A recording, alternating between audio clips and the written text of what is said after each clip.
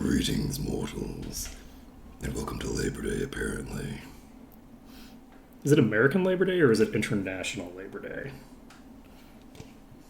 May Day is Labor Day everywhere else, right? Or is May Day the Labor Day in the United States that they moved it to distance Labor Day from the riots? Because they didn't want the working class thinking about what they could be doing with their class power. Actually true, by the way. Actually true. America really did that. So let's see.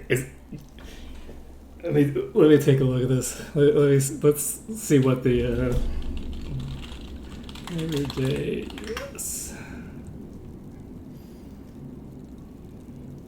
Yes, American Labor Day was moved off of May Day, which is the actual Labor Day, specifically to distance itself from the actual events that led to the national holiday of Labor Day. Fun fact about America.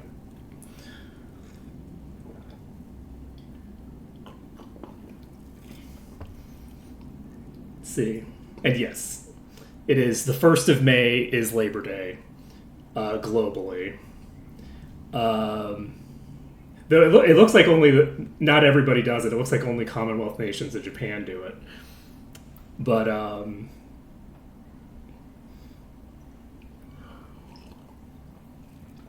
anyway, just an interesting note. Let's see. I'm trying to remember, when did the Americans? Let's see. Yeah, people talk about May Day in a variety of contexts.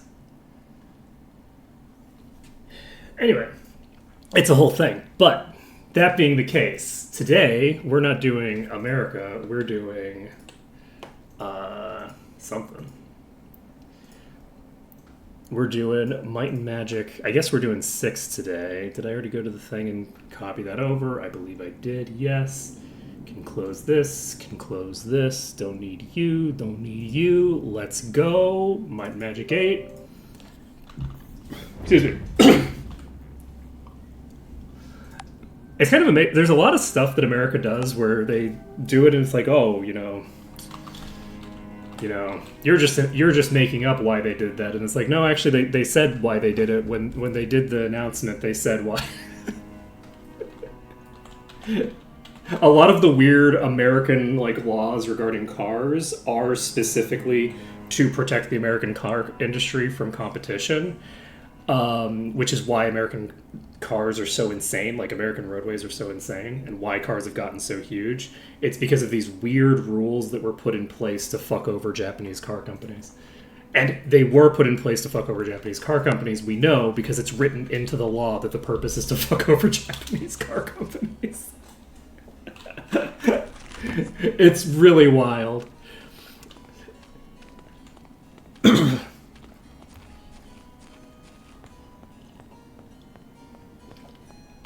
So, at any rate, what we're doing today, land of free market and enterprise, folks. No, not like that. Alright, we're going to Harmondale. And we are going to pop over to Might and Magic 6. We're not going through 8 for this portion, so we don't have to do too much. We are going to go to the Temple of Baa. I confirmed that the priests are slightly higher level than the ruffians. And there are a couple of higher level enemies in the other zone, but I think that the fact that I'm pretty sure there's more enemies total in the temple, and the fact that the priests themselves are a little higher level, my guess is that it's going to be the more high EXP value place to go. So that's where we're going next. Excuse me. Let's see, I'm going to be coughing for a bit. Need a ride? Hitch up the You horses. can go right to Castle Iron Fist. Life is good. Do we have Remove Curse? That's a good question. Yeah, we have Remove Curse. We didn't have the ability to use it on Cortal because it had just taken too long, right? We left it on for a very long period of time. So we couldn't remove it. However, also importantly, the Arathia well cures every illness, including weakness and including curse. I have no idea why. I went over there to cure disease, and I cured my weakness and curse off as well. I don't know. I don't know when that was added. I don't know which... It wasn't added in Maw. So I don't know if that's a merge mod thing. I don't know if that's a thing tied to some other, like, subcomponent. I don't know if it's vanilla. I just don't know. I doubt it's vanilla, because I feel like people would know if there was a well in like Magic 7 that cures everything. Right? And nobody seems to be aware of it, so...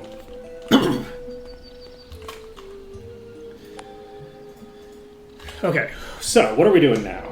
We're popping in here. Do we have anything of import to do in advance? Oh, right, I didn't actually check. Yeah, I kind of need to do some inventory management, huh? I didn't even think about that. Yeah, we're going to do some inventory management. Do we have...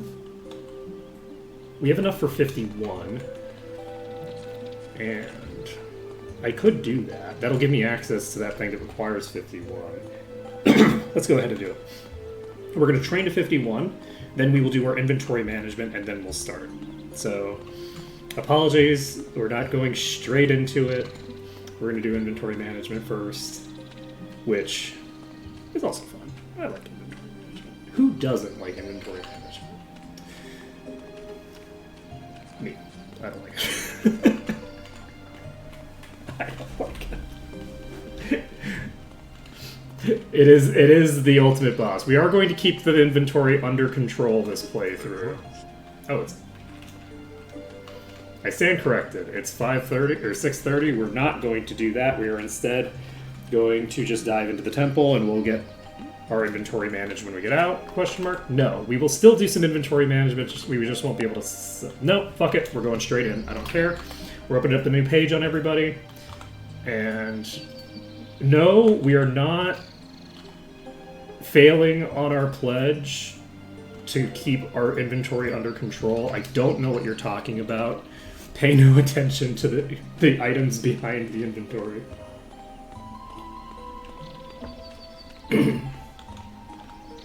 So, we are going to pop over here. We're going to get this done.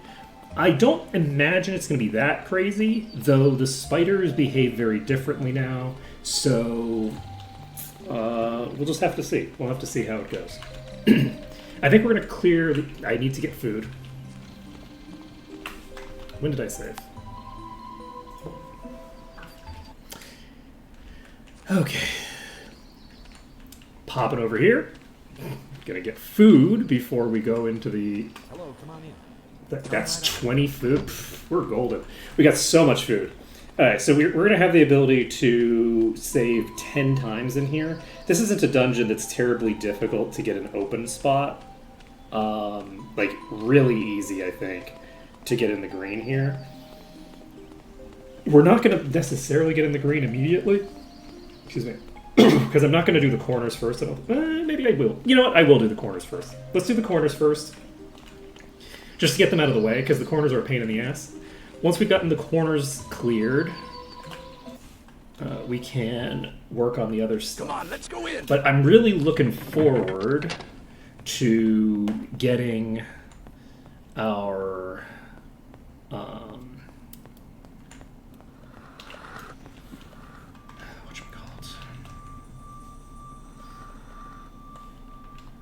I'm looking forward to starting to get our first promotions as we get into near areas. Okay, yeah, we definitely have to, at the very least, do a melee kite.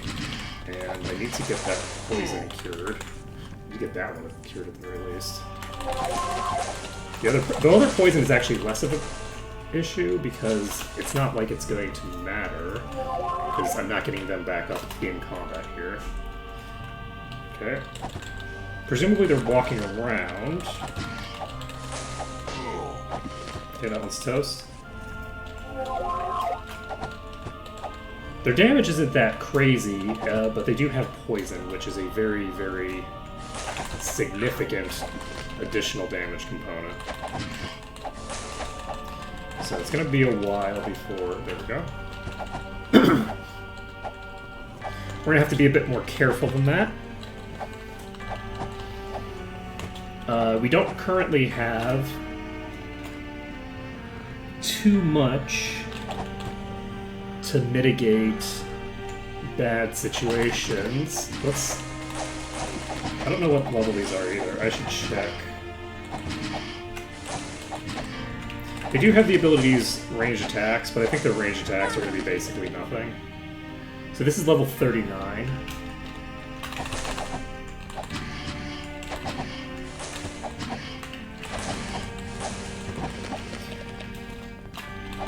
Okay.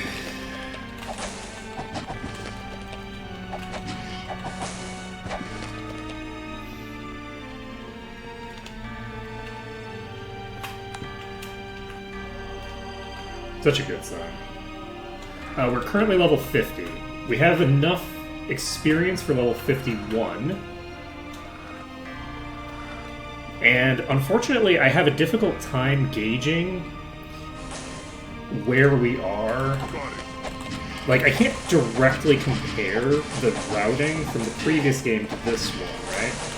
They're not really similar enough. Yeah, the needing to cure the poison is an issue because it is slow going.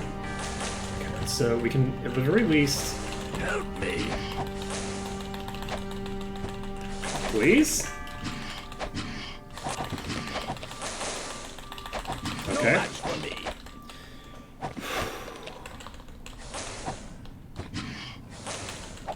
Alright. Is that... You're not poisoned, right? You were definitely not poisoned. If you were poisoned, you'd be a dog. Other than that. Alright. Perfect. Okay, we have another huge spider here. That wasn't so bad.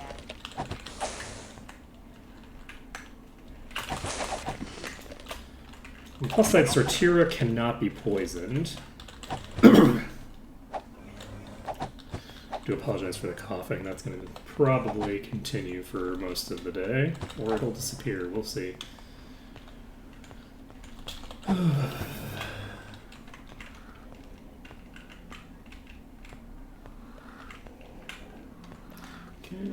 monk over there.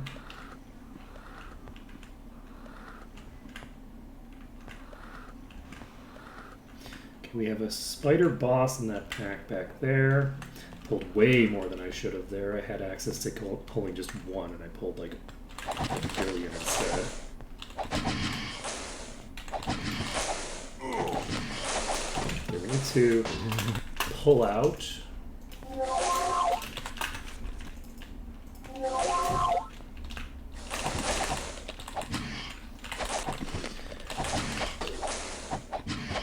If I could negate the poison completely, it would really make my life a lot easier.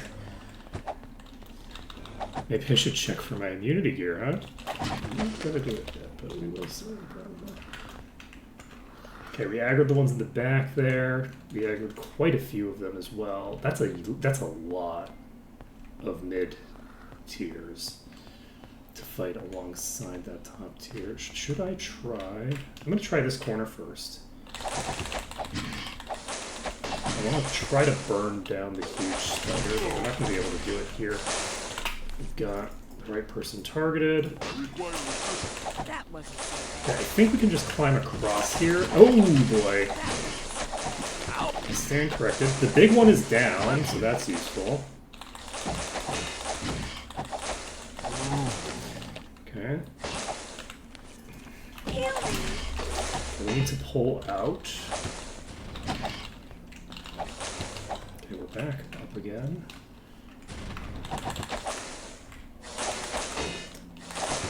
Okay.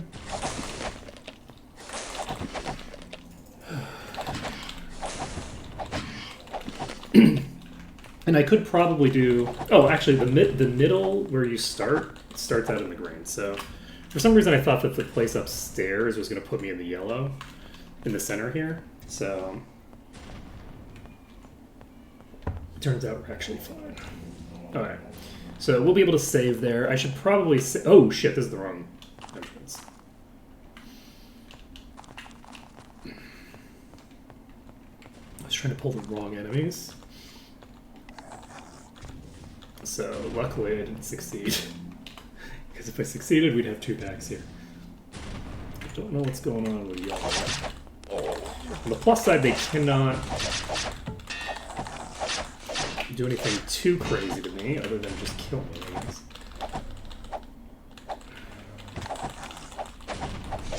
Oh, you are very strong, actually. You are stronger by a fairly considerable margin than those spiders. Yes, I forgot what we were doing with this playthrough. Okay, so we're gonna go ahead and remove this curse. And then we're gonna start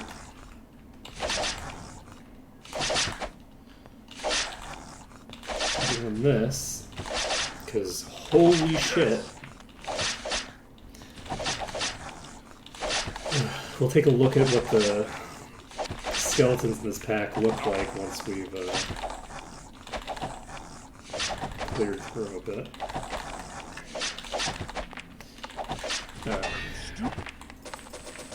Oh, you know, I was gonna check, and then I forgot that that was what I was gonna do. Alright, we're gonna save this. I think we were in the southeast the first time, and then we went southwest because we're dopes. Okay, we're going to save here.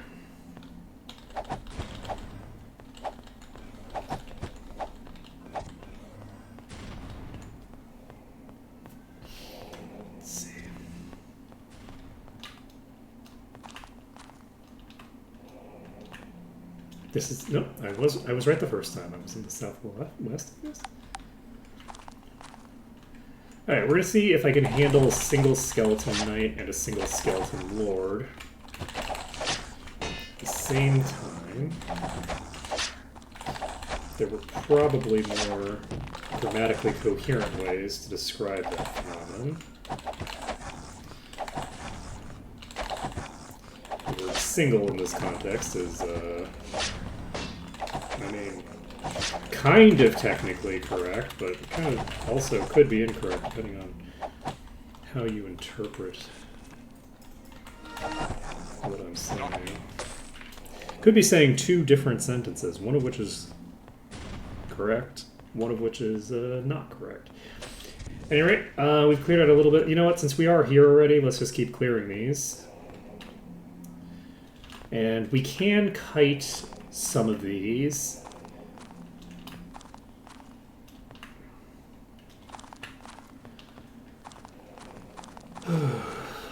That is 4 enemy. This is probably too much for me to do a melee kite on, realistically.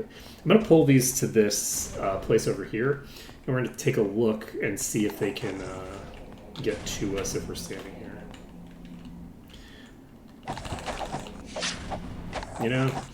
Only the weakest skeleton can get to us here, not because of the ramp, but because they're just that dumb. There we go. Please enter the room at least.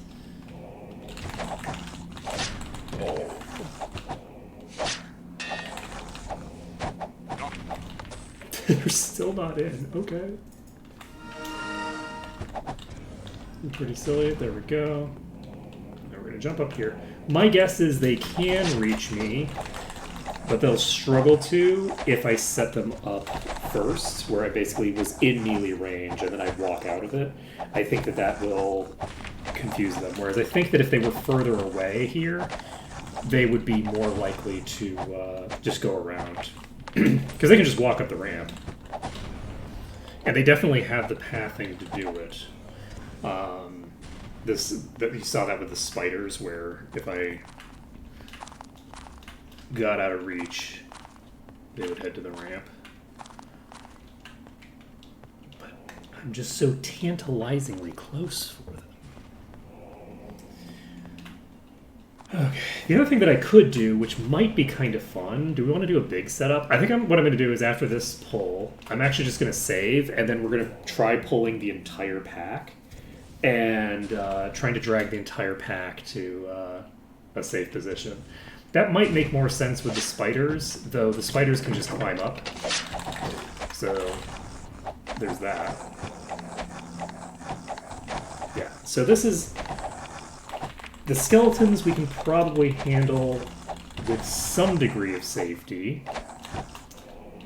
Okay, you literally walked right by the ramp. Walked right by it. Or rather, walked up the ramp and then walked off of the platform that we're on. You know, it's fine. You know?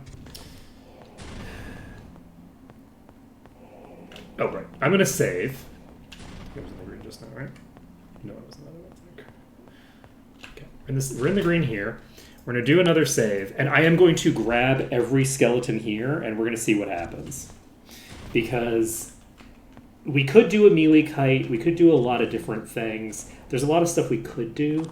I'm kind of itching to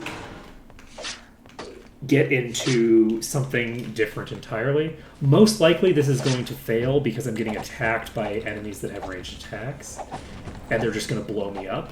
There's not a ton of them, but there's certainly more than 0. So we'll see what happens.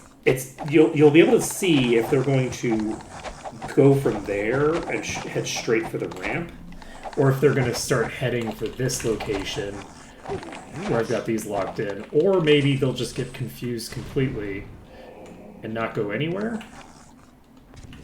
Maybe you'll just stand in this corner for some reason.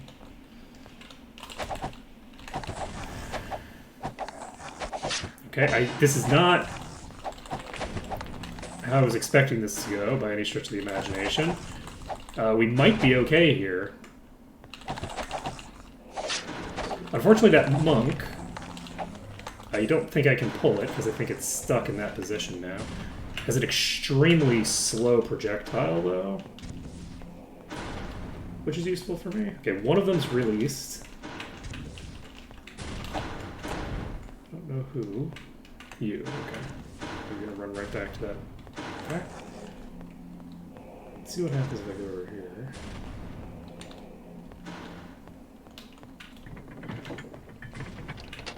Can I get them out of there by... Nope.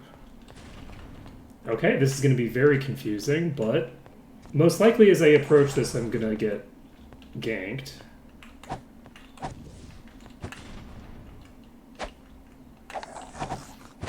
Okay. We got it.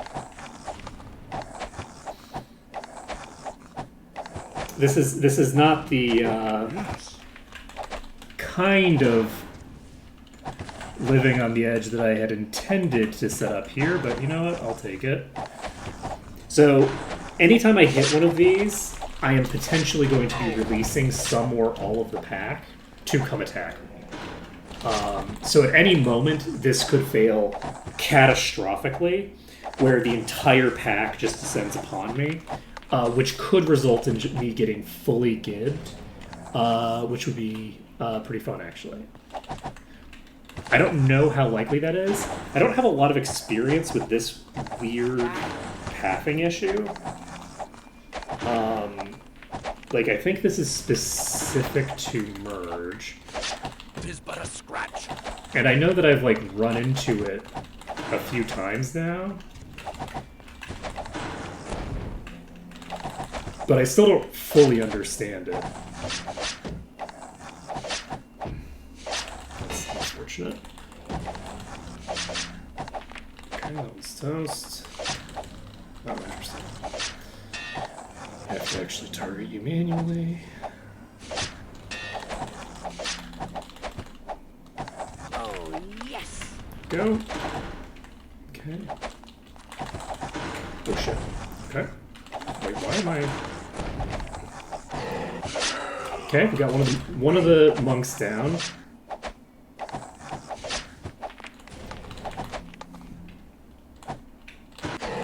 Okay, we got this monk in range. We got it down. So that's the 2 ranged attackers. We're going to pull out of here because we have too many for us to comfortably fight. the pack is definitely large enough to pop over here and get this done. Where did the others go? I think they blinked back home. Question mark? Alright, we're just going to keep beating on these until they get released from this corner, I guess. I wasn't expecting them to get stuck here. I was expecting to have a situation where they were going to slowly bleed in. Well, I was expecting one of two things. I was expecting either this setup to catastrophically fail when I first set it up, and to just die, because like 10% of the enemies leaked immediately and just obliterated me and I died. Or had to like retreat back and find a new strategy, set something up. That was kind of like what I was expecting / hoping. The secondary thing that I was expecting hoping was this, basically, where it's like, okay, we've got the majority of them coming in here. Maybe some of them are going to leak. Probably some of them will leak eventually, since we demonstrated that they can on the other side, which is where we were before as well. But like, I was fully expecting that there would be leaks, but that this would mostly work. And it would just be a matter of whether I was able to clear the leaks quickly enough to prevent it from failing catastrophically like this, right? Or not like this. To prevent it from failing catastrophically, like, isn't going to happen, hopefully. And then instead what happened is they all got stuck in the corner there, which meant that I just had to fundamentally approach the problem in a different way than I was intending to. I'm just going to melee kite this because I feel bad about how weird that went. I don't actually feel that bad because I think that it was an interesting pull regardless. We got to do a few different weird shenanigans and a melee kite. So, you know what? Successful pull. So, I'm going to go this side first and see if it prevents them from getting like fully locked up the way they did just now. Because I would prefer to just fight them here. I don't want to fight them in a place where they get inexplicably caught in a corner. I want them to get explicably caught in a corner. Right? Where it's like, ah, yes, it makes sense that this is caught here because I have strategized and set it up in order to take advantage of their bloodlust and desire to get closer to me. As opposed to like, oh, they just are inexplicably drawn to a corner that they can't escape. Let's see. Alright, so we can pull the rest of this pack, hopefully all the way over. It's going good. We're starting up the temple here. We're still too weak to comfortably fight the skeletons. Okay, we're still too weak to comfortably fight anything. We're not comfortably fighting anybody. But the spiders, despite being level 40 or whatever, are still doing quite a bit of damage to me. We're level 50 now. Spiders are doing more damage than I would expect. Not necessarily. I expect it because they have venom. So the venom just really messes me up quite a bit.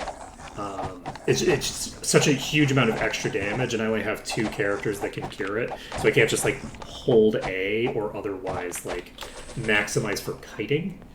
So yeah, the spiders are still a big deal. Skeletons are weirdly less of a big deal in some ways because a seemingly manageable pack of knights is a manageable pack, whereas a seemingly manageable pack of spiders could poison 2 people, and all of a sudden I'm like on the verge of death. But we're definitely making progress. We are we just started clearing this this dungeon, and I don't imagine it's going to take too long. It looks like we only have 1 on me right now, so I'm just going to kite. Again, we want to keep our skills in place and mix things up a bit. We don't want to do the same thing too much. I'm not going to melee kite this, though. I want to get an idea of how hard I can expect to take hits from the Skeletal Knights. And my guess is I can generally expect to be fine with the Skeletal Knights. I'm kiting this one because somebody's below half-life, so I don't want to get them knocked out and have them deal with it. I should have it low enough now to... Maybe not. I should have it low enough now to brute force it down pretty comfortably. Or not. But yeah, things are progressing. We've gotten... we finished Fort Riverstride on Friday. That's the last day of the week. Monday isn't the last day of the week. Monday is the first day of the week, which is today. How dare you. The,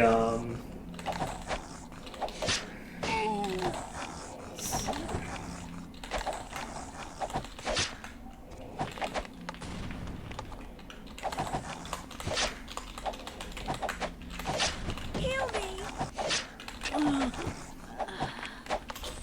Alright. Nailed it. Can you cure curse? No.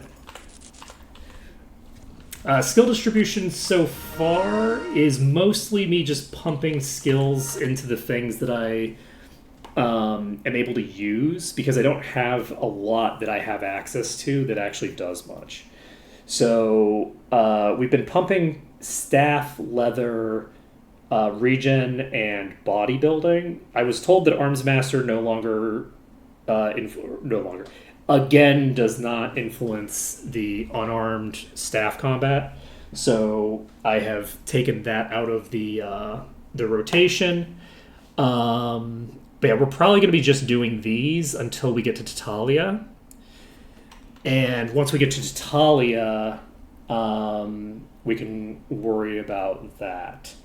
Sortira, no, I haven't taken a look at the change logs. What is this? No, I haven't looked at the change logs. What changed about staffs? I guess I don't need to look at a change log. I can just right click. Each point of mastery will grant a point of resistances to all parties. So this is to the Might and Magic 6 style thing. That's very cool. This will be very useful. Very exciting. Particularly since, we already have access to Master, though. I don't know... I don't remember when we get GM staff, actually. I guess we don't get it anytime soon. So, funnily enough, we're going to get up to Master and GM unarmed, I think, before we have access to GM staff. I could be wrong. At any rate, let's see here. We'll see. I'll have to take a look at the things. The Sortira is currently putting points into plate and shield. We've kind of just stopped putting points into sword for now. We'll put points into it again eventually. But for now, we've been focusing on just doing our plate and shield, because she had a bunch of stuff that she needed to invest in first. And she needs to survive to keep that preservation up. We've had a very difficult time staying alive. Things should even out from this point a little bit. We've done the hardest portions of each of these zones. Well, I guess with the exception of the Dwarf Mine, which is what's coming up next in Might and Magic 8, unfortunately. But when we get to Might and Magic 8's Dwarf Mine, that's going to be fairly high level, I think. But either way, it should be fine. We should be able to manage it. So she's just doing that. I will probably be putting more points into these sometime in the near future, but for now we're just sitting on it. Oh, the other thing that I did is I got her Ascension skill up to 10, because now that I realize that it scales with the skill, in addition to going up a tier, it also increases the value of each tier. I've put the points into that to get it up to the point where I can get GM, because that's very worthwhile at that point, which I should have done in the previous game as well. I just didn't realize how it worked because I'm a dope and didn't bother to read anything. So Severia has mostly just been putting points into dagger skill, just because might as well, but she's also got identify item and disarm trap to the point where they can get to GM, and she has merchant up you know, and we've started putting points into Arms Master. I'm probably gonna keep Arms Master. I'm gonna start pumping Arms Master more soon, and I might end up keeping it on par with Dagger. But we'll see. It depends because the Arms Master skill will get up to Expert soon in Jatalia, but we're not going to get to Master anytime soon, I don't think.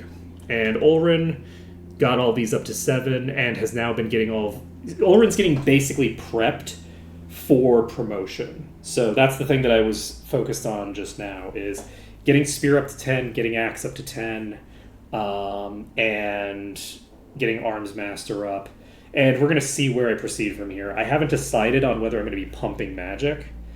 So we'll see. Freehaven is the next port of call for the Might and Magic 6 portion. So the Might and Magic 6 section, we are going to Freehaven next. One second, I need to grab a drink.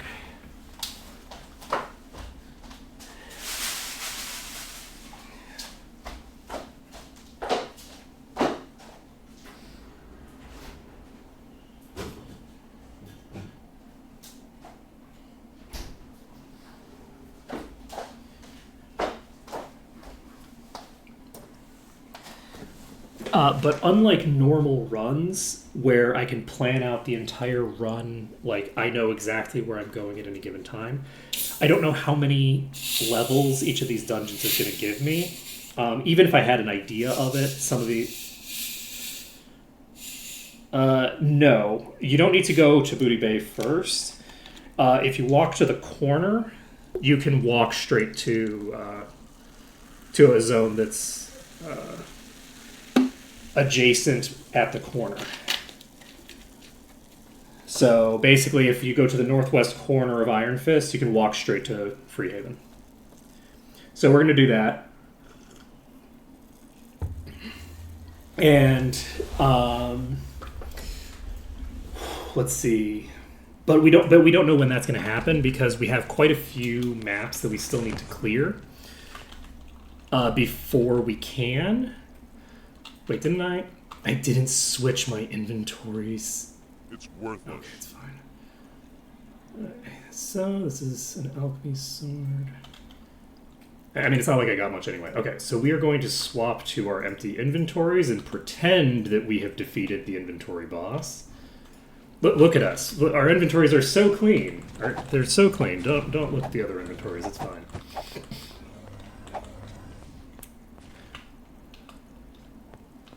It has Master Arms Master? Arms Master doesn't exist in Freehaven. Or, sorry, Arms Master doesn't exist in 6. Has that been added for merch?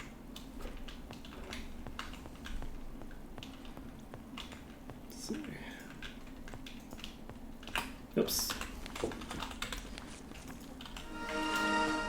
Oh, shit. Well, that... I've been doing inventory management every time. I'm making a joke because of the fact that like my other inventories are still a mess. I haven't actually done the inventory management before this stream, or before I started in here. Expert's in Tatalia. So we're going to be picking up Expert once we get to Tatalia, which is soon. And once we've got Expert, if Master is in... Freehaven, that's... I forgot. Please tell me that this was after I cleared it. I am such a... It's not! Why am I like this? Why am I like this? I'm just trying to loot. Okay. Oh god, this is before I killed the Acolytes too. Oh god, we have so much... Oh no. Alright, it's time for double speed. This is the ultimate test of this spot. Does this spot do what I need it to do? We'll find out. Come here. I'm so sorry. I just was fully not thinking. I was like, oh yeah, I have enough perception to do everything, right? And like, if I don't, then I can just deal with it. And I was like, no, that's a death thing. You can't just deal with that. That's against the rules. 15 flaws. I can do 15 push-ups if you want.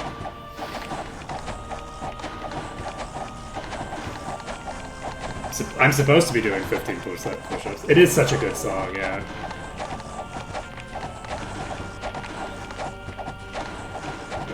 So.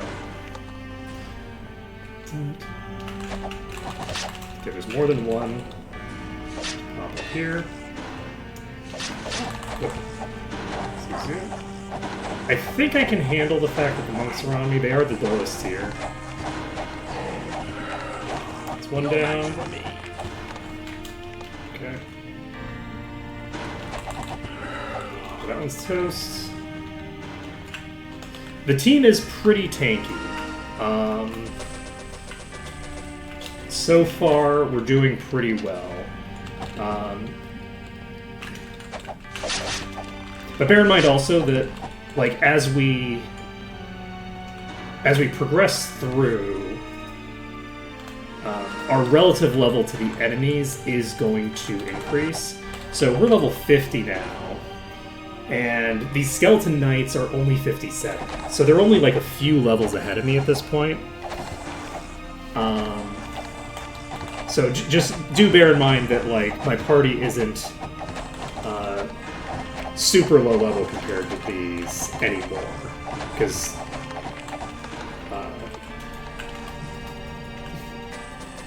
the enemies are only leveling at about 2/3 the speed that I am, because they're only leveling up for one continent instead of 3. Alright. Whoop. Sorry, they're only leveling up for 2 continents instead of 3. I missed it. Let's go ahead and cue that curse. No match for me. Alright, we're just going to double speed it for now, as we're clearing through this entire pack. I can't believe I didn't save it all after killing that entire pack, or in the middle of killing that pack. It was like 3 or 4 pulls to kill this pack, and I just didn't do it. And then I did the inventory thing, where it was dicking around showing different inventories, and then I didn't do it after that. Go. That way I'm putting stuff in the correct inventories. Oh, there it is. It's got to be pretty... I'm very curious to see what, like, online play would be like for this. It would be wild. I wonder what, like, how the kiting meta would work. Like, because if you have, like, 2 people, you know, both in, like, this area, like, thinking about, like, the way that you manage the spacing of the enemies, and just have 2 people, both, you know, as archers, just shooting back, you know, across the room at each other. Or, sorry, at the enemies. It would be pretty funny.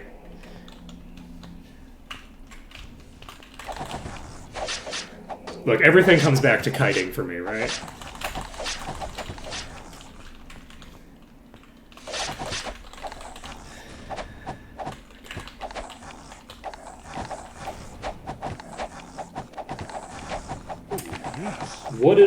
What is life but one long kite of death? You know, one might even argue, one long mealy kite of death. Since it's always just a step away.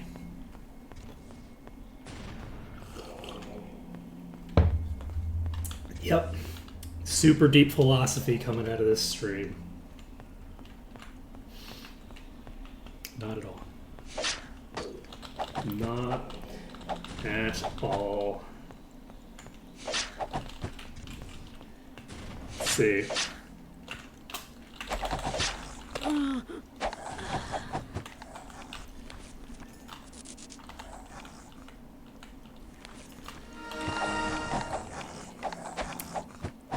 I mean, it might depend, right? Like, because there's a lot of power in being able to split the party. Like, I don't know how multiplayer is meant to work in terms of like how many characters there are in total. Because like I guess if you have like 2 full parties, then obviously there's way less loot to go around.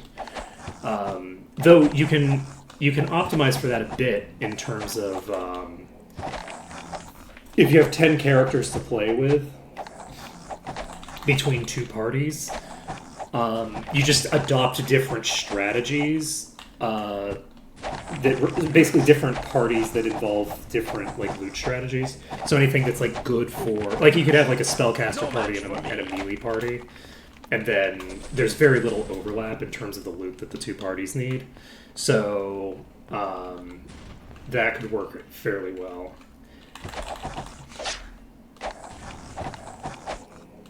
I guess that would require that there's a trade system now that I think about it. Well, maybe not, because you could just not loot the thing. You can identify it on the ground, right? Unless the loot is... No, you can't identify it on the ground, because it's not on the ground. Yeah, but I guess you could just... But anyway, I guess you could probably just drop it on the ground, but that's a trade system right there. But yeah, I think that would be interesting to see.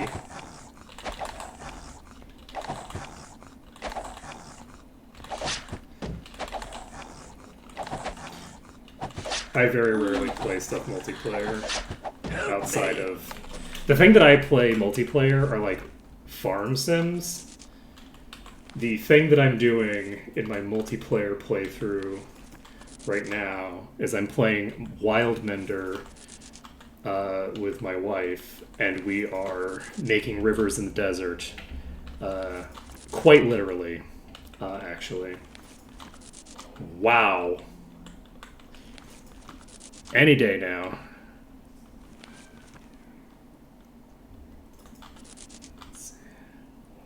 How much farm would I... I'm not sure what you mean. Like, how much farming do I think is, like, the right amount of farming to have to do? Let's see. Or in this? I mean, I don't really know. Like, there's so many ways to, like, work around stuff that, generally speaking, like, I like to have... I was pretty happy with the amount of loot that I found in the previous run, but for like an online game, it kind of depends on like how you're intending to do it, right? Like if you're intending it to be something where people can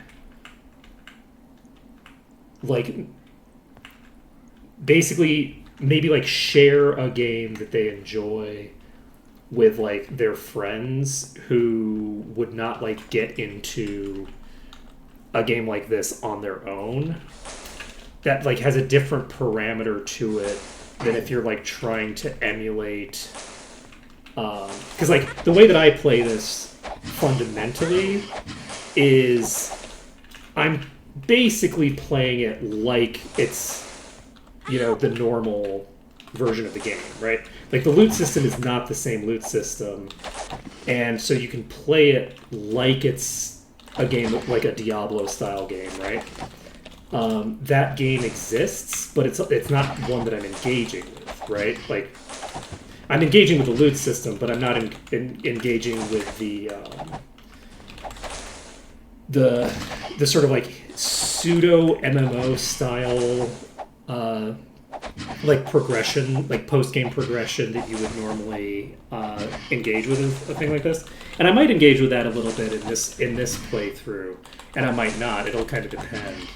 But for someone who's playing it the way that I'm playing it, the amount of loot that I would think would be appropriate would be an amount of loot that allows for the 2 parties to maybe have like a bit of an easier time than you would solo, because it's going to be almost impossible to make it as hard as it is solo if you have a group, right? Unless you're not taking advantage of any of the systems in a really deep way, you're always going to have an easier time with multiplayer, because it's so much. You have the double action economy, you have the double amount of kiting potential. Like, you have so much stuff you can do that you simply cannot do if you're solo. But I would try to keep it so that it's like, maybe you're like a little weaker on average if like you have two parties that are not really super whatchamacallit, not super specialized. But it's hard to say, right? Because I these days I don't play multiplayer games for difficulty anymore, like at all. Like, for me, the difficulty of a thing when I'm doing multiplayer is almost inconsequential, right? I'll still put things on higher difficulties when I'm playing with friends if they're interested in playing that way, but I'm just as content to play things on like the easiest difficulty as the hardest difficulty. Which, when I'm playing solo, I just don't really have an interest in playing on anything other than the highest difficulty that is in play. Just because it's like, I don't know. I enjoy the learning curve, the process of improvement. Is something that I really enjoy. So I like taking whatever the developers think is, a high challenge and just playing with it. Let's see.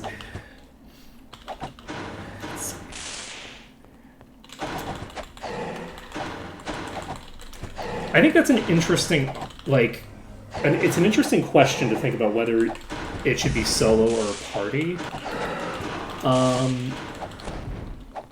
I don't know how I haven't played solo very much, so I don't know how the game plays as a solo character.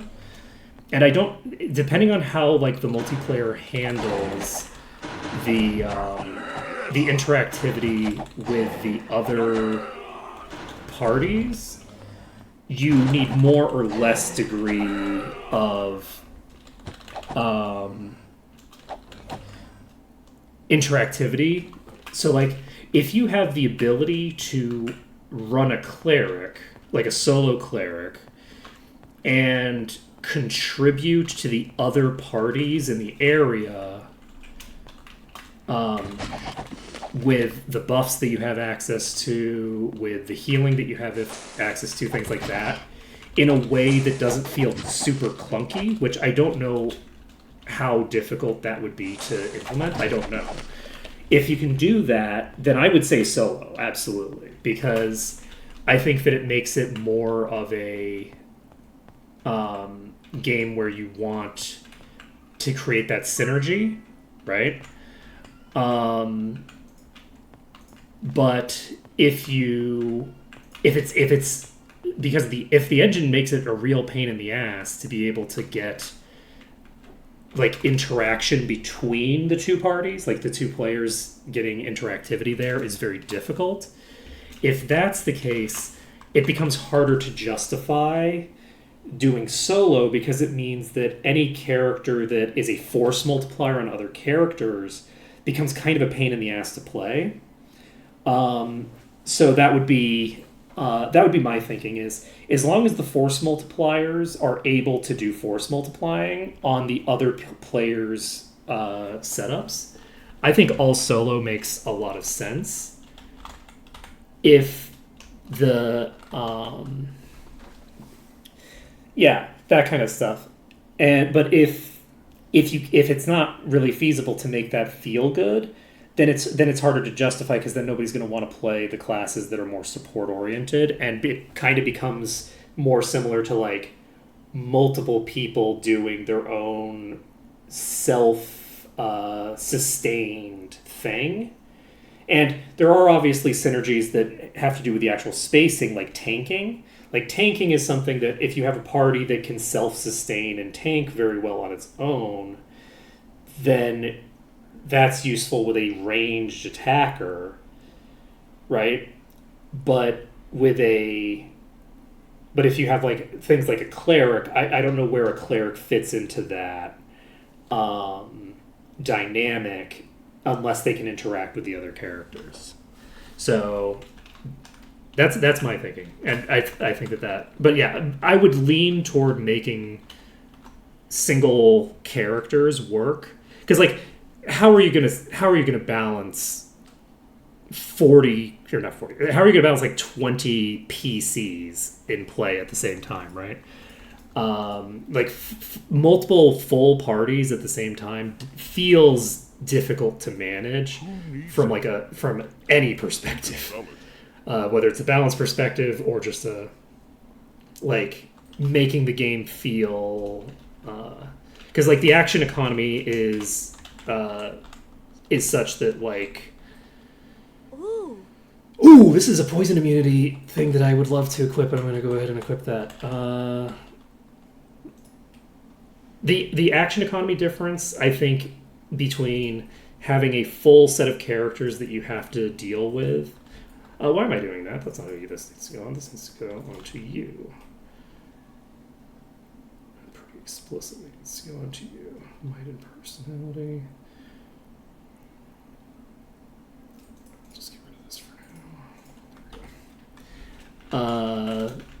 I think that if you only have one character, it is easier to pay attention to the rest of the people in play, like the other players in play. Whereas if you have 5 characters to manage, it's harder to think about what the other players are doing and what all of your PCs are doing at the same time.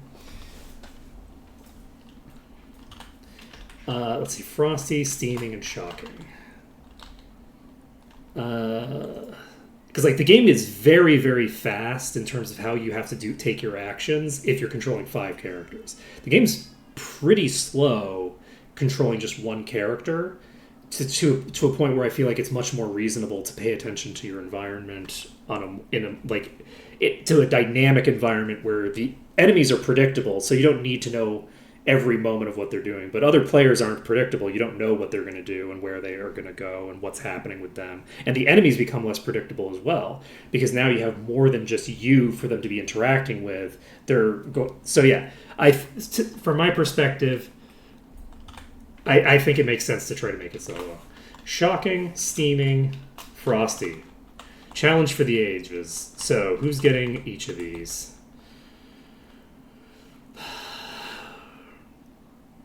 What do I associate any of these characters with? So I think I associated Kortal with heat, which is an unfortunate decision that I have made, but that's okay. We're gonna deal with it. We're going to do shocking, electricity, frosty. We'll do Severia, because what is blood if not water? Electricity? We don't have Aldrea. Do I want to associate Commoniton?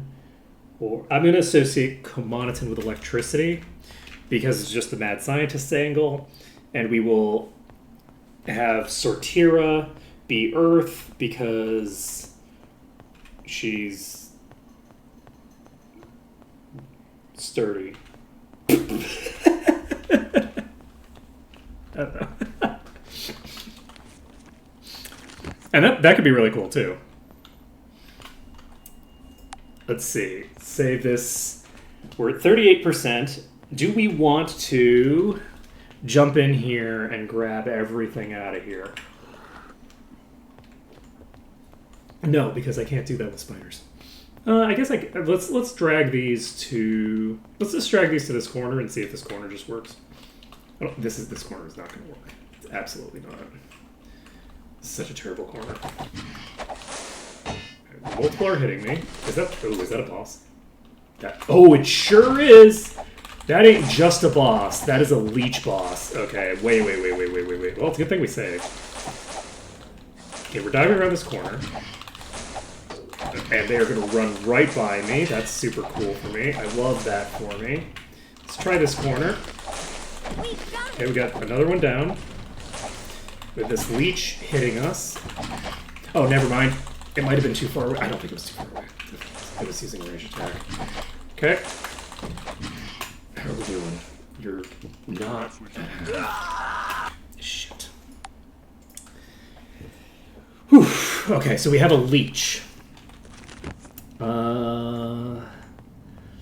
I think fundamentally we want to do something similar to what we just did, but we want to pull the pack slower than that so that we don't have quite so many in did we just pull? Wow, we could pull this solo. If I hadn't jumped, we would have had this solo. The first one that we aggroed is the leech. That's going to make my life a lot easier. Let's see here.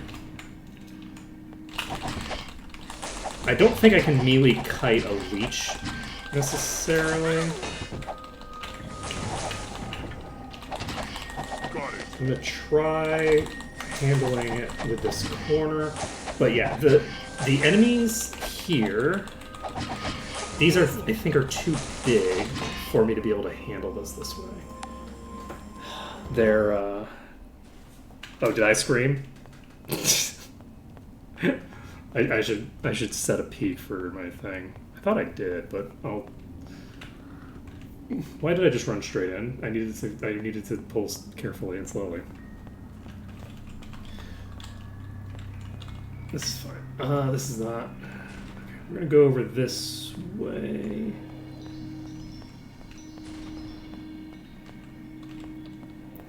So what we're really looking to do is partition the enemies into smaller packs that we can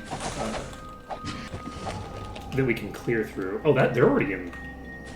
They're too far away to be aggroed if we are on just the other side of this. That's pretty cool. Okay, that is the boss. I'm gonna actually just try to burn through the boss on its own. If I just focus fire the boss, I don't think I have lethal before it has lethal on me. But we are a lot stronger than we used to be. And it's actually close. That's fairly close. Alright, later, Malekith. Let's do this with a little bit of kiting and pulling just the one at a time. I don't know that the others contributed that much there, so it's my presumption. I unfortunately aggroed more than one here. Did I not? Oh. Okay, it looks like we only aggroed the leecher. Perfect. We're just going to get in this corner, and then when it tries to use a ranged attack, it will miss. It'll still hit me with its melees. Oh, never mind. I could reposition this. I'm going to have to reposition this. Can I... Oh, shit. I didn't notice.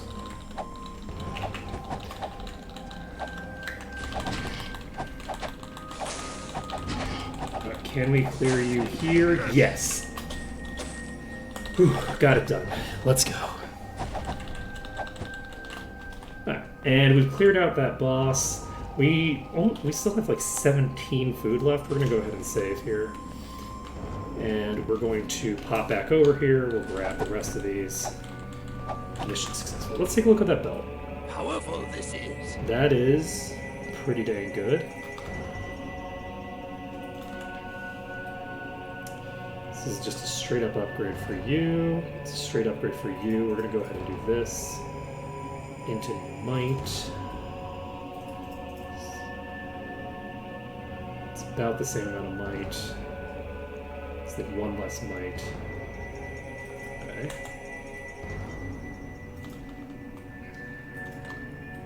Alright. Perfect. Let's keep going.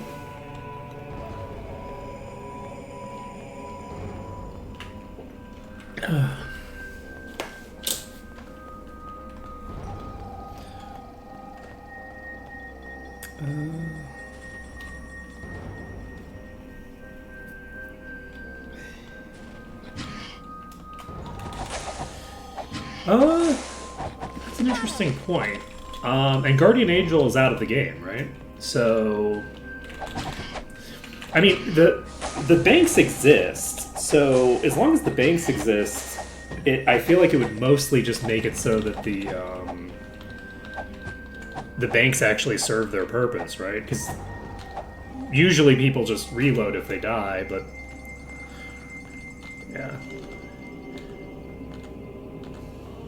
I mean, look, anytime I'm playing multiplayer, I'm playing full communists, so like I don't ever like have like a separation of my personal and group resources.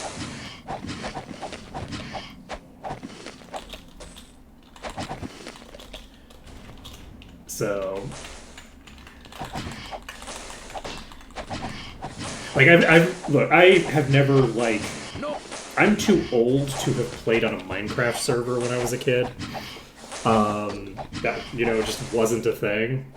So, like, for my purposes, like, the idea of, like, you know, oh, you know, I have, like, an extended group of friends that are all playing in this, you know, world, and maybe I don't want all of them to have access to everything. Oh, so this would be, like, a single, like, Is it? basically, like, MMO style. Okay, if this is, like, a single server, like, MMO style thing, yeah, that changes the dynamic quite a lot. Obviously, if you're running your own private server, that's, you know, a different dynamic than people joining a public server. Yeah, that would make, you know, gold acquisition a lot harder.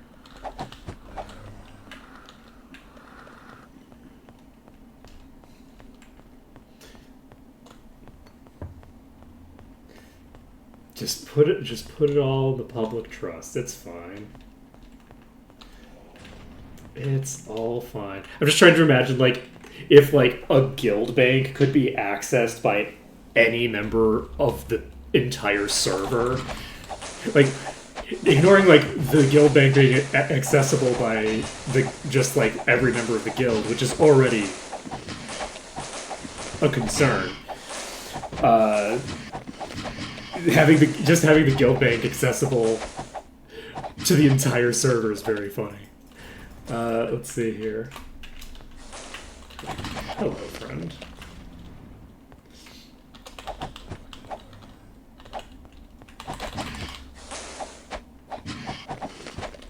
Let's see. That wasn't so bad. Excuse me. So we've got...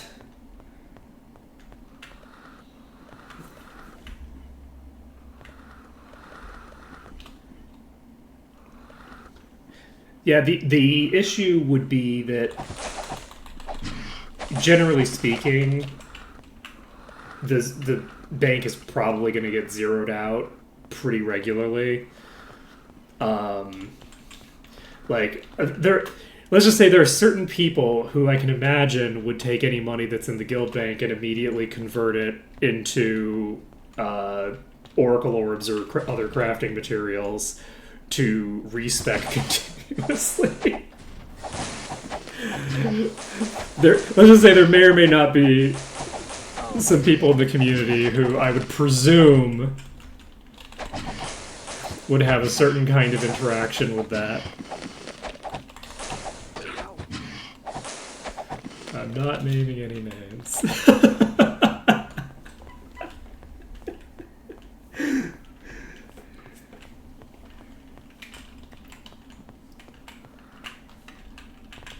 Let's see.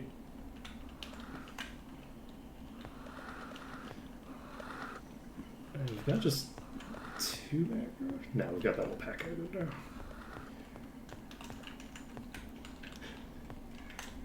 You know, Might and Magic Rust Edition.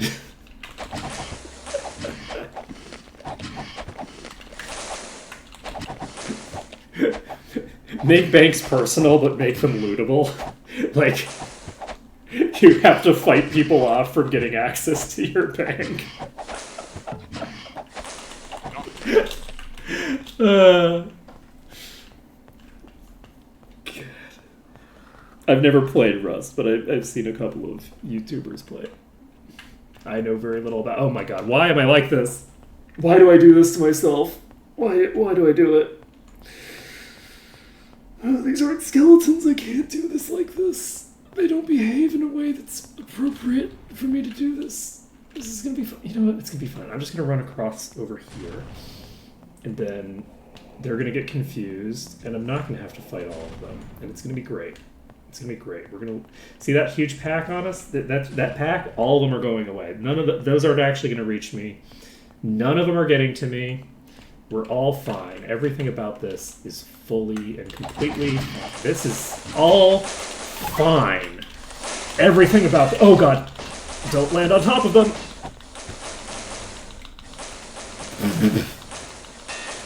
Why do I do this to myself? Alright. You know, it does occur to me. I'm pretty sure that they're all gonna dive in on me eventually. And there's nothing I can do about it from here. Do something here. Nope.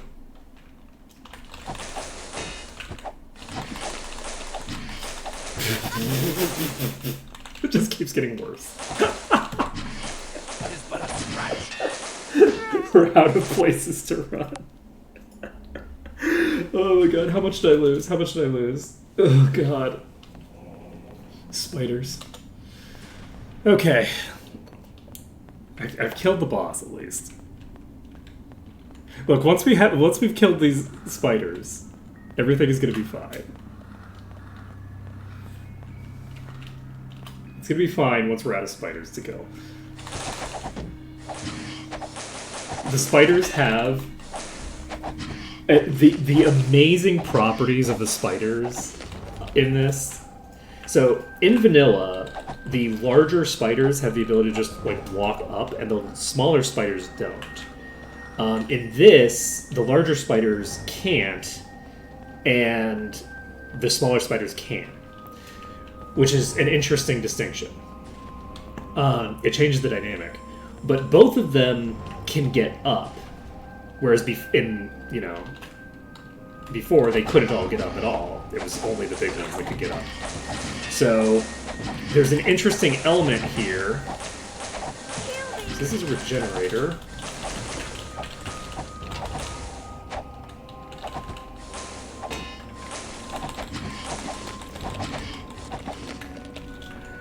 I don't know why these got confused. I was kind of expecting to just come in here and die again, but which we might still end up doing. I want to kill the huge spider first. I don't want to try to kill the regenerator first, even though I'm doing chip damage. It's going to immediately be purged off. I think I can probably handle like a spider boss on its own. So they're not that terrifying, right? They're not that crazy. It's just a matter of not having too many hits go out towards Sortira, or at the very least having the hits that do go out to Sortira missing. Because we're now at risk of... Okay.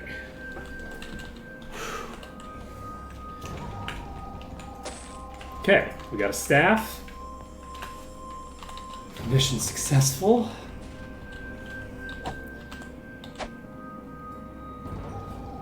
We're gonna wait till we get to consciousness and then we'll save. Okay, saving the game. Now here's something. And this is probably weaker, right? Powerful. Oh, I never equipped this on this file. Who needs it? I think I gave this to you, and then this to you. I think that was all I did. Okay. Anyway, we have another Scouring Pearl as well, which is nice.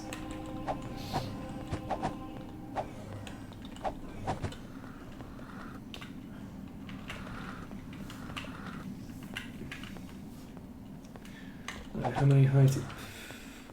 Quite a few. Oh shit, and not just quite a few. It is a fuck ton of enemies. So this place worked better than I would have expected, actually. So I'm going to stand right here for now. Okay, we actually cleared that one out in one round of combat. That wasn't so bad. If I stand right here at the edge, I might be able to trick the huge spiders into getting stuck in a loop. And that's not going to happen here. But it does happen with you. So I can potentially loop the enemies. Okay, we got diseased again. So we might be able to loop the spiders. At least the big ones in that area. Where we basically get close enough to the edge that they can just walk straight to me. And then we walk away from the edge. And then by the time they get close enough, by the time they get to the point, we go back to the edge to basically re-aggro them and pull them back to the edge again. If we can do that, then we should be in pretty good shape, I think. You stuck? You're not stuck. Well, mistakes were made.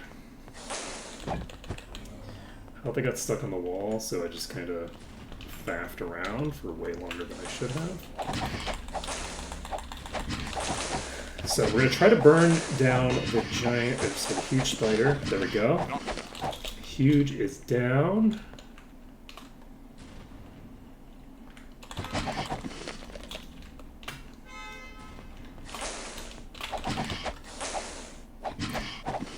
Do people feel like huge is bigger than giant?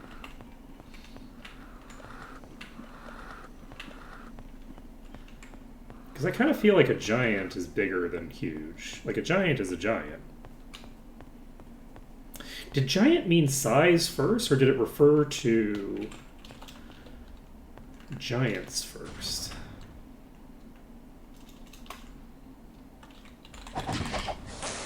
I think huge probably has more of a historically large size than giant.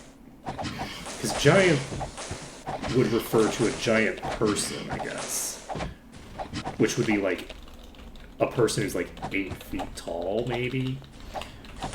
Right? Now, obviously not a real person would be 8 feet tall, but like if you're talking about people playing up how big a person is, right? So like someone would be referred to as like a giant maybe once they get close to like 6'3". Whereas a whale is fucking huge. So my guess would be that, but I guess it also depends, right, on like just how exaggerated it was when people were talking about how big people were. Because people talk about Paul Bunyan being like 50 feet tall or some such nonsense, right? So, and like, obviously gods and things like that are humanoids that are like big enough to create mountains, right? So like huge, which typically refers to non-mythical sizes, may or may not be. That's a, oh fuck, there's another boss in this? Alright, we've cleared through quite a bit here.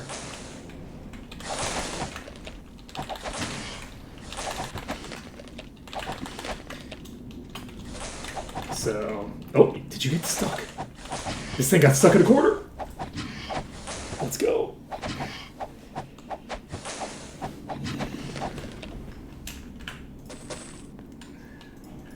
Yeah, I've come around to it. I feel like huge probably is, in most contexts, associated with bigger than giant.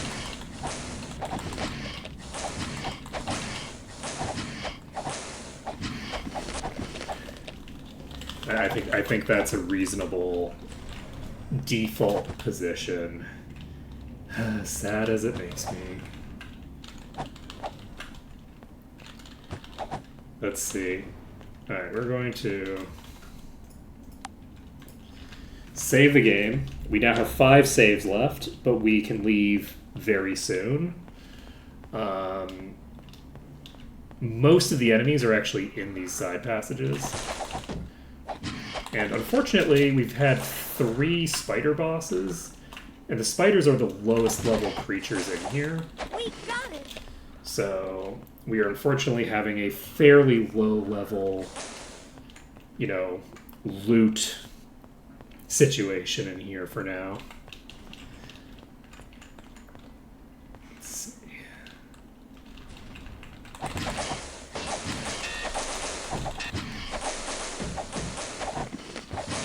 Tis but a scrap. Okay. Help me. Okay.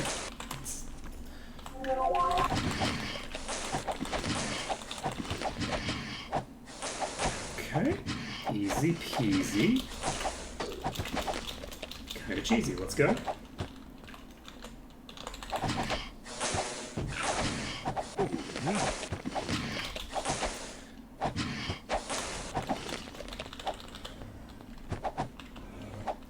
We're up to 56%. We have aggroed a lone huge spider. We should be able to take that. We've got another disease in play. Love to see it. We have poison in play. Oh shit, I'm a fucking idiot. Well, this is fine. Nothing's gonna go wrong off the back of me pulling 15 spiders. This is all gonna go fine. Okay, so we're staying here first. Goal being to clear through as many as we can before we have to pull away. Pull away to here. We're going to immediately start pounding through everything that comes at us. And we can disengage one more time, which we're going to do right now, actually, and hope that some of these get locked in, because if they all follow us perfectly, we're in trouble. At the very least, we want them to get confused a bit. That wasn't a boss, was it? No, it wasn't. Okay, fine. Okay. Those 2 are down. This one's down. Okay. That one's toast. Easy peasy. So this corridor, I think, is going to work okay as long as we don't pull every spider on the map like some sort of lunatic. We should be fine. And we actually are accumulating food while we're in here as well, which is nice. Let's see. Campfire. Trash heap. Steaming. We've associated steaming with you. And we can leave? Question mark. Did we leave you? Yes. So we're going to ignore the skull piles for now. And we may or may not eventually come back to skull piles as a loot source. My guess is probably not. We'll probably grab those skull piles that are in the other place. I realize my perception is only 5. Interesting. So I could invest into getting my perception up as well. That would help me a decent bit, I think. Alright, we are going to go back over here to get ourselves in the save position, save it up. We have 11 food left still. We still have 5 saves. I don't know how this keeps happening. Somehow we have the same number of saves every time we save. And we can do this and aggro a fuck ton more spiders. So now we have a mixed grouping of spiders and skeletons in play. We're going to just do what we did last time. We're going to stand right here. We're going to try to burn down the huge spiders first. And weirdly, that spider in the back didn't get in range, so I'm going to pop over to here. Interesting. Okay, get that one toast. Okay. They aren't all in range. So I think we're set here. There we go. We're in the green. Right. Yeah, we've been able to finally like locate a way to lock them into a good position for us. I am going to just save because we have the ability to leave after we do another couple of pulls. We have so much food. I'm not going to leave if I can avoid it to go get more food, but we'll have the option available to us, so there's no reason not to save fairly aggressively. Right, we can't just kite you into a corner and deal with you like that. So let's see how this goes. We're going to have a mixed setup here. We have the skeletons, which are way nastier, but which are more easily managed in terms of like pulls and things like that. Their positioning, all that jazz. And then we have the spiders. I do have to actually do the management though. And then we have the spiders, which can't really be managed very effectively, but which are considerably weaker. Yeah, the number of times I've died to these spiders is considerable. They are very threatening. They're not that strong, but the way that they interact with the environment makes them very threatening, which I actually really enjoy. Considering that they're spiders, I actually really like that they have kind of a weird hitbox that interacts with the environment in weird ways and allows them to do movement that other enemies couldn't. I think that's pretty cool, actually. Is that a boss? It sure is. That is a lot of skeletal friends. But I only have skeletons in this pack, so we should be able to clear this pack out pretty easily. At this point, we'll be able to walk outside to save. And I think I will start walking outside to do the saves, because I don't need to go get more food, but I can literally just walk out and save. I don't need to actually get food. Help me! And that will basically allow me to do the last part with a few saves available. Presuming I can even get in the green, which I probably can. It's going to be very interesting, though. I'm curious to see how the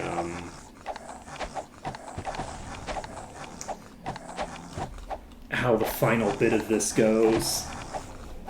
That section's going to be kind of nuts.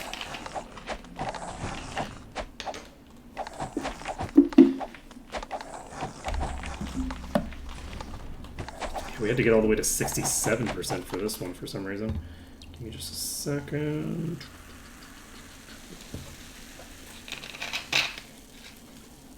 Nailed it.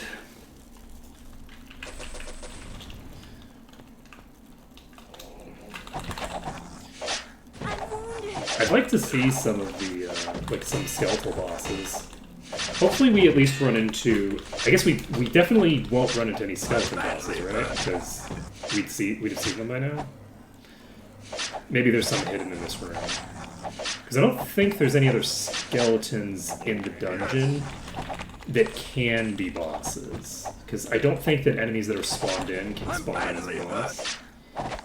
So... Miss Gatler.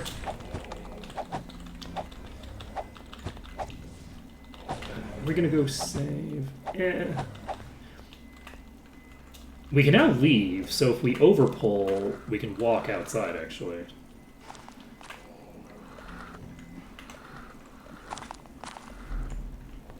Okay, that may well be an overpull. Though, weirdly enough, the place that we would go for an overpull is different.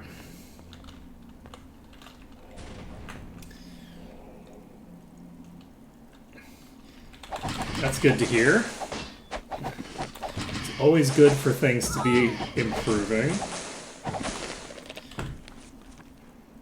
improvement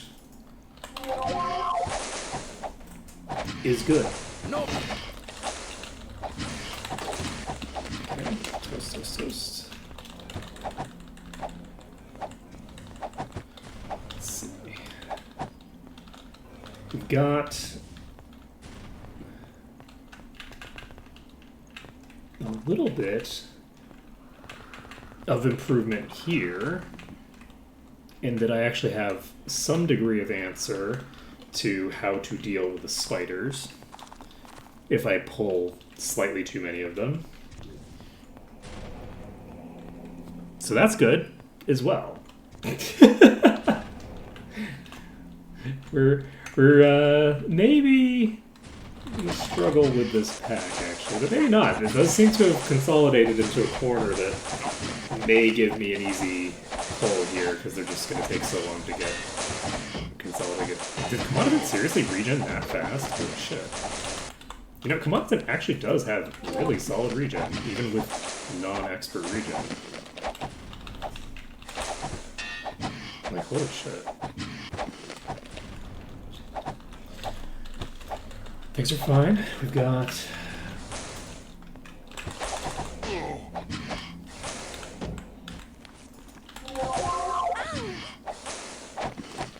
Okay, toast. Next is... Do we save? Yeah, I'm gonna save. I haven't saved since I actually got the ability to walk out. So we're gonna go outside, we're gonna save, and then we'll come back in.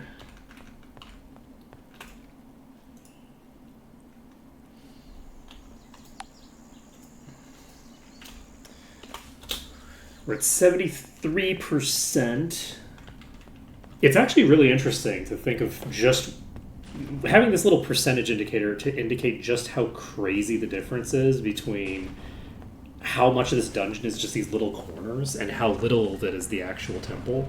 It's just these caves full of massive swarms of enemies.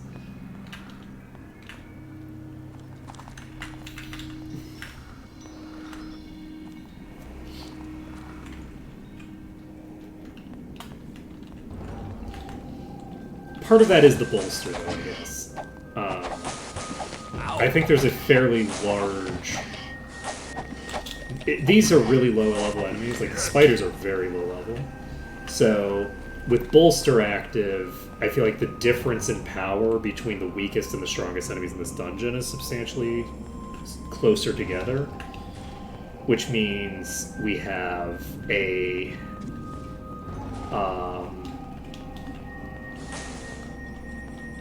These side sections are more of a threat and are just generally a bigger component of the dungeon. Whereas, like, if we were doing this, comparing by the same metric, like, the amount of HP these have compared to the amount of HP that, like, a priest has is pretty big without bolster being in play.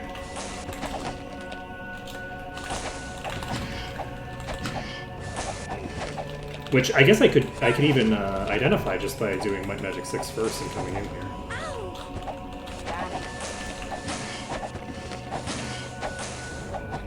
That's the thing I could do.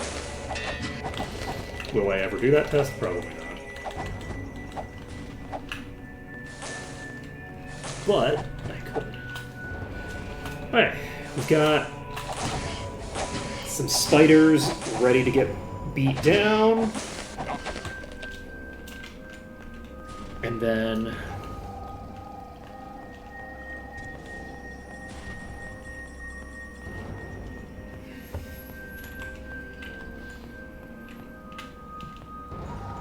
Okay.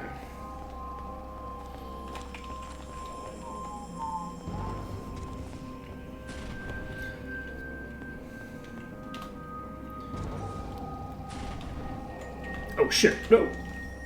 I'm running into walls, it's fine. Everything's fine. Okay, we're gonna start whittling through their HP bar. We have two huge on us, we're not going to try to pull both huge. And I'm going to start transitioning into the hallway first, rather than transitioning all the way to this corner. Because it seems wasteful to transition all the way to the corner, because we're basically losing a whole kiting vector there. Alright, we're not going to go save yet. I think I'm going to try to just clear out the rest of this corner. And then... You know what? No, I'm wrong. It isn't that there's a disproportionate amount of the dungeon that is these corners. I am incorrect. There's a huge percentage of this dungeon that is specifically summons. That there are enemies that are added to the thing later.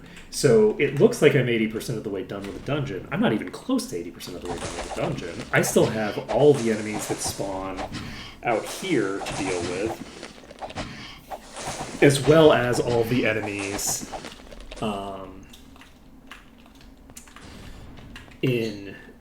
spawn in the final room. So we actually have a huge amount of enemies left. It's just that none of those enemies exist yet, because I haven't summoned them yet. Okay, yeah, no, that makes sense. Let's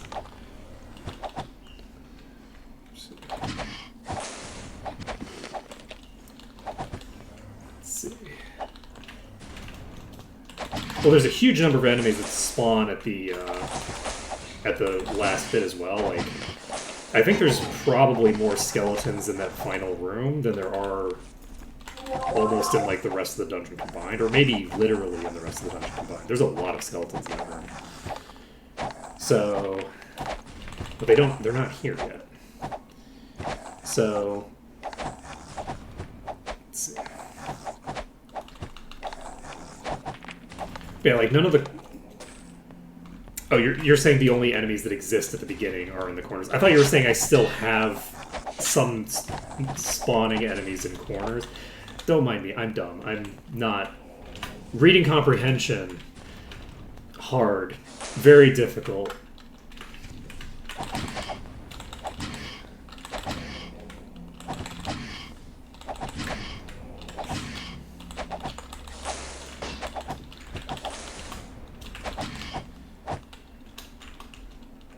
Okay. That hurt. Well, you know, that's convenient that... Oh shit. I just pinned myself in the corner that I need you pinned in. You're not poisoned, are you? Okay, did you get yourself caught in a corner? Yep, okay. It can still hit me with its blasts, but... I might be too close, but it looks like I'm not too close. But is it just not able to hit me from here because it's... No. It was just missing that whole time? Holy shit. Wow. That was a lucky series of attacks. Holy shit. Like, I wouldn't have died there because I could just back up a step. It's not like... And, you know, Sortira's not going to get one shot. But that was a surprisingly long string of misses.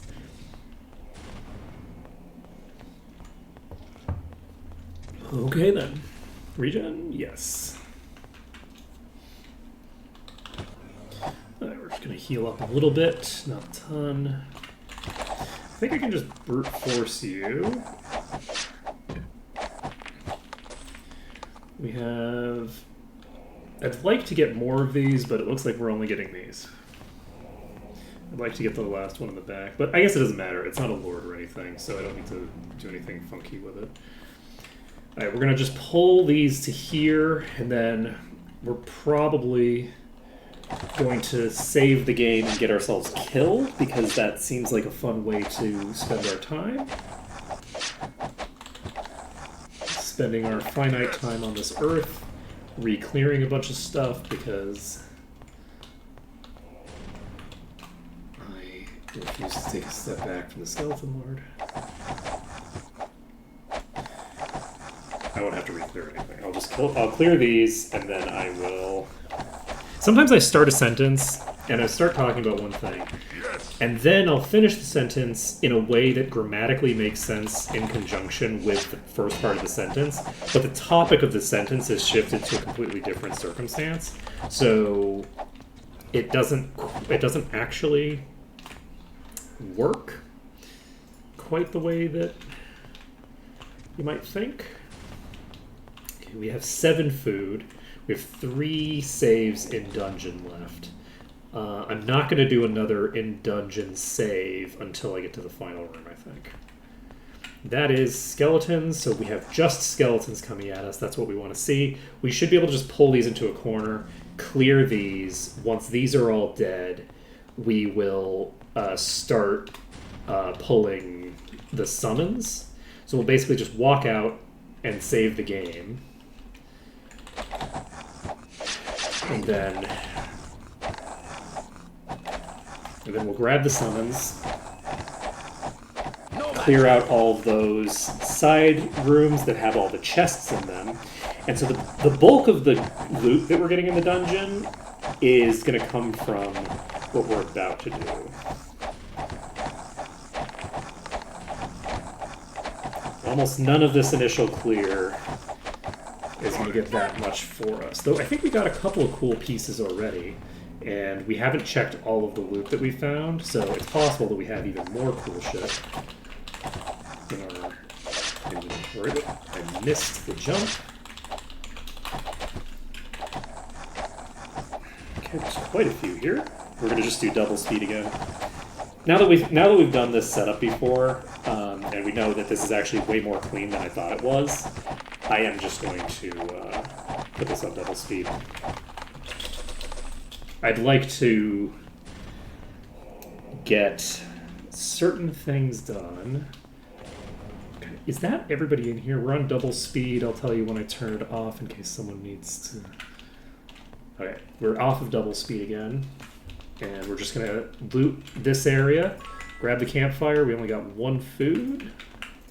We got some plate armor that is in fact worthless. Steaming, frosty. Steaming, frosty, and dirty. So that can be Sortera's Earth Resistance, we've established. And Olrin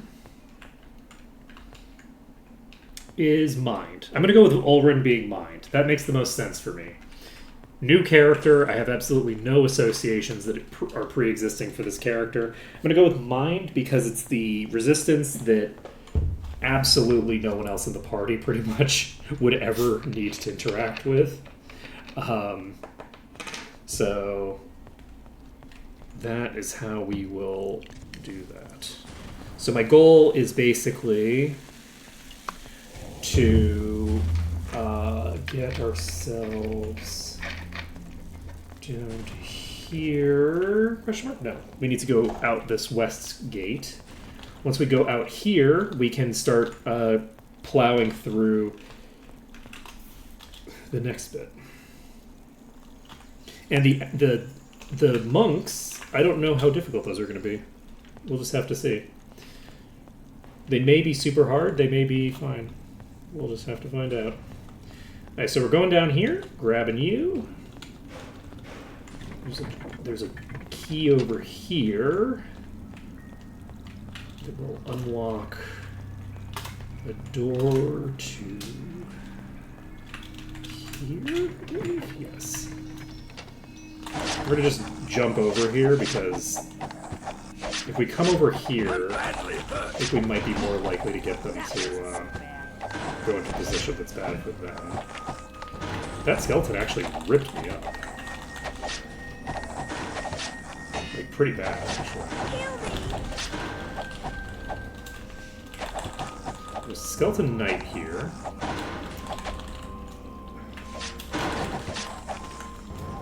So, on one of these attempts, I did manage to get to the point where I couldn't be hit by enemies on either side. Oh, wow.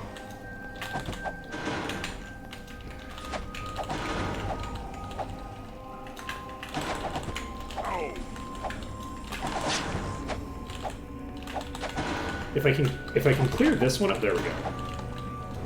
With that one cleared, I'm now safe from the other side, so we just need to worry about the monk damage, but they're the lowest tier of monk. I don't think they're that dangerous.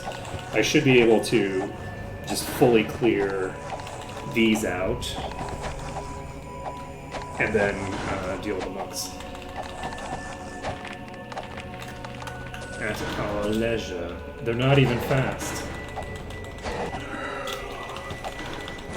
I find your lack of speed convenient. I think that's a novice monk. I should have checked the level on the novice monk actually. Get some idea for how strong or weak they're going to be. Because this is the lowest tier, and the lowest tier enemies tend to be pretty weak, even if they are reasonably high level. Okay, that's the bathhouse key. I just put it in the probably correct inventory, but not the inventory I was intending to. That's fine. We have keys in multiple inventories. When they should all be in Severia's inventory, it's fine. Completely fine, actually. So these have not been aggroed yet.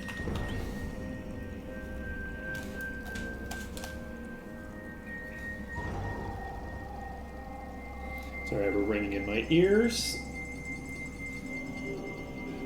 which is an unusual symptom for me. I don't usually get tinnitus. Is it called tinnitus? I think it's tinnitus. Tinnitus? It looks like tinnitus. Tinnitus sounds cool. We're gonna go with tinnitus.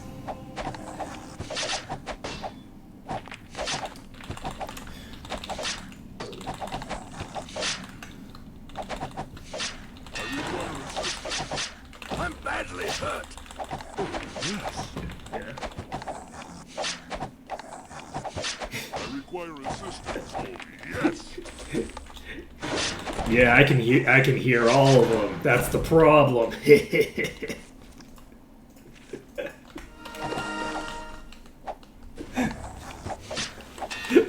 That was incredibly lame. that was a lame joke. I apologize. I do apologize, but not sincerely.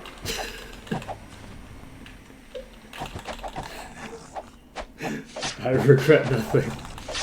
Alright, it's 3 o'clock. We're gonna have to pop out of here and save once we've cleared out the two, all these side passages. And then we will be at an appropriate time to train. We can train up.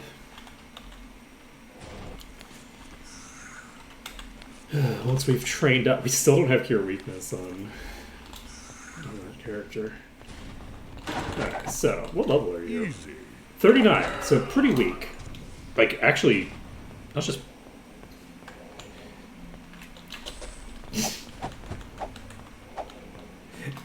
Yes, see, what you did was fine. What I did was very cringe. Your joke was We don't fine. need this. It had the appropriate degree of subtlety.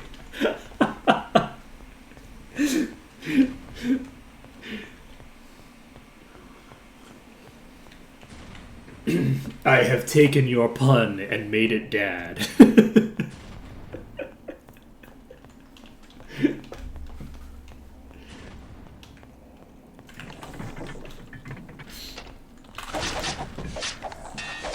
Help me. It's true. It's true. Though luckily it was only momentary. I wasn't sure it was like my hearing, not a problem with the headset. That's why I took off my headset just to check. I was like, oh, that's not coming from there, unfortunately. I'm gonna have to look that up at some point. You know. If I don't look up what's causing this to happen periodically, it will start ringing true for generations to come. That is definitely the case. I need healing.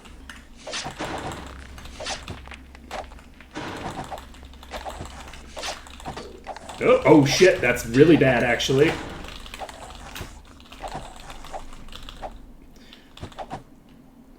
The two people who are unconscious are the two people who can cure things. There we go. There we go.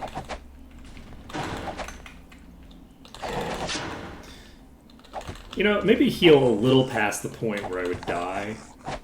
Maybe. Also, I could just kill this thing without moving if I wanted to, like, sensible stuff. Okay. That one's toast. We're fine and dandy. Okay. Guess that was to this. Let's leave it behind. Let's leave it behind. It won't fit. Secret door key. Sell it. And I can go out and save. Do we train? It'll probably be 5 o'clock by the time we get there, right? Secret door key, I think, is for the end part. Let's grab this one, because there's another bathhouse key in here. We'll do this first. What is it? North, east, west, south? That wasn't so Nope. bad. Wait, that was east. That wasn't north. Look, I know my directions. East. I tend to assume every time I go into a dungeon that I started out facing north, and that's not the case in a lot of dungeons. Okay. Got the other bathhouse key. I'm actually going to dive out of here because I don't... Oh, this is not the place that I should have gone to. Ooh, we went the wrong way. It's fine. Everything about this is fine. You know, me missing the jump, not quite as fine, but it's mostly fine. Even that part is fine. Can I deal with this many monks? Not trivially, but there's too many of the monks here for me to do it this way, I think. I wanted to go in here. We're going to see if we can clear these from this position. They are skeletons, which we've established we can hit through some of these walls, and which are at the very least less prone to moving into positions where I can't stop them from engaging me.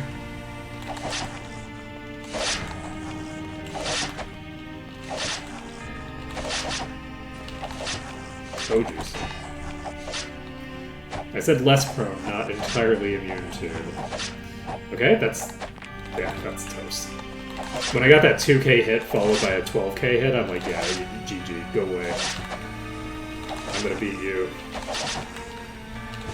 I like how it's down just 85% again.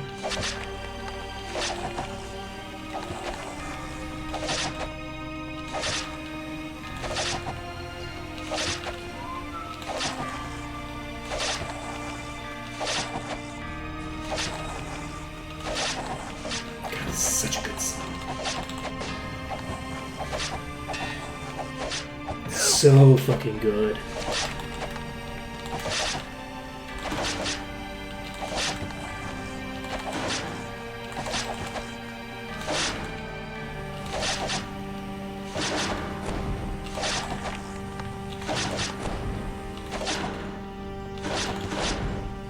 Got it.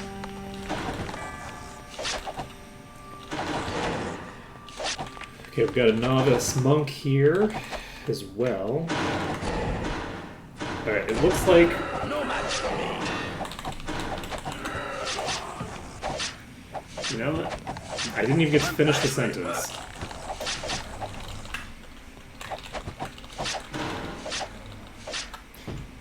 That's a concern. This is... Oh god, there's more than one in... There's more than one in range! I'm gonna get wiped here. Oh! We got through! Holy shit! I cannot believe we cleared enough of the pack that we actually were able to walk past them. Holy shit!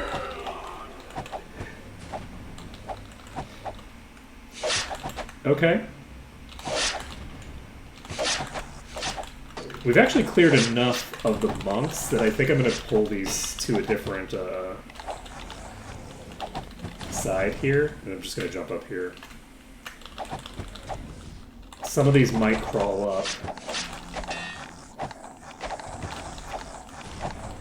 Okay. I think we're golden. The monks are all trapped in the other room.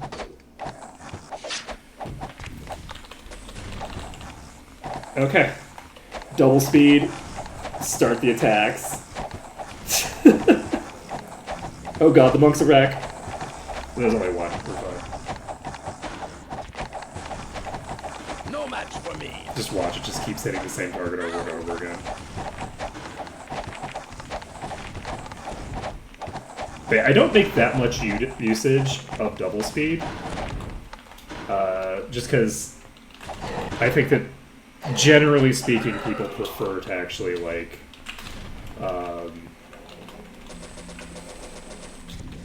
have the game playing at a reasonable speed. It's, like, more visually coherent. And I have a slight preference for it as well. But sometimes I feel that I underutilize the double speed when I'm standing in a place where the enemies are not going to do literally anything. And I should probably just do it. I actually don't remember if enemies spawn at this last bathhouse thing, so we're going to pop out. It is Sunday. I could try doing the arena. I don't think I can do it. But we'll make one attempt at the arena before we train. If we succeed at the arena, then we might not even train. Just because we'll have gotten the rest that we need. Yes, this does summon the enemies. I'm going to clear them out before I...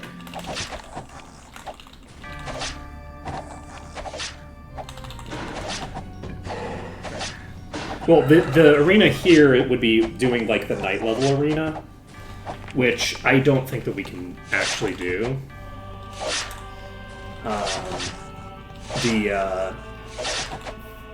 The enemies have been very, very mixed in what level they are, and they've been appallingly difficult. Like, I've been getting just, like, one shot. I think the last time I went into the arena, I got obliterated before I, like,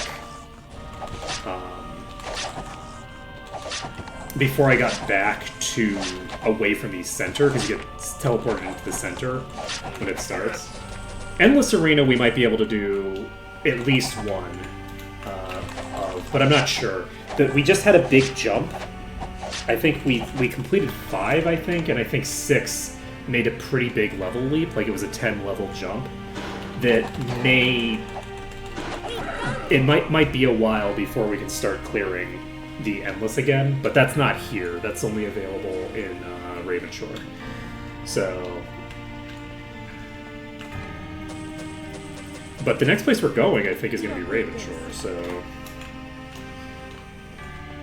let's take a look at our levels. Yeah, we have more levels gained in Might Magic 6 than in 8. So, as long as... No. The next place we're going then is going to be 7. So... we're getting closer to being able to access Tatalia, which is nice.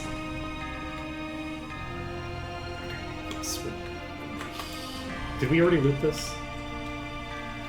We looted the enemies. I don't think we looted the... We did loot the box. Alright, yeah, we looted this, so we're done with that stuff. Do I want to... It's only 8 o'clock.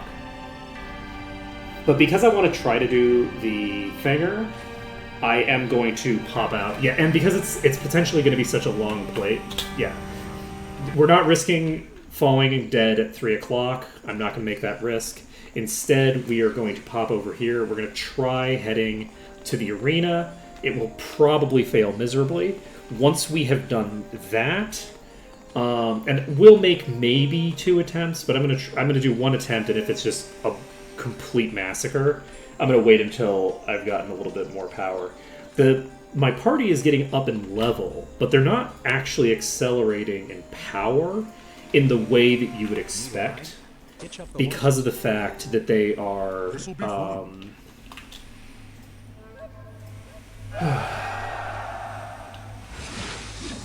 they're all unpromoted, right? Negative 200, negative 106. That's not that crazy. You are what level? You are level 50. You are unknown. You are unknown. You are a Chaos Overlord, a Devil Warrior, a Priest of the... So I feel like this is probably going to go badly for me, but we'll see. I'll save us. I don't think that the arena is reasonable until I've gotten some more progression.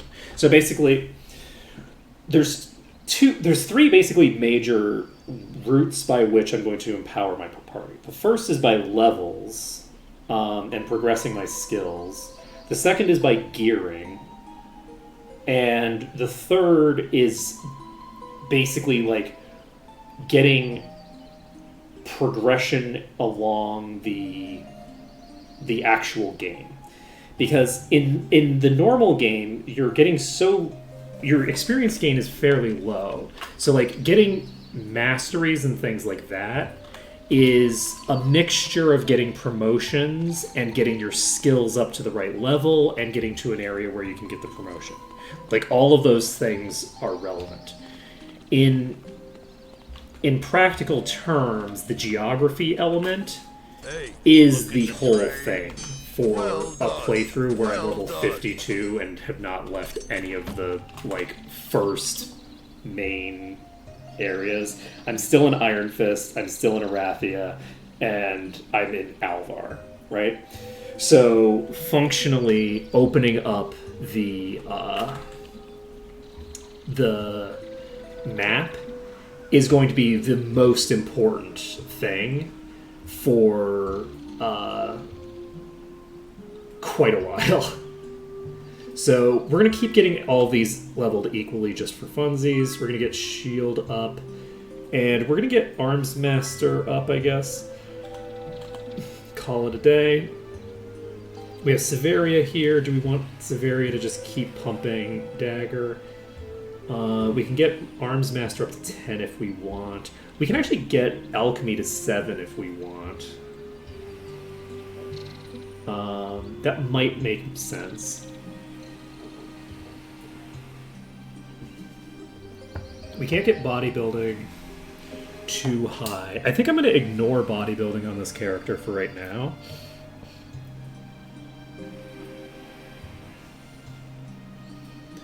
I don't know if that makes sense, though. I probably should pump bodybuilding up, just like with everybody else. But for right now, I'm going to focus on Dagger, because I think it's more amusing. So we're going to just keep pumping Dagger. We will have to get... Oh, Arms Master's already available to get to Mastery, so we're fine there. So, Kortal is at 11 with everything except bodybuilding and regen. Do I want to keep pumping regen on a character with as much lifesteal as you? Not necessarily. I don't think it's going to be a primary component of your... But it's never a primary component of my in-combat healing anyway. The purpose of regen is out-of-combat healing most of the way. I'm gonna keep doing this. I'm gonna keep all of these even for now, and we'll see if I decide to change that later. You can get Arms Master up to Master pretty quick. You can't get GM at all. Identify Monster is already 10. Ascension is up to 4. Do we want to pump Ascension up to 7? You know, we might as well. We're going to get Ascension up on this character. We can now get Master Ascension. I don't remember where the Master Learning Trainer is. Anywhere. But we'll find out. Do I need to save under test? No. Once I enter a dungeon, I would prefer to save under dungeon until I clear that dungeon completely. if for no other reason than to just very clearly alert myself to the fact when I'm reloading the save that I need to finish the thing. Okay, Silver Cove is the last part of the current recorded progress, where I have a pathway to Silver Cove. I forgot to do my inventory management. We're going to do that before we leave.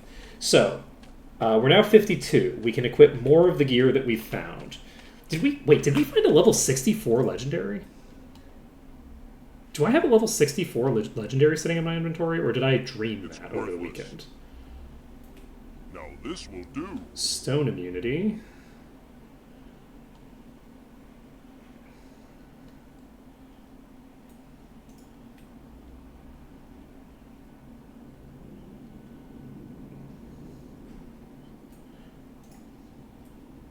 Am I dreaming? Right now? Ooh. Am I awake right now? Oh my god! Imagine if this was a real weapon. Oh, baby. That is a lot of extra fire damage. It's useless. Okay. And yes, so boots. That sounds familiar. These. Okay, so we have level 64 boots, endurance, speed, and all resist. We'll need to purge the all resist and replace it with something else. But the other two, endurance and speed, I think are both fine to keep. We'll probably put these boots on Sortira, maybe? I actually don't know. How fast is your attack speed? Your recovery time is 41? Okay, so never mind. That's going to definitely have to go on Severia. Nobody else can equip this. So these are going on Severia once we can. We will swap this with Doom, I think. And that'll be great. So, whose inventory are we setting as the place that we're throwing all this stuff away? I think it's going to be this inventory that we have anymore. Right now. Okay. Stone. Ring of Might. We can equip this now. This is a significant boost to damage, but a drop in vitality. This is a huge upgrade, except for the fact that this is the Scholar's Cap, which we are going to keep equipping, because I think it's funny.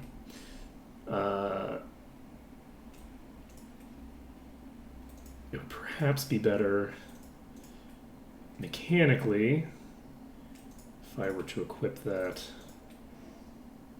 onto Sortira so that we couldn't cast any spells anymore.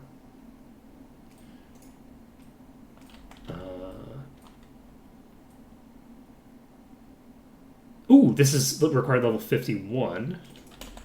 So this has mind resistance on it, which is a fairly weak thing for us to invest in. This is a fairly marginal drop to our DPS. It won't fit. This is going to have marginal effects, marginal effects, marginal effects.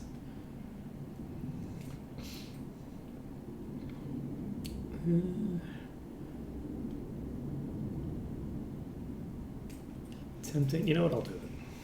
I'll do it. This gives raw HP. Yeah, I'd rather have the Doom effect. Though I wouldn't rather have the mind, now that I think about it. That's fine. Let's see here. What are we doing next on this agenda of ours? Right, we are looking to sell stuff. So, we established that one of these inventories was the sell inventory, I believe. Was it one of yours? I thought it was yours. But you don't have an inventory that has what I think in it. There we go, it's yours. Okay. So, I will deal with the other stuff in your inventory later. Actually, you know what? I will just do it off of Kilmoniton because that makes more sense. That's what I've been doing. We're going to keep maintaining that. So this is weaker and unequipable. So that makes my life a lot easier. This is...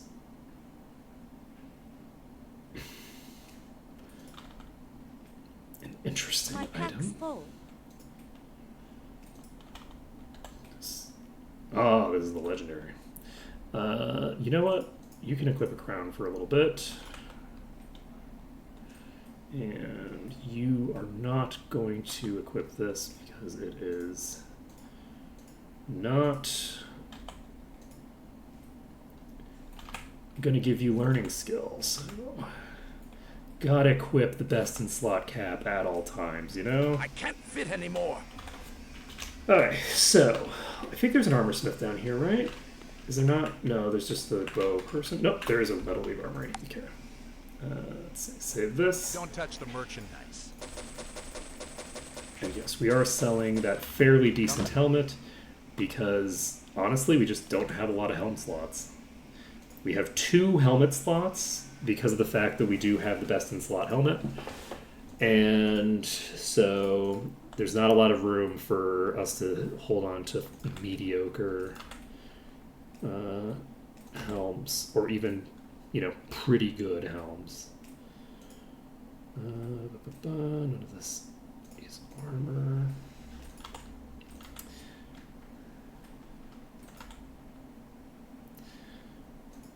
Okay, you're set. Where'd my flute go? Where's my flute? I haven't played my flute today. Oh well, I'll find it. Presumably it's in inventory 5 somewhere. Holy shit, that's a lot of hit points.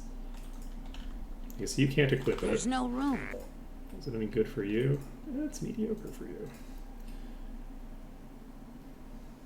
How about you? It's an 11% boost and a drop of power that's fairly marginal. It is so funny how many items we're finding that are just like a shit ton of spell points, and yet there's still huge upgrades for people. Like, in terms of overall, like, throughput, this is better by a lot. You know, it's minus 3% and plus 11%. Like, huge. Oh, there we go. Huge difference. You know what? We will get rid of this. This is shield of alarms. Don't need it. I can't fit anymore. Okay. Don't touch the merchandise. And get rid of all of this. Even though those boots are probably a bit of an upgrade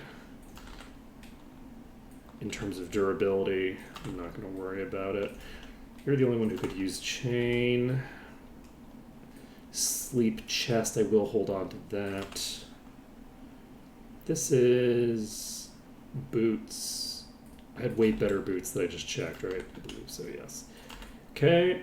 ID skill, armor.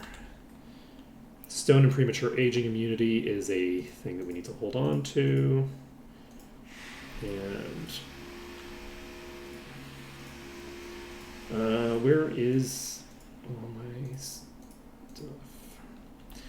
Okay, I don't know where all of my immunity gear went. I guess I sorted it and didn't unsort it. Don't touch the It's merchandise. fine.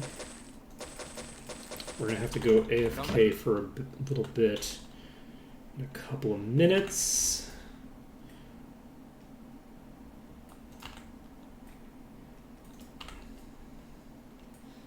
And ooh.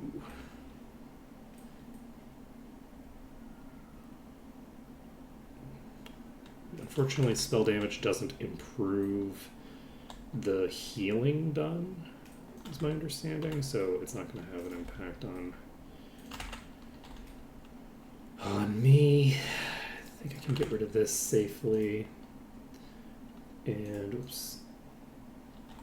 Anything else that we need to do? Yes. So we need to go through your early inventories and just put them in inventory 5. 5, 5. So endurance, arms master. Yeah, we have a lot of fairly decent boots and things like that. Found where our immunity gear went. This is... Yeah, unfortunately we have a lot of stuff that has pretty high values, but is really, really poorly itemized. So, slowly over time, we will track down more stuff that is well itemized and just upgrade the stuff that's itemized well. Let's see here. Right, we have this spear, which is pretty good, I believe. It's a 14% power drop right now. Let's see. You can't... I don't think I need this. So...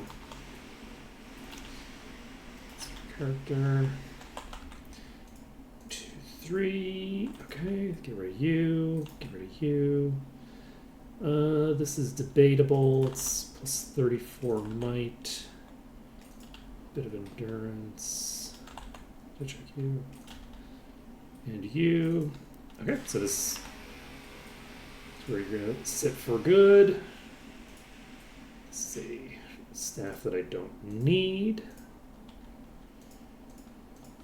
Save the game. Don't touch the merchandise. Sell all view. Come back. Save again. Eagle Eye. Okay. And then what's next? This we can sell. It's not legendary, so I feel very comfortable selling it. Sell you. And we're now just going to look for all of our weapons, sell all of them, and then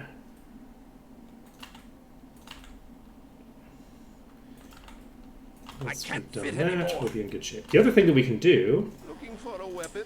that I didn't think about, but which we can do,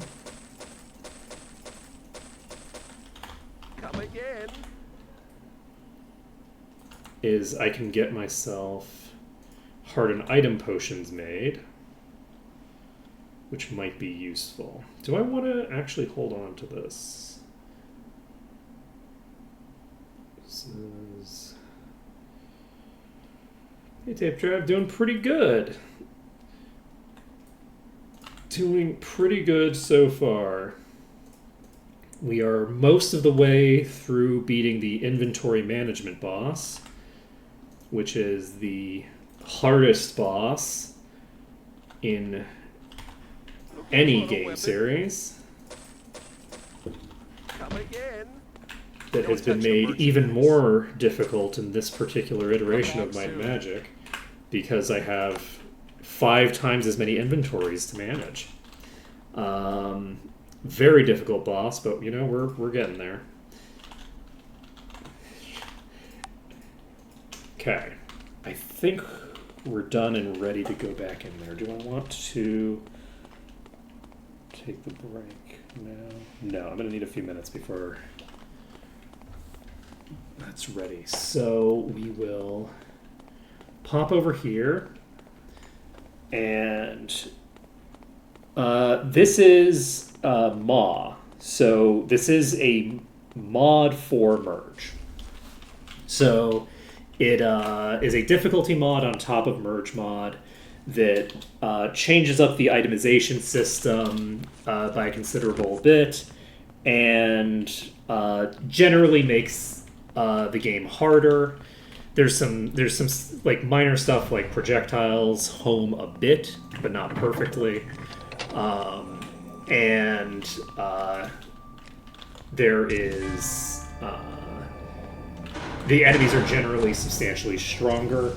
We're on the highest difficulty, so they're, you know, quite a lot stronger.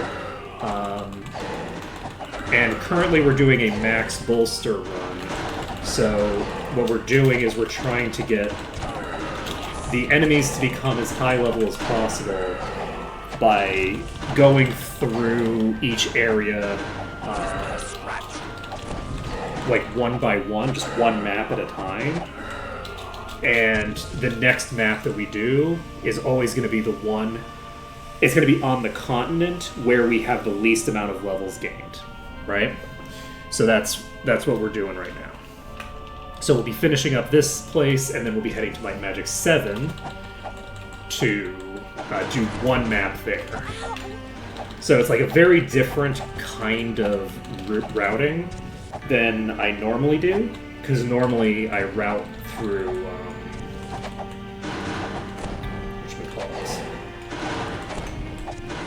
normally I do like an entire every dungeon on a given map before I move on. We're kind of doing that, I guess, since we aren't going to leave this area on my Magic 6 until we've cleared through all the areas here. But in between, we're going to be going back to my Magic 7, my Magic 8 to make sure that we're always maximizing our bolster. I'm actually going to just pull out. I'm going to stand here. I'm a little concerned that this fireball is going to track me periodically and just obliterate me, but we'll see how it goes.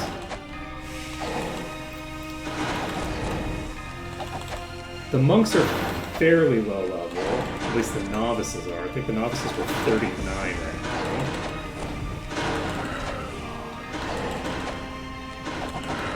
But I have way more armor class than I have resistance right now, I think. So, not on everybody. Some characters have decent resistance. Some characters I think have garbage resist. It's very random. Because I still have very piecemeal gear because we're pretty early still.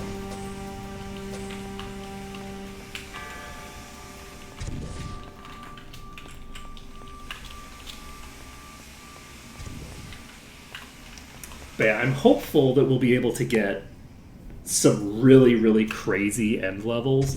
When I did the most recent playthrough, by which I mean my first playthrough of Maw, and like I think my first completed playthrough of Merge Mod generally. I think I ended around like 320, like level 320-ish, something along those lines. My hope is that by doing it this way instead, my hope is that I end closer to 500. I don't know if that's going to be a reasonable expectation or not. And the funny thing is that it's very hard to tell, because as I'm going through the each area, the routing is so different, and the way that experience works is so complicated that I honestly have no idea. Like, I have no idea how I would even compare, like, my current position in this game, what counts as a similar position on my first playthrough, because there's so little point of comparison between the mix and match of a variety of low-level areas versus like progression through like one of the continents completely. They're just not that similar, because like the first continent I didn't get that many levels at all, right? I ended the first continent pretty low level. I got way more levels on each of the other two continents. So, like, anyway, it's just interesting, because it's tempting to just compare it like map by map, right? Like, okay, well, I've completed X number of maps at this point. And that's so comparing map by map like that, but I don't think that that's a reasonable way to compare it. It's possible that the systems that make it so that you get less experience when you're higher level than the enemies will eventually normalize my experience down to a similar value. I don't think that that's going to happen. So, like, I don't think I'm going to get the same exact level out of it. If I do, that'll be interesting data. Because I don't really care that much about getting to higher level.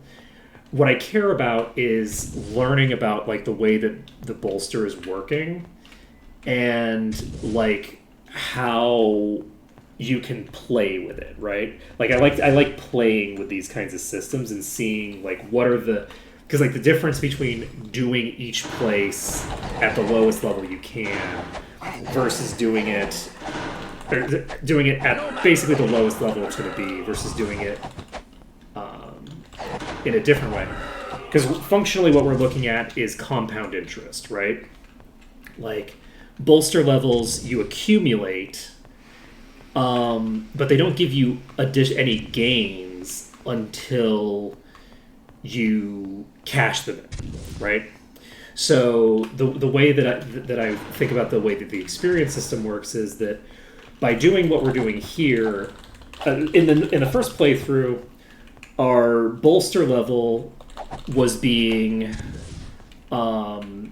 compounded basically twice, but technically 3 times.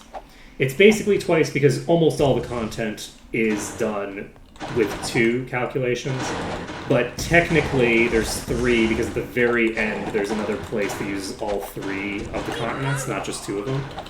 But it's only like a zone, and I didn't really do very much in it. So for the most part, it gets compounded twice. Whereas if you're doing a run like this, every time I go to a new area, that area will be gaining bolster levels for each section. So it is compounded. The question is, so until they added in Maw, like in baseline merge mod, this will definitely work the way that I think it will. How big of a difference it makes is up in the air. I don't know how big of a difference it makes. But it definitely gives you more experience, right? There's no way that you compound more times and get less experience. There are finicky ways with something that gives you an experience modifier based off of the enemy level that can do a couple of wonky things to the way things get calculated.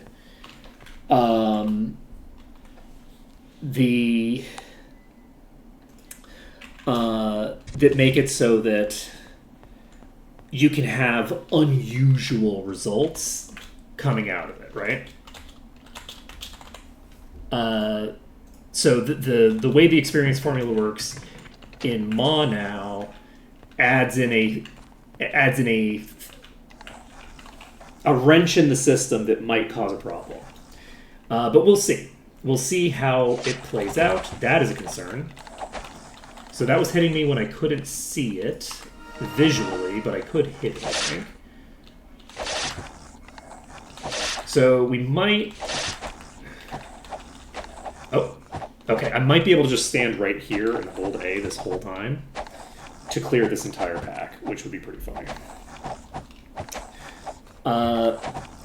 No match for me. But anyway, so there's a couple ways that you could end up with wonky results. In a system like this, it's technically possible, but not likely, I don't think, to end up with less experience, weirdly enough. I want to make sure that I'm in a proper setup first. Yeah, we don't have quite a proper setup for activating double speed. Well, maybe we do it anyway and see what happens. If we have... Yeah, let's activate it anyway. Let's see how it goes. No.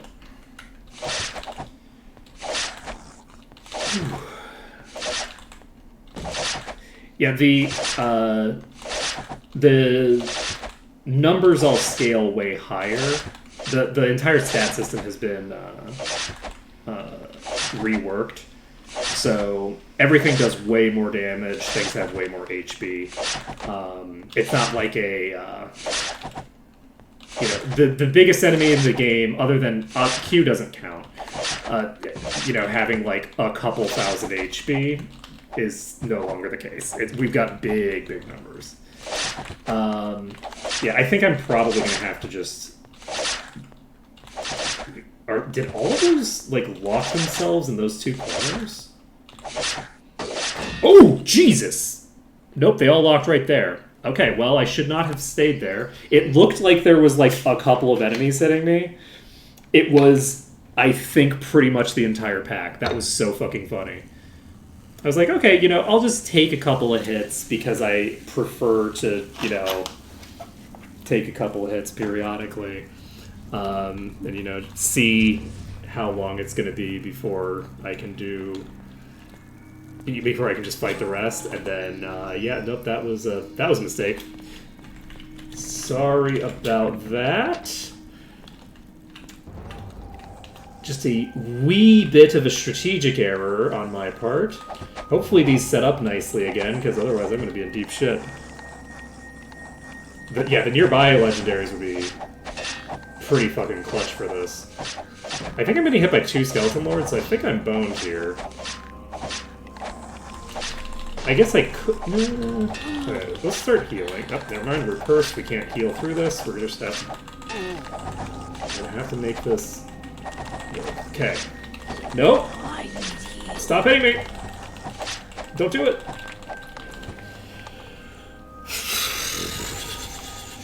Oh, Jesus, there's 2! This is fun. I really hope this is fun.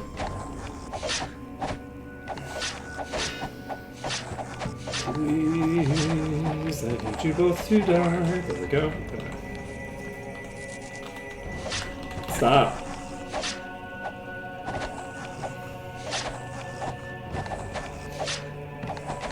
Stop being alive. I wasn't talking to you, come on. Oh god, I'm hitting a skeleton lord. Is it hitting me? I think so. I'm getting hit by 2 enemies. Oh my god. Okay, please. Okay, well, I'm glad I got that heal off, but what I really need... Okay, we got that off. Okay. And curse removal. And it does heal, so it might as well. Just cast that on everybody. Luckily, we did confirm that the curse effect doesn't actually affect melee attacks. Okay, we're going to try this again. Can I actually... No. I'm not going to be able to get that done consistently. So...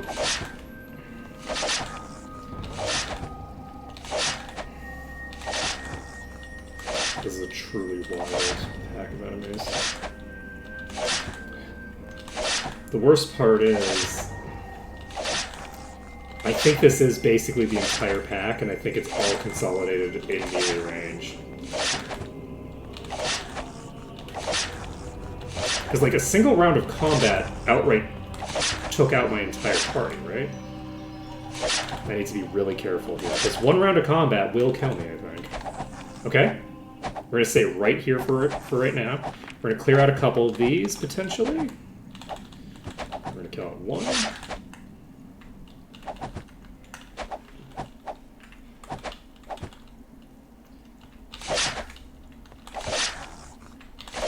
I'm so concerned that I'm not going to dive deep enough into this corner and just get plowed.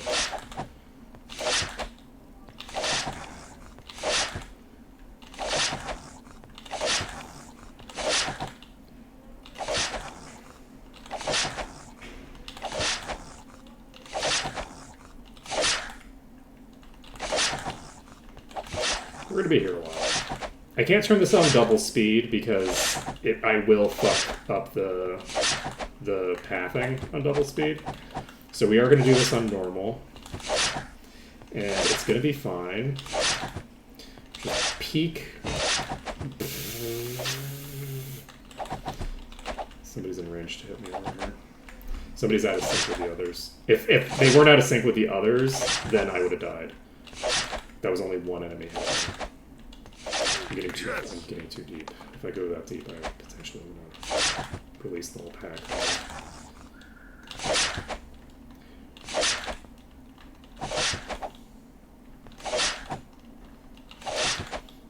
You know, dungeon complete, and then Yes. okay, got another one down. And clear the entire dungeon's worth of enemies one more time for me, please. Could you do that?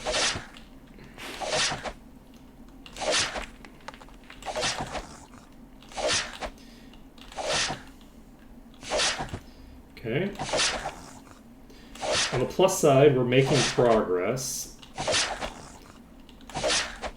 On the negative side, the, I don't know, 15 corpses that I've created by this point aren't really a sizable component of the overall structure here. Okay.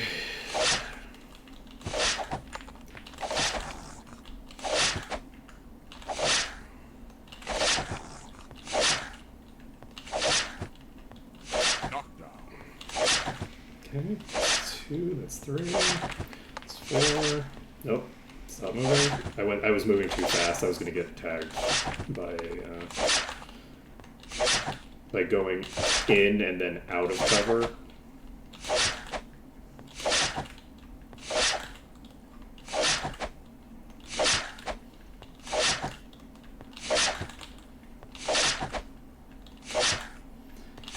Okay, so we might be here for a bit.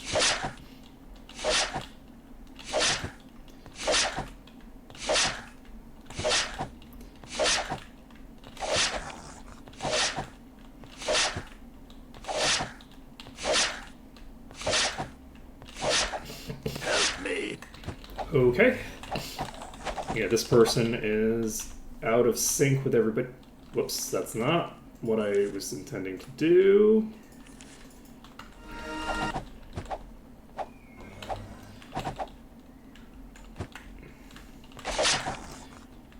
Yeah, one of the knights, or one of the lords is out of sync now. Hopefully it's the one that I've been hitting. Because it has the potential to hit me in positions where I don't want it hitting me. Which, admittedly, is any position. Okay, took out another one. Took out another one. Yeah, this pack is pretty huge, but I don't know how it's going to compare to the Erathia Castle Adamantite fighter in terms of the total amount of time that it takes to clear. None of these are bosses. They're fairly low level. I think skeletons are lower level than the fighters are. And I'm hitting for full damage. And I actually have way better DPS gear than I did before. So I think we'll be okay here.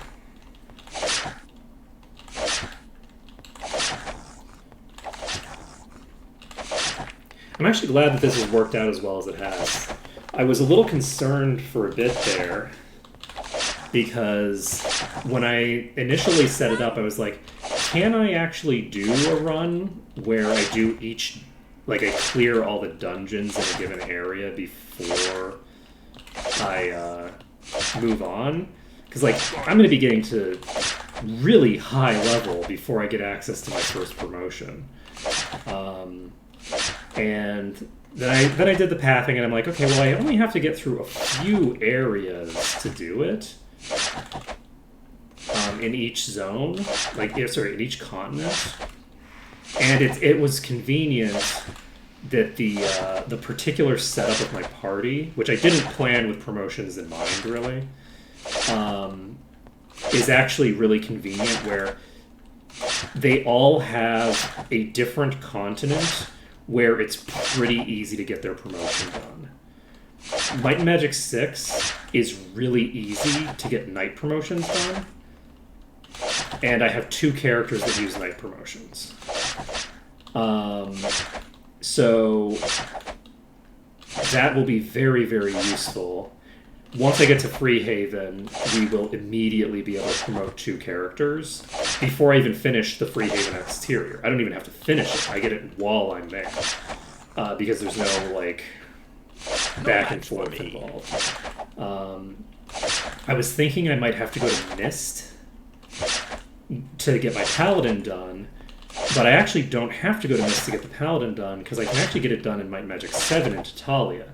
And I have to go to Tatalia pretty much immediately to get access to Master Unarmed and Master Dodge for the Monk. Because, like, obviously, sitting on Expert Unarmed and Dodge is not a thing that I want to be doing for a very long time.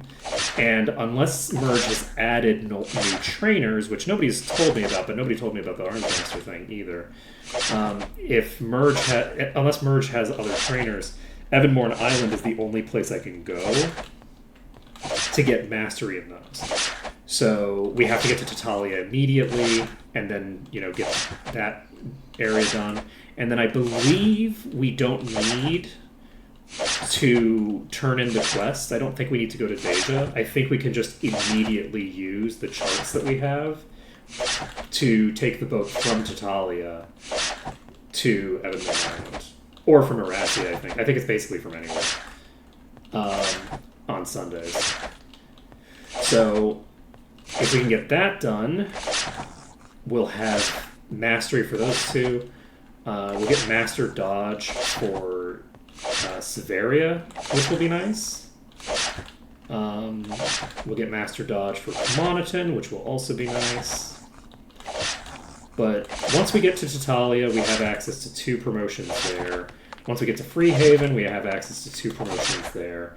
And once we get access to Murmur Woods, we technically have 2 promotions there, in the sense that our Ranger is going to be promoted twice. No match for me. And that happens as soon as we clear out the exterior. We don't have to clear any of the dungeons. The Ranger promotes off of the Dark Elf quest. And the Dark Elf quest just requires talking to a couple NPCs on the world map. Now, we do still need to clear the world map, and that's going to be a really hard world map to clear. Yes. But the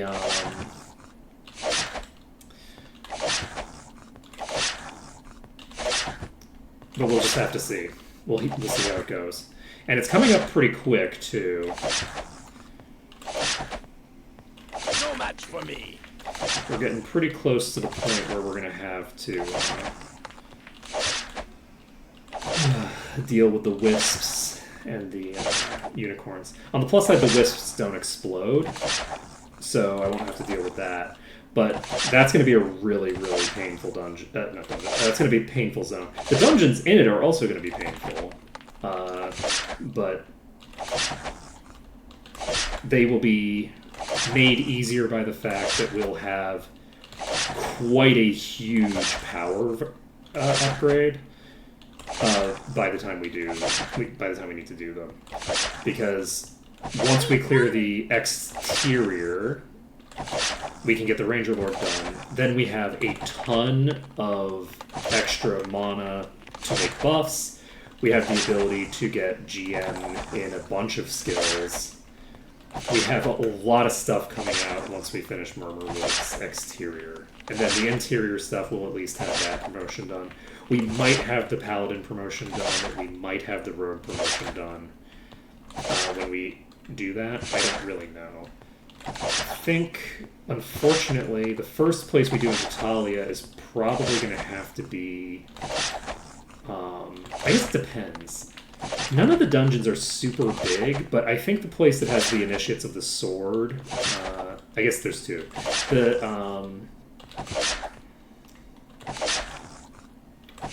The Mercenary Stronghold might have enough extra experience in it from having more enemies that I want to do it before I do Lord Martin's Manor, which is a turn-in, which is a quest turn-in.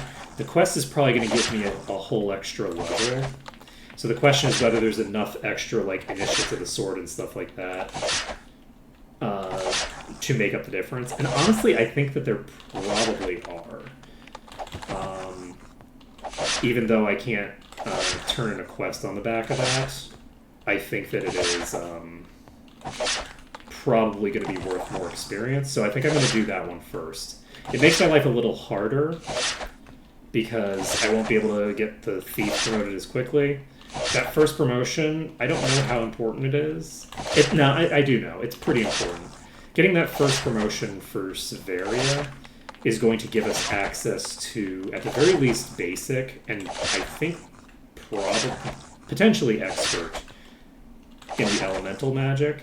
If we get access to expert, that's going to help us a lot because she'll be able to maintain some pretty important spells. Even if she only has access to basic, she's still going to be maintaining some lower importance spells that will be a nice little power boost for the party. And that'll be very convenient. Unfortunately, for Sortira's probably going to be... The Dragon Dungeon is probably going to be the last thing I do there. Just by virtue of the fact that it's only one enemy. So there is a quest turn, but it's literally only one enemy. And I think that it's unlikely that one enemy plus that quest turn-in is going to surpass any of the other stuff down there. Oh, actually, no. The place that might be worth the most might be the cellar. Now that I think about it. The cellar might actually be the highest experience. I forgot that cellar existed. Oh, shit. Oh, man. That's going to make my life hard. Oh, man. And I have to do it first, by the way. Ooh. You know, I was really looking forward to progressing in Might and Magic 7, and now I'm a little concerned about it. And if anyone's talking to me in chat, by the way, I would love to look at you, but I cannot take my eyes off the center of the screen right now until that turns green!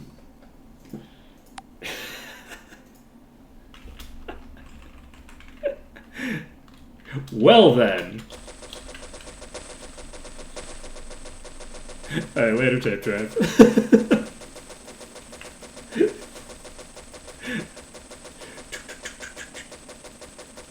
Okay, that's at 7:30, so that was I wasn't doing this for 17 minutes, was I? No shot. There is a shot. That's a distinct possibility. How much experience have we made? Oh, wait. Yeah.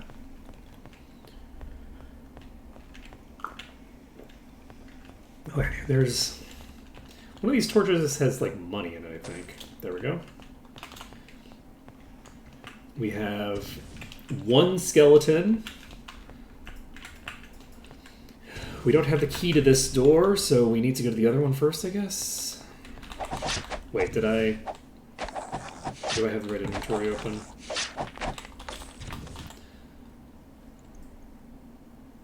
Yeah, I should. Question mark. Okay. Can I just jump up there? Nope. Alright, we're gonna double speed. I don't like double speeding when I'm moving around a lot because it causes tearing issues with Twitch. Because Twitch is they dumb. I do not remember where the key is for that other place. Is the key over here?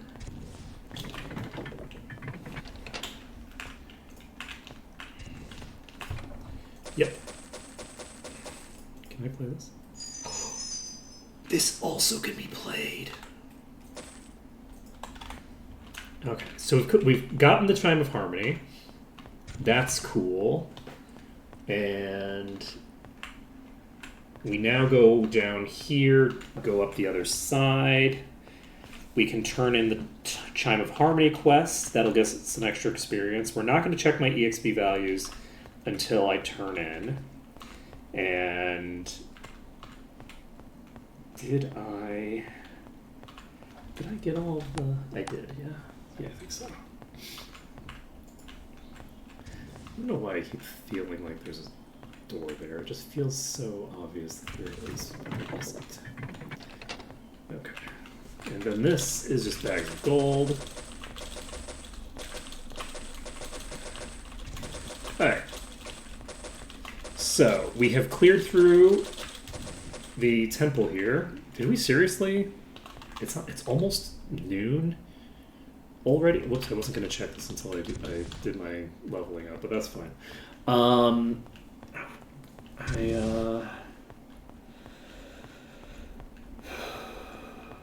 Wait, that's an enormous amount of experience. Wait, that's... I just trained.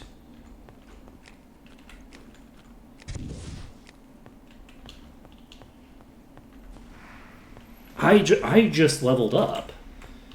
And I have 2 levels worth of experience before I've turned in the quest? Am I going to get more experience out of this than I did out of Corligan's estate? Wild.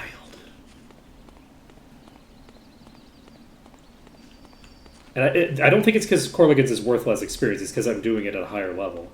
But the bolster is higher, but at least I believe so. I mean, I guess there are a lot of enemies in there. So it's not completely unreasonable to think that it might be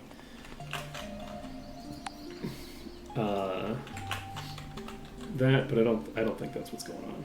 19.44. Jeez. This is the harp. Oh, Chime of Harmony is in New Sorrow. We'll have to come back later. Let's see. Do I have any quests that I can turn in now?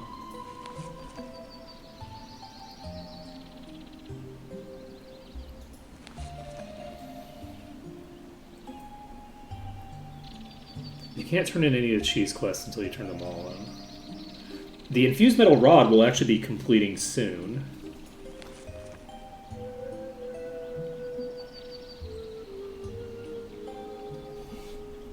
Markham's Manor is actually the first one that I want to do. I forgot about this. Lord Markham's Manor has 2 quests to complete in it. So Lord Markham's Manor is probably going to be the way to go. I just have you in my inventory, that's fine. Okay. So we're popping over to New Sorpigal. We are going to spend time until 10 o'clock to get ourselves the ability to turn in that quest. Once we've turned in that quest, we can head to the next zone. So we'll see how things go. I believe we're going to 7 next, right? Let's see. Iron. I can't believe that I was able to remove that curse. That's so wild. Oh, this just gives me food. Cool. Let's see here.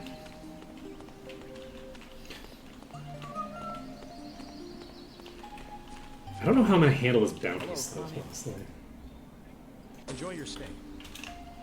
Okay.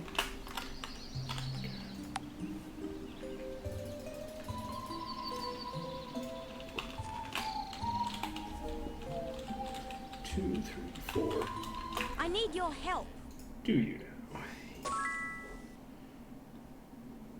Okay. Minotaur Mage, good fucking luck. So, find Sherry. How are we doing here? We're still eligible for 54. We're not quite to 55. We're so close to 55. 20.1. We now have 34 bolster levels in Might Magic 7. So, Might Magic 7 is where we go. So we're popping over to there. We're just barely unable to level. It's so sad. But that's okay. And we can work it out from here. And getting a lot of levels is going to be very good for us. We are sitting on a legendary that we can't use for a bit. And it'll be a big deal to be able to use that. is a Wednesday. We still haven't gone to the Might Magic 8 world, so we're still not going to do the arena there yet. So given how much we're doing before we head over there, I think there's a pretty decent shot. So we've done River Stride and we've done Erathia Castle. Give me actually 1 second. I have a document that I've been recording this stuff on, and I don't need it right now, but I do need this document to be updated because never mind, I don't, because I am because I haven't added Tatalia to it yet. I have it listed as part of the route, but I'm adding them in as I go there because until I go there, I don't know when I'm going to go there, because I might go to Tatalia first, second, or third. Or even fourth in some cases, right? Like, if I, for instance, finished Alvar before I went there, but I don't think that's going to happen. But, because, like, currently Alvar is the first of that section that I'm going to. Okay, we've cured the disease. I think... Okay, do we think Davric's Ring is worth enough experience to make that a more experience-ridden dungeon than the sewer? I don't think it is. I think the sewer has a fairly large number of enemies, so I think that the sewer is the way to go.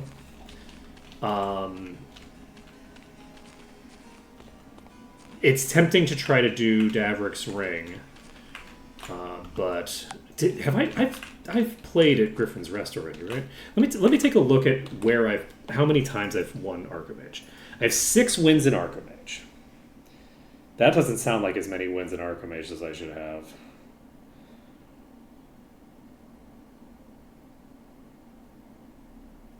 That doesn't sound like the right number of Archimage wins. Okay, let me think. There's only 2 areas that I need to do it in. So we've done Harmondale and Erathia as the only 2 that we would have done, right? Then we have... No, I guess this does make sense. So then we have 2 in Alvar and 2 in... No, we have Daggerwound Island. So we have Daggerwound Island. We have... I think there are 2 in Alvar. But I think I only did one of the ones in Alvar. I think I didn't do the one that's actually in the town. Shit, this is a mistake. I fucked this up. I think that I am missing one, but the only one that I'm missing is in Alvar. Because I forgot about the fact that I'm not doing it in Enroth. So we're fine. Maybe. We might be fine. We might not be fine. We'll see. Oh, right. Before we go into the sewer, I am going to just pick up the Day of the Gods and the Heroism pedestals, because those are going to make a big difference. Just get it all done. Do we have stone skin? We sure do. So, with these 2 pedestals in play, my guess is this dungeon isn't going to be that intense.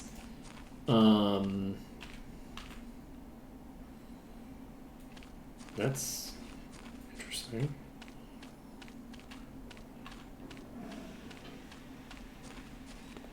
Wait, I haven't had Day of the Gods ever since I clicked on that pedestal, have I?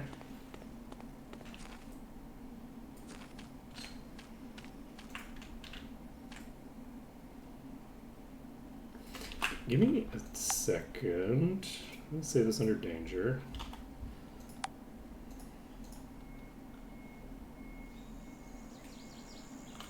No.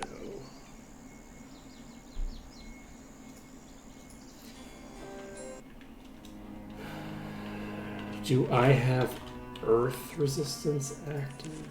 Is it Earth? Yes, okay. The reason that my HB bar didn't move is because I have it's the Day of the Gods is a weaker effect than the effect that I currently have in play that already is giving me endurance. So we're fine. It's just a visual difference that I'm not used to. I was like, wait a second, this hasn't been bugged in a way that makes it just permanent, is it? Have I had Day of the Gods this whole time? It's like, nope, you're fine, everything's fine. All right, so we're going to pop in here, and this will hopefully not be too crazy, considering that we only have an hour. That felt pretty weak, but it was a single tier 1. Oh, you're level 52. Alright, 52 isn't exactly weak. I'm not going to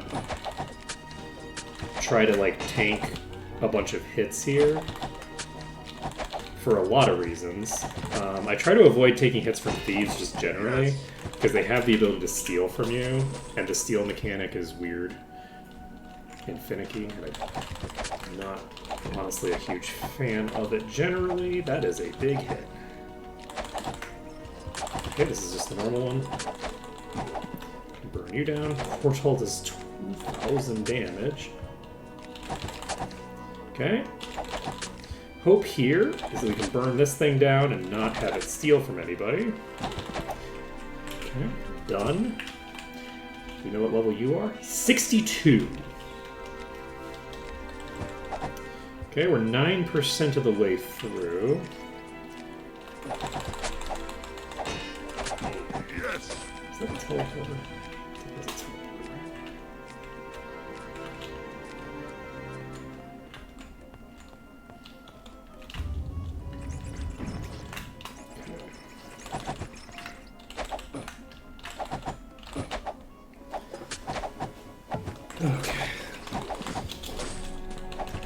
That's a two-handed axe, but I think that's the two-handed axe that they stole from me.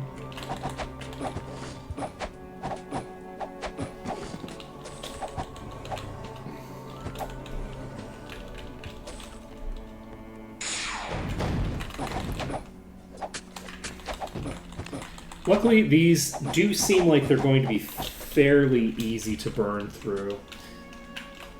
I think that we're probably not going to get a ton of EXP out of this. We're probably not going back to my Magic 6 for a while. We're not turning in any quests here, so it's going to be a bit before we are getting 4 levels or whatever nonsense we had.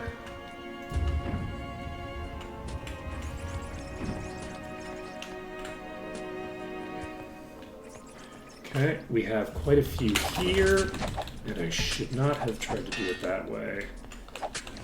Unfortunately, we are going to get tagged on the way back, which is not great for me, because, again, I don't want them to steal more than one item. I think that if they only steal one item, you just get the item back, and if they steal more than one item, I don't know if you get it back consistently or not. Maybe you do, maybe you don't. But I find it very scary, so I don't understand how the stealing mechanic works.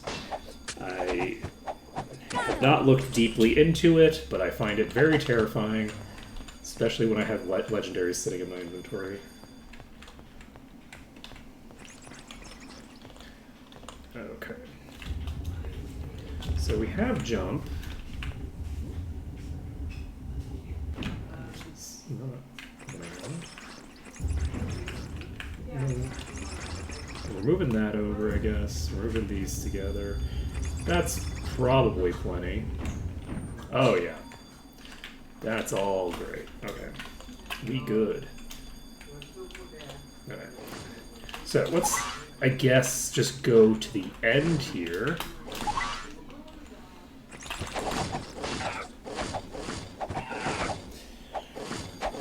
Once we've gotten to the end of the dungeon, we can do whatever we want. And I think we have the ability to fight these on the platform in a way that they can't actually get to us, but I'm not positive.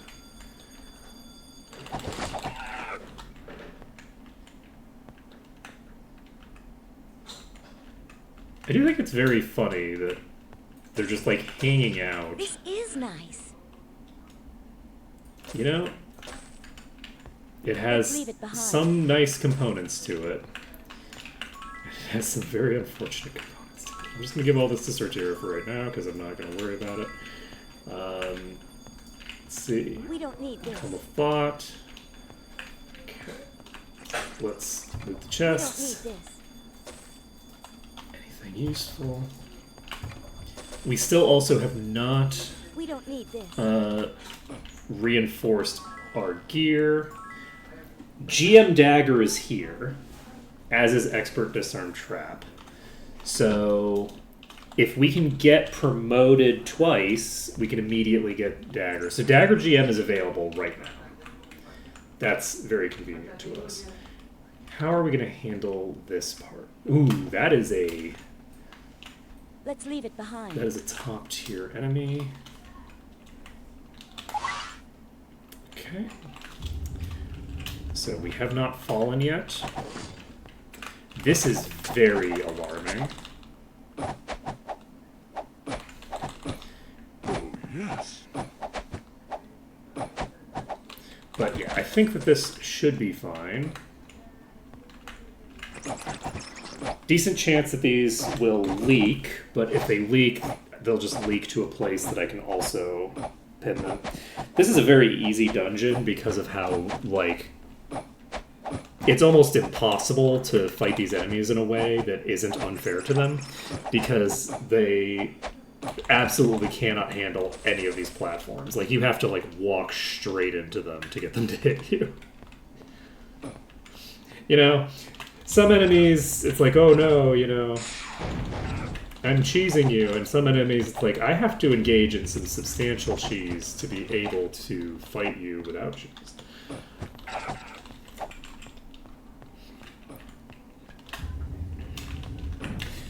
You have to kind of work for it to get them to fight you normally. Alright, so we have probably another group of thingamabobbers here. And this is not a pack that I want to fight like this. We are going to drag them across. And then they're going to get completely lost in the sauce yet again. And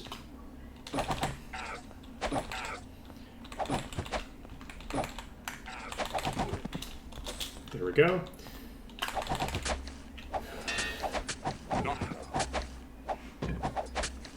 Okay.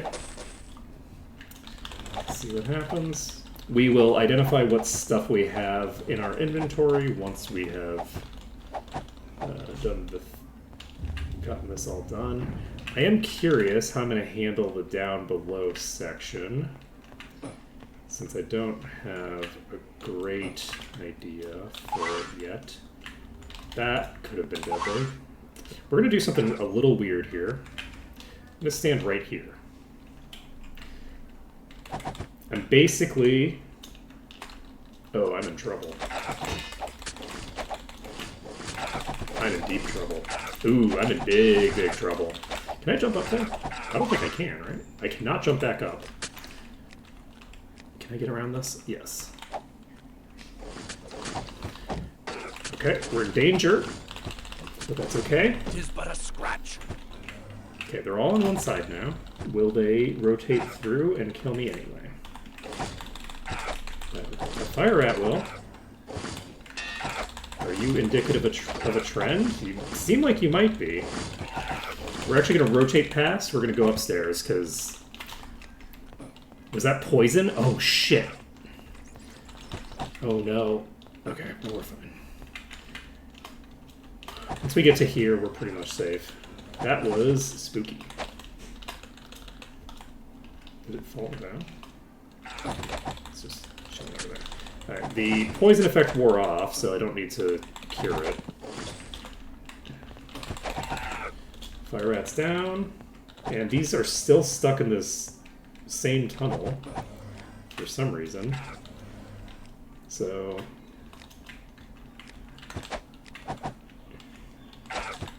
I guess my concerns about them leaking out of this tunnel were...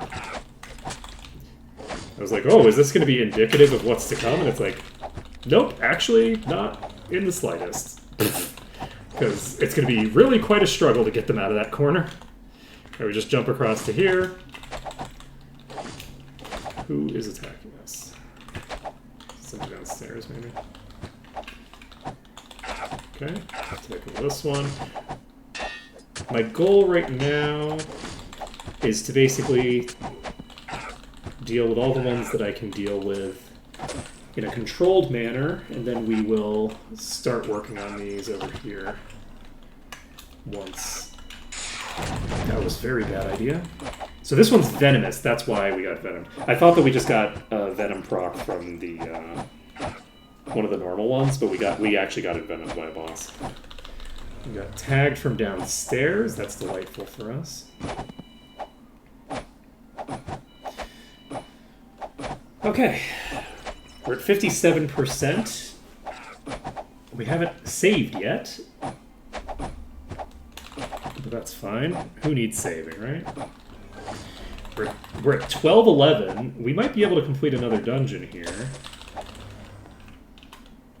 If I can avoid dropping myself on top of all those rats. Oh, yes. I think we might be in pretty good shape, actually. So we've cleared out the boss. We're going to loot all these bodies. Who needs it?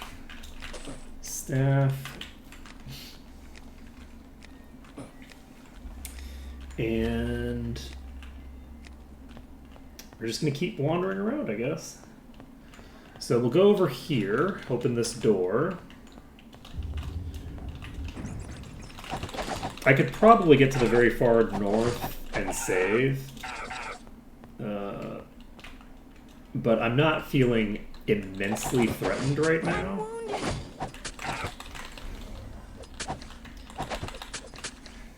Tis but a scratch.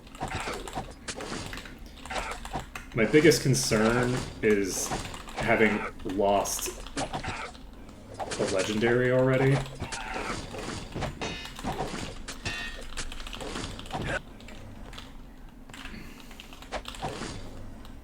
And clearly I should be a little bit more concerned about dying, because I was actually fairly low there.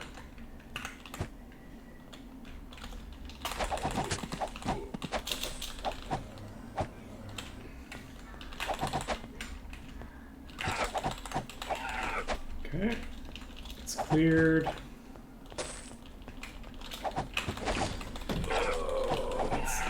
Unfortunate, but it actually doesn't matter at all because we're already in the place where we can cure that. There's a bunch of different entrances to this place. If I run into an entrance, which this actually on my left might actually be an entrance, we might just leave. Oh god.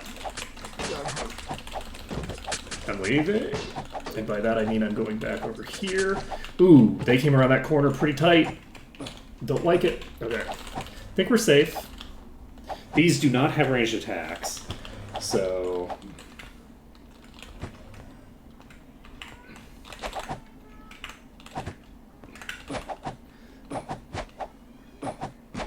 I think we're mostly in the clear here. No match for me. Okay.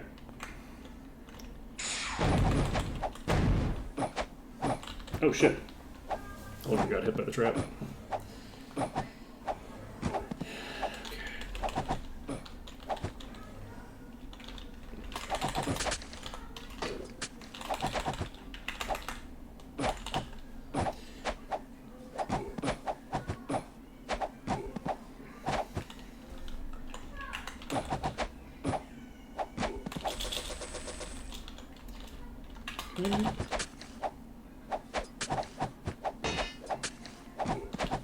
Okay, now it's toast. So we're at 88%. We've cleared out the bulk of this place. That is an exit.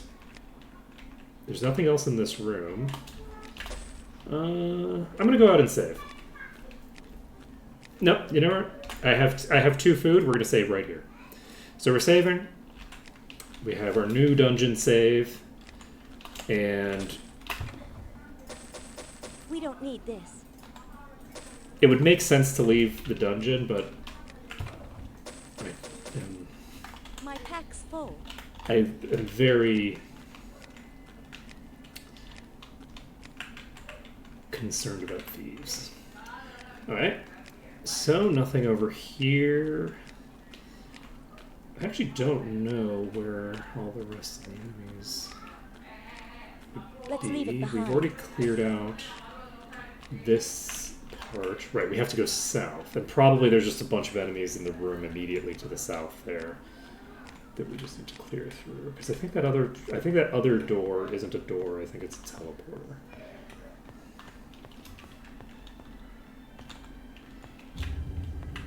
Alright, there's a group of a shit ton of enemies right here. This is, I think, a reasonable pack to be 12% of this No dungeon. match for me. We clear through these, then we'll see how much experience we've picked up along this section. Once we've done that,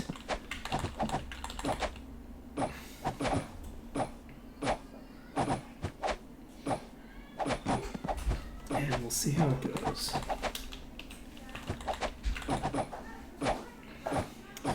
We're 96% here. 99%. You know, you feel like you might be worth 1%, friend.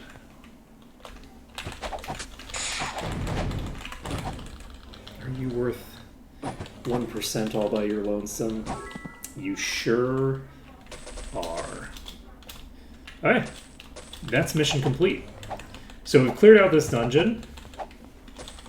Nothing too major, nothing too difficult. Just a nice little low-level scrap that gave us 3 levels? No, it gave us a level. Funnily enough, we definitely are going to Tatalia soon because levels gained in Might and Magic 7 is still 17.56. We have not cleared the threshold to even leave. We are jumping straight into the other place and doing the Daverick Palladium quest. That's just how it goes. So I feel like given that, it might have been more efficient to do the Daverick Palladium quest first. But I'm not going to worry about it. This isn't like a hard, fast rule that I have to do these things in order of like how much experience they give. That is my goal, right? So this is information for future runs that most likely the Daverick Palladium quest is worth enough that the increased number of enemies in that zone is not gonna make up the difference. So now we know that. And knowing, in this case, is like the battle, actually, like, now that we know it. Like, it's not hard to act on that in the future.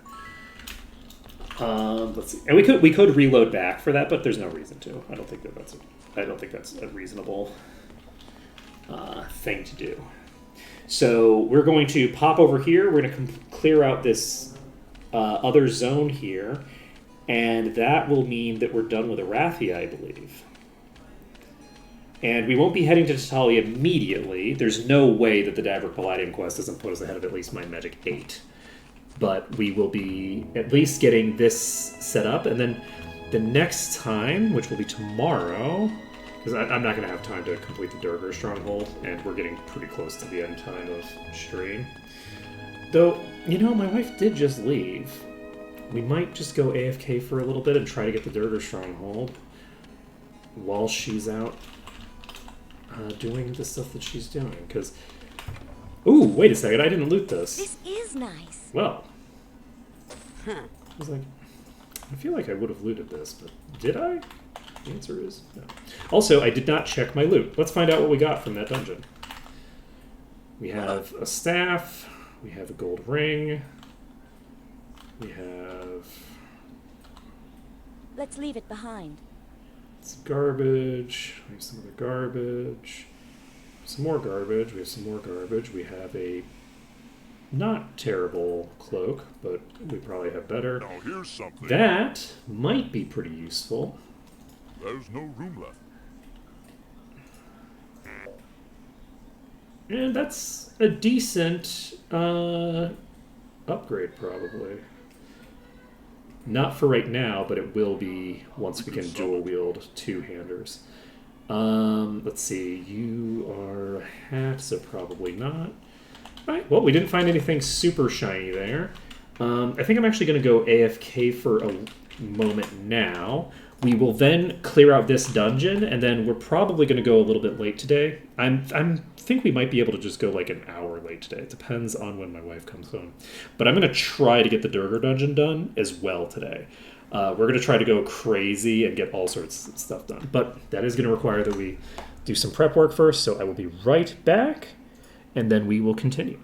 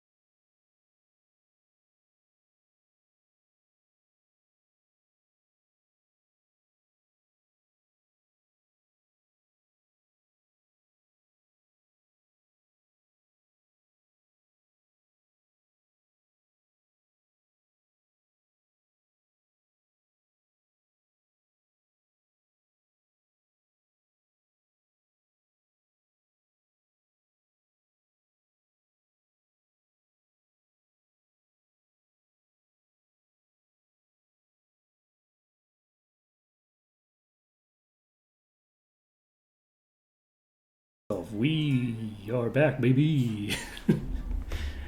Second time's a charm. I remember to unmute myself eventually. Okay, so we are going to just plop right in here, I think. I guess I probably should have cured my disease, but you know what? Who needs it? Let's confirm. 17.56 is lower than 17.77. So we are doing this. We're popping in here. Let's get this This done. one's all right. And we'll also be able to see how can we handle the robbers. Got it. The answer is pretty handily. These are level 45. So the lowest tier of these is pretty weak. I think there's a decent chance that we're not going to have a single boss in this dungeon. So that's something to bear in mind, is that this dungeon is pretty...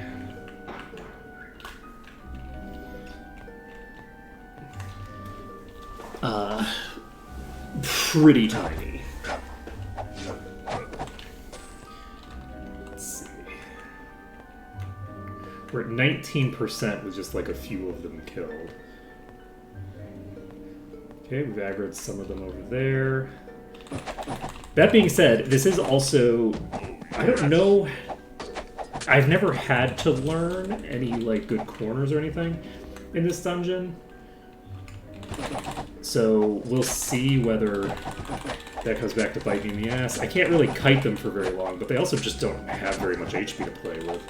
That is a boss. There's like exactly enough enemies in here for one boss. Oh, this is very unfortunate. This corner is so bad that they can hit me and I can't hit them in it, but on the plus side, they're being kind of weird. What are you? Puller. Okay, I need a different corner than the one that I have right here. So we're going to try to melee kite this one. I'm badly hurt. We're going to fail miserably, but again, it's pretty weak. And then we're going to try... You know, let's try this corner. Okay, this corner does not work. I'm not going to try to brute force this thing. I am going to try to find a corner that works. I don't think I'm going to find one. And I should not have tried to do what I just did, I think. Oh, I'm dead. We're almost certainly fully dead here. But maybe not. It's pretty low. Oh, God. No. Damn it. Oh, we were so close. We were so close. If I had just stayed put, I would have probably been fine. That's not true. I may have been fine, I may not have been. I'm going to be very sad if there's no boss in here. I'm going to be so sad if there's no boss. Okay, we're going to try this again. And I should not have done what I did there because I knew that there were other enemies in play. And I know that these aren't that strong. I should have just tried it. Okay, we've got... You know what? This is actually a pretty sizable pack. I think...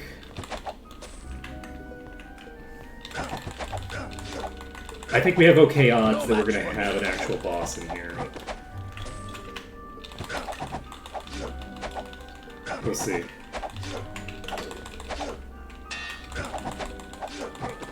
What's this? 31%. And if we get to 65% before we get the boss, then we can actually leave and come back. So there's that as well. Like we can leave to save. This is fun. I'm enjoying this. The enemies here are pretty squishy, but they do hit like trucks. So, okay, are you a boss? You're not a boss. Excellent for me. You are a mid-tier, so I can probably just No match for me. you up. Okay. There's a decent chance that if there is a boss in here, it's in this pack. We found the corner, I think. This is the corner. This is like the one corner in this dungeon that's like an actual corner. Yep. Okay, so if we end up with a boss, like a Thorns boss or something like that, or honestly most bosses, if we end up with a boss in here, we can try to lure it to this corner. We may or may not succeed at that, but... Oh, this is actually a really bad corner. Never mind.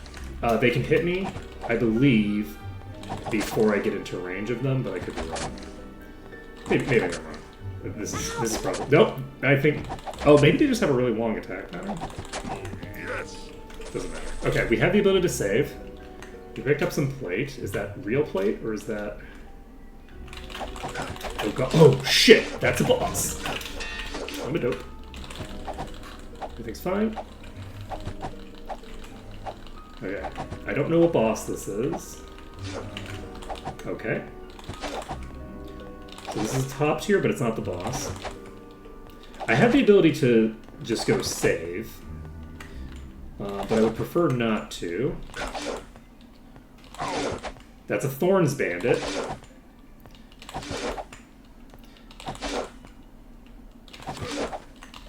Which, you know, I deserve.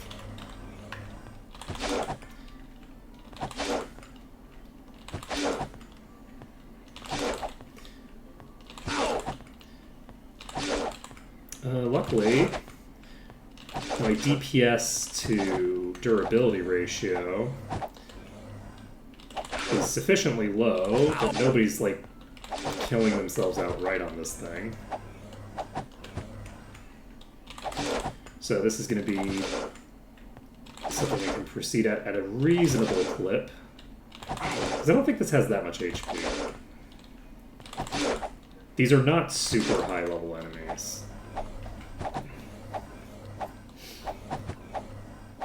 I feel like we've dealt with more dangerous opponents recently than these. And we're going to be dealing with really dangerous opponents in the near future as well.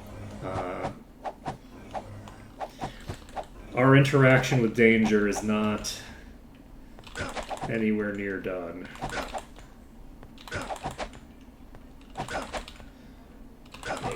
Okay, there goes the thorns, and from here we can clear out the rest of this pack. Simultaneously convenient and inconvenient that the thorns enemy was isolated from the others. Convenient because it means that I can deal with the boss without dealing with the others at the same time. But inconvenient because it means that I'm only hitting the thorns enemy, which means that I'm not able to, like, mitigate the incoming damage at all with, like, lifesteal and stuff like that. Okay, so we have the rest of this pack. We probably have... Never mind, I was going to say we probably have a few more in the back corner as well, but nope, that single enemy was 3% on its own. Let's leave it behind. We don't need this. Letter Valetier. This is nice. That is There's no room. My pack's not full. nice enough. This is nice. Okay. Okay, this is the signet ring. That's done. We can pop over here. Let's leave it behind. Inferno scroll. And we done. So, we're done with Might and Magic 7 for this particular moment. And we are done with Erathia outright. We have finished each of the dungeons here now, I believe. There's technically one dungeon that we can't access in here, I believe. Ouch.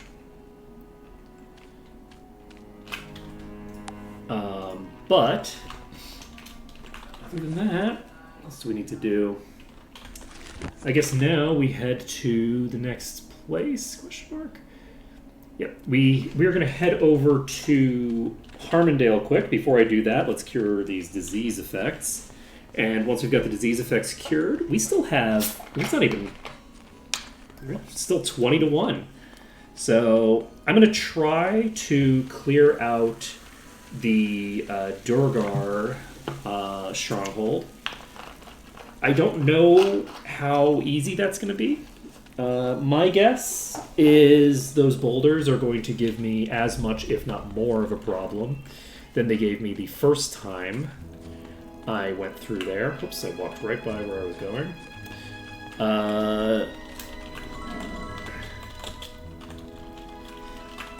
And we'll have to see.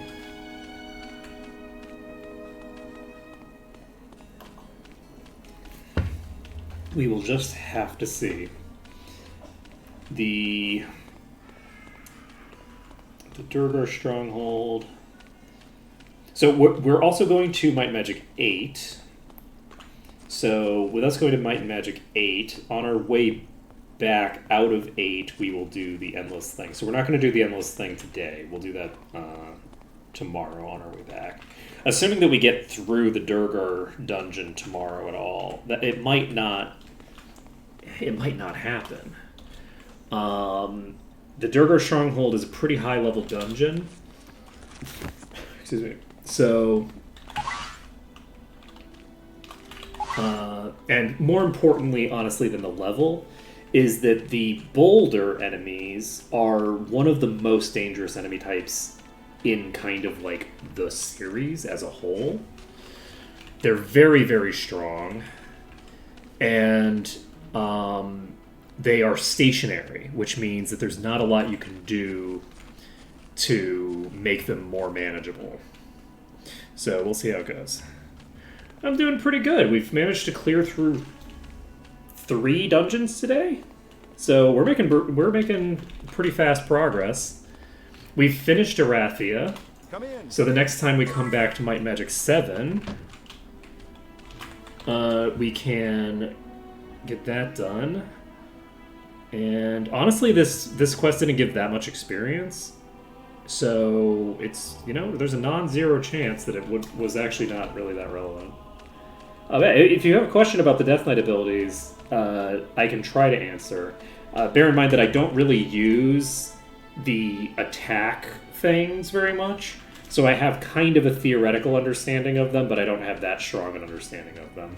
But I am happy to explain what I do know. you just ask.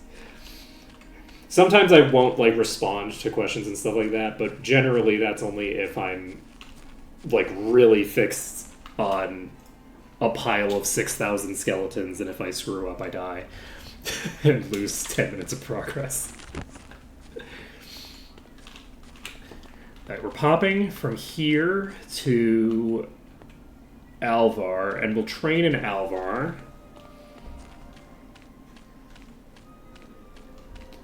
And once we get that done, we go straight to the Durgar Stronghold. Okay.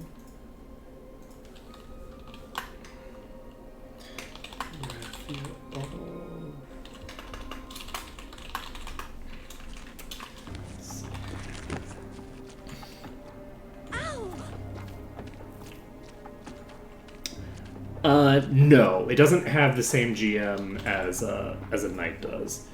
It does have Grandmaster Plate. Does it have Grandmaster Sword? It does have Grandmaster Sword. Repair? Do you have Repair? I don't know about Repair.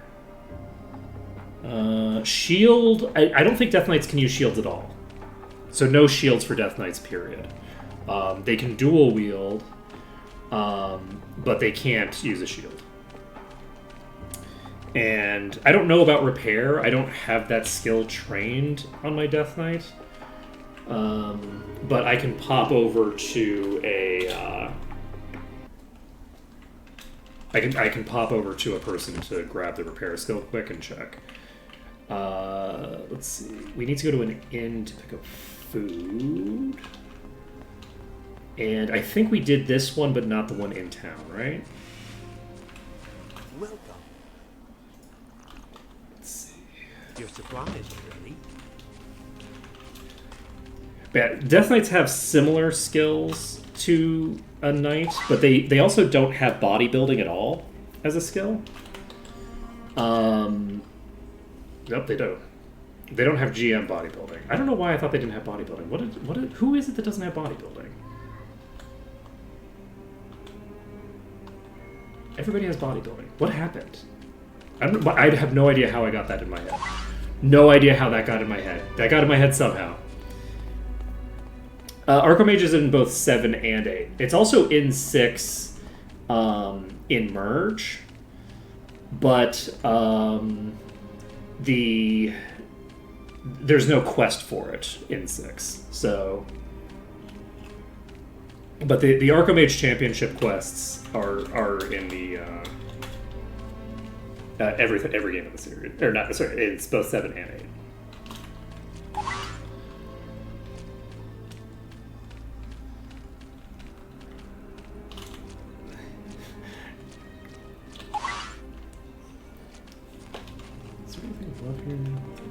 I don't think that I did the Prophet House. I think this is the one that I skipped. I think I remember leaving Welcome. and having skipped doing this. And I think that doing the math, I had one less than I needed, which implies that I was correct in my memory. Let's see. Might and Magic 9 does exist. It is a very different game. It's much more playable now than it used to be. When it first came out, it was during a time period where it was very common for developers to release. I mean, it still is actually. This. So before there was early access. There was the early 2000s where every game came out and charged you full price, did not tell you that they were not complete, and then you bought a game that fully just didn't work, and that was fun and exciting. Yeah. There was a lot of that, but 9 was definitely released in that general time period and met with that trend. It's like the first like fully 3D game. Like the Might and Magic 6 through 8 are kind of like pseudo 3D. Where like a lot of the graphics are actually like 2-dimensional images, not 3-dimensional images. There's like a lot of I don't understand pseudo 3D stuff very well. I'm not the person to ask about that. But the basic gist is you're probably just gonna win off that tower. Oh my god, stop playing again. Okay. And they have enough gems to win at any moment. 3 tower plus 8 tower is not lethal. 13 tower is lethal. Minotaur does nothing for me. 9 is... this is potentially dangerous, but I'm doing it anyway. Using the harmonic ore. And there we go. Yeah, that was fairly expected. Yeah, the thing is that nowadays, it's been patched enough that I actually think that 9 is a pretty interesting game.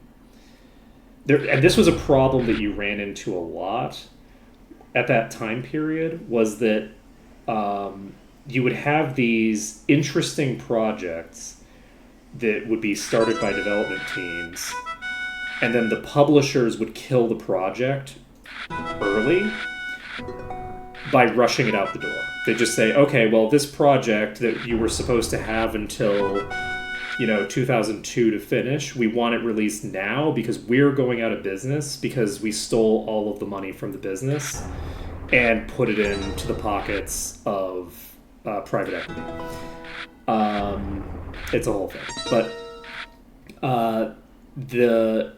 so because of that, and because the parent companies would be like desperate to pretend that they were solvent, they would demand that they release a very large project very early and very incomplete, and then blame the developers for not having finished the game on time when they were on a completely different schedule for a completely different scale of project, and then it's just a mess.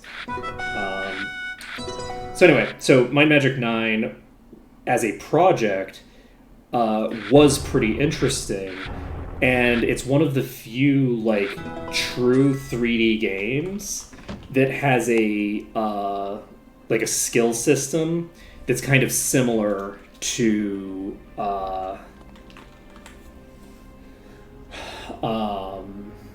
the Might and Magic, the earlier Might and Magic series, which is a little bit more crunchy, but not like super crunchy. Like the Might and Magic series is like mid-tier levels of crunchiness. Toughest party to make in terms of lack of GM. If we're not doubling up on anybody, it depends on the game.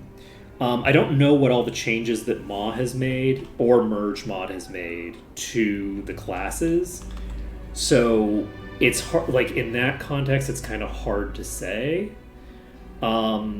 Because I just I'm not familiar that much with all the way that the classes behave.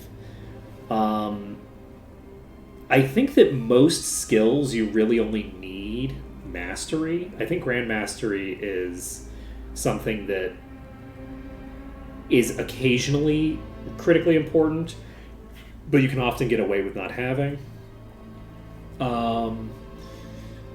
But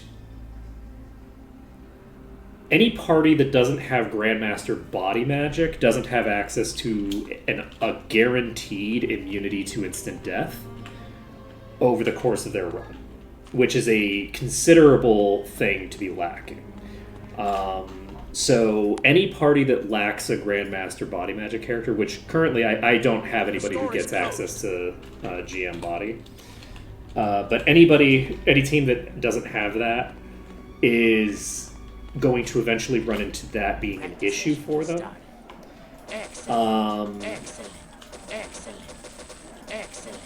So probably it's hard to say because like Rangers used to be really bad, right? Like Rangers in 7 are famously bad. They're so bad in 7, but in Maw, they have a lot of really good stuff. They have GM Axe, which is really good, but they also have Arms Master. Like, I think they had, like, normal level Arms Master or something in vanilla, something, like, completely useless.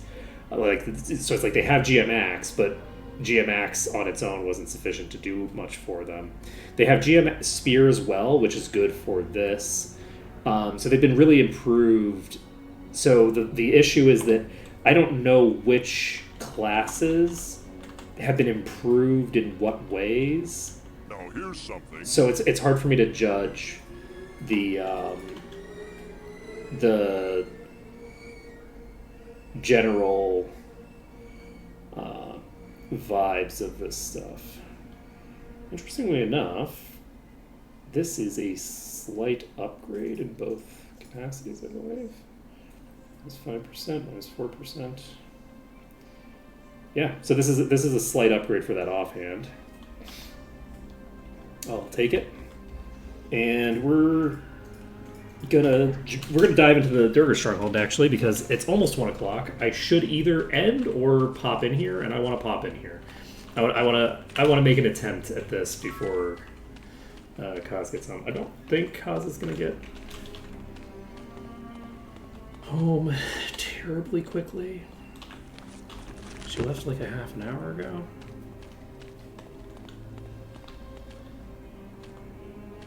Yeah, like Druids used to be really rough, but Druids are way better now. It's hard to say. I would think that probably the hardest party to run is an all-night party because they just have so few tools in their arsenal. And barring an all-night party, I might say a party of characters that don't get access to magic until they have been promoted several times. But some of those promotions come pretty fast, depending on how you're playing. Like Thief obviously promotes pretty quick. Like, what do you get access to? You get access to Mastery. So, I don't know. As long as there's so many classes getting access to Mastery for the spells, it's hard to, like, really have any hybrids that are not, like, there. Let's see. Yes, I do live on the... well, no, I don't. I live off of the southeast coast of Malaysia. I live in Singapore. And that didn't kill me! Amazing! So we didn't die in one hit from this boulder. Huh. Okay. Very interesting. Okay. That's promising. Because I think that was coming off of the top tier boulder. If we can survive a single hit from a boulder... It's a little dark in here. Did I hit the Day of the Gods pedestal? Was it a Day of the Gods pedestal? I don't know if it was, but we are going to hit it. One second. I forgot to hit this pedestal. I think it's a Day of the Gods pedestal. So, that is helpful.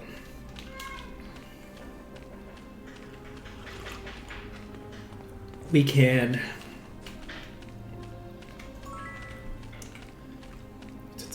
Day of the Gods, let's go. Okay. So we're going to have Day of the Gods. That'll give us a little blip of stats. Sure, we got spells. Sure, we got spells. Protection from magic, which I don't believe we have the tome for, right? Who has the tomes in their inventory? Is it you? Yes. Shared life. We do have we have the tome of Sure, magic. we I think got we're actually spells. set then. I don't know that we have to pick up anything right now. We actually don't Sure, have we remove got curse on all our spells. characters. I think. You don't have remove curse. Sure, let's we pick up got remove spells. curse. Then we'll have two of them. I can use that. Okay. Save this. We've got Day of the Gods. We don't have any other skills that we can train here, I don't think, because nothing's happened. So we should be golden to pop in here. And I'm actually... This is promising. I feel like we might be able to handle this place. What I'm going to try to do, because I do think that this is going to be a very difficult setup, what I'm going to try to do is I'm going to ignore these boulders at first. This is the direction to go, because those ones are there. Ah, no, I can't do this because, now that I think about it, there's boulders in this room, but these I might be able to manage. So if I can clear out these boulders...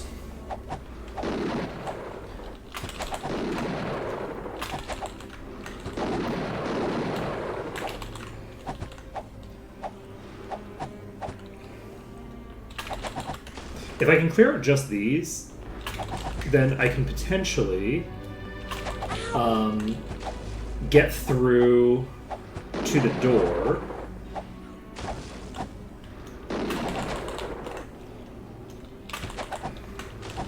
And if I can get to the door,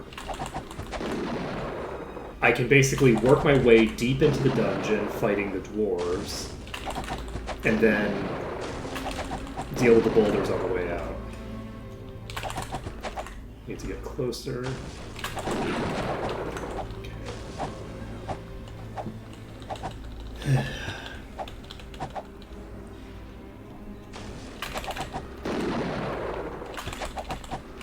I think these are mid-tier. I don't think these are top-tier.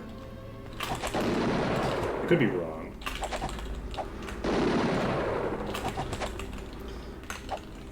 And... yeah, I don't think they're top tier. I don't know if they have the spell that I'm worried about. I don't think they do, though.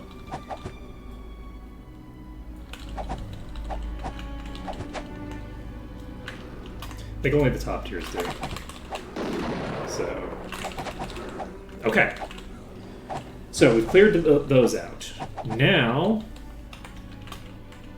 we have these to deal with. And do I want to go through the middle? Yes. I jump through this way.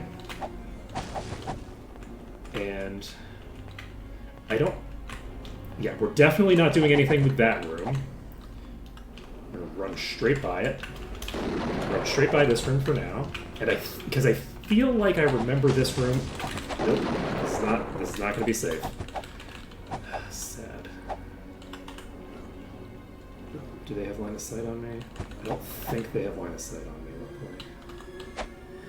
Whew.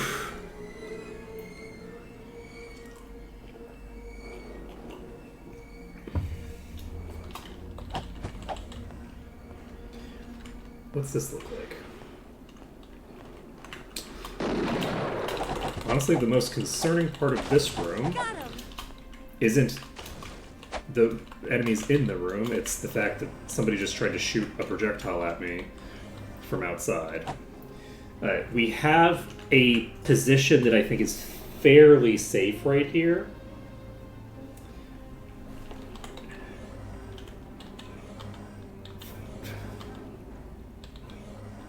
So what we're going to do now is regen ourselves back up to full. And then those are attacking us. This one's attacking us.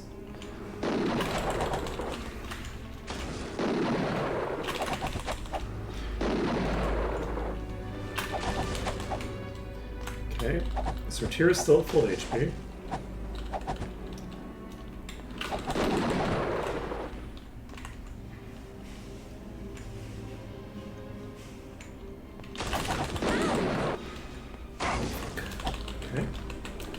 Pull all the way back into this room to heal up.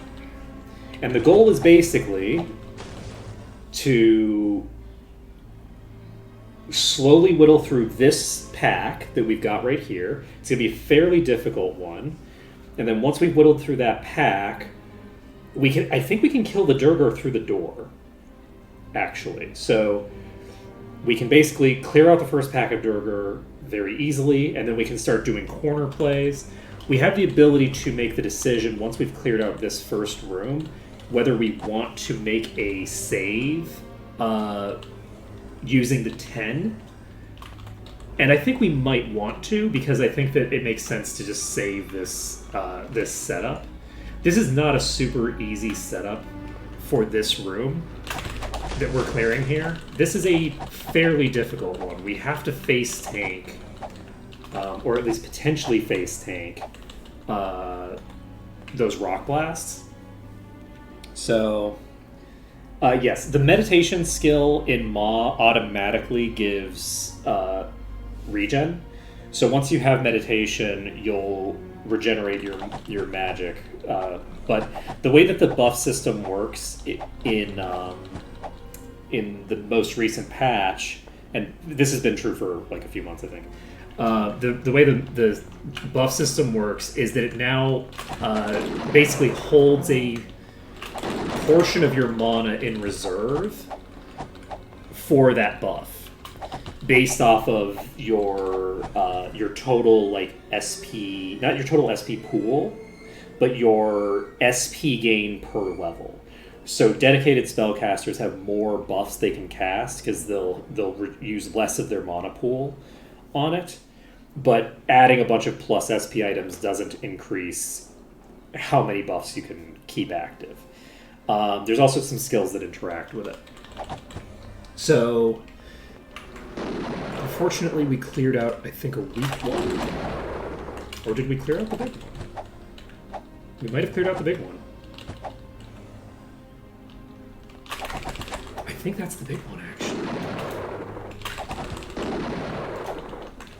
Okay. I was honestly expecting that we were going to have a really, really hard time in this dungeon.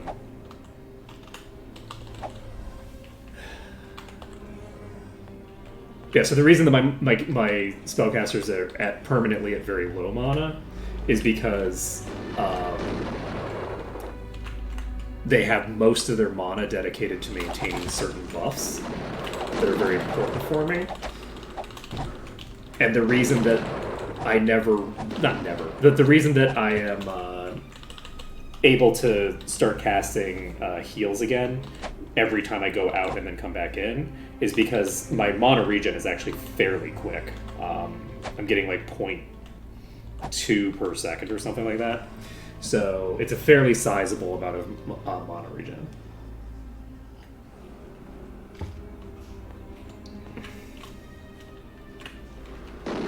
So we just took one of them out. I'm a little concerned about accidentally killing both of the ones that are remaining, but I don't think I will. Luckily, because they don't really move, we should be pretty consistently dealing damage to like a single target, right? Whichever one's in front, but not if the one in front is the smaller one, which was the case just now. Okay, that one's toast. Is that all of them? This is... Okay, I struggle with identifying the difference between living small ones and dead big ones. Let's see if I can kill you through this wall. There's some weird shenanigans with this wall here, right?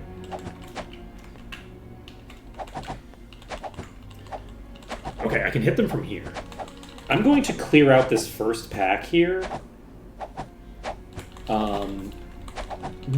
You know what? Well, it worked. Alright, well, I'm going to clear out this first pack, or at least as much of it as I can see here, like this. And I do have to determine if I want to... I don't think I'm going to allow myself to save here. Okay, that's weird. Okay.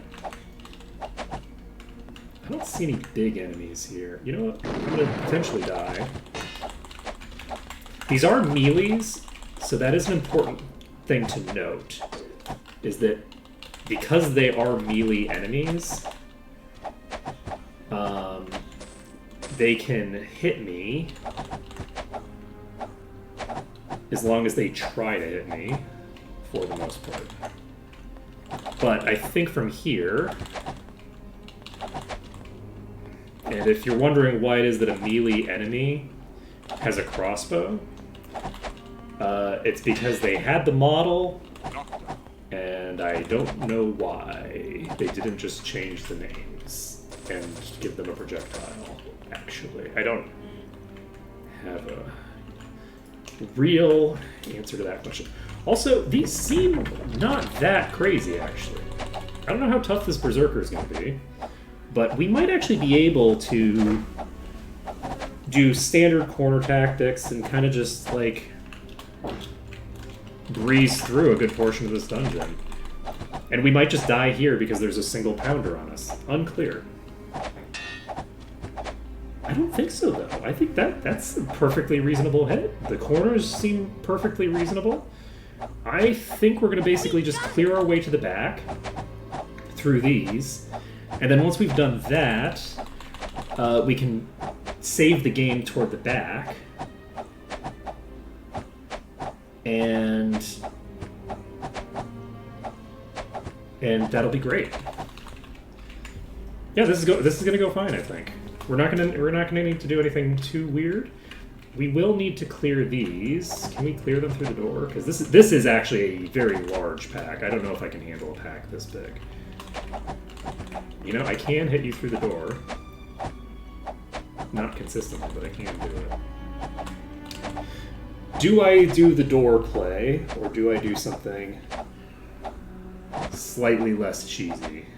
By which I mean getting them in a corner where they're locked and unable to hurt me, instead of getting them into a door but they really, really can't hurt me and there's no room for misplay. I'm going to do this for right now just because it's working fine. If it slows down a bit, then we will swap. We can at least, you know, weaken the pack this way. And then we can worry about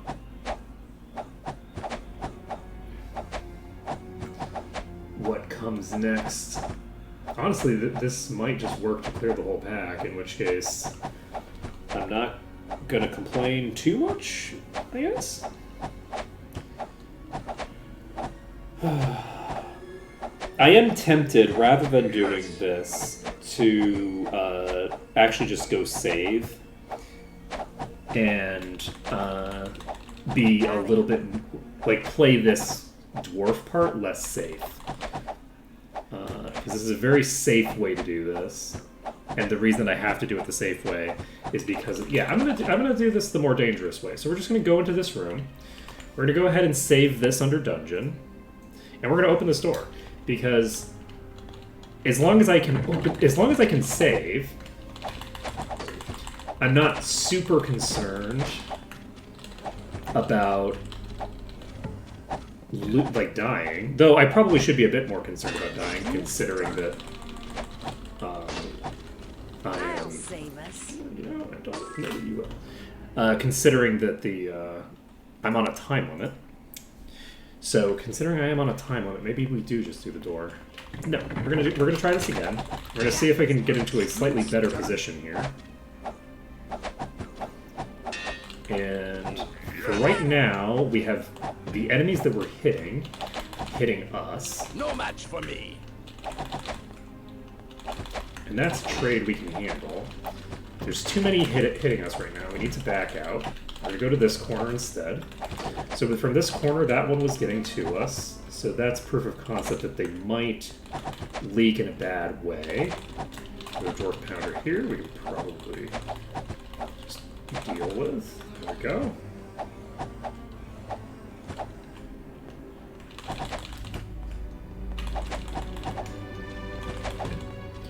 Oh, that's interesting. There's a trap here.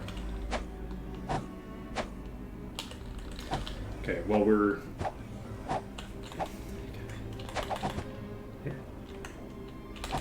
Okay. All set. Is that everybody in here? Looks like it. And anything else of interest? Because of the fact that we're on a time limit, I am just going to do this. And we're not done yet in terms of being able to save, but we will be soon. I don't know if we can take out a berserker on its own. A berserker might actually just be able to solo us. Okay. Open this door. That's a regenerating berserker. That could definitely solo us. I don't know if we'll be able to beat through its regen if we are doing the peeking, or if we need to get it into a better position. I'm fairly sure that we can't beat it in a pissing contest. I know that much. Do we want to try to get it on this table? I could jump on this table and see if it works.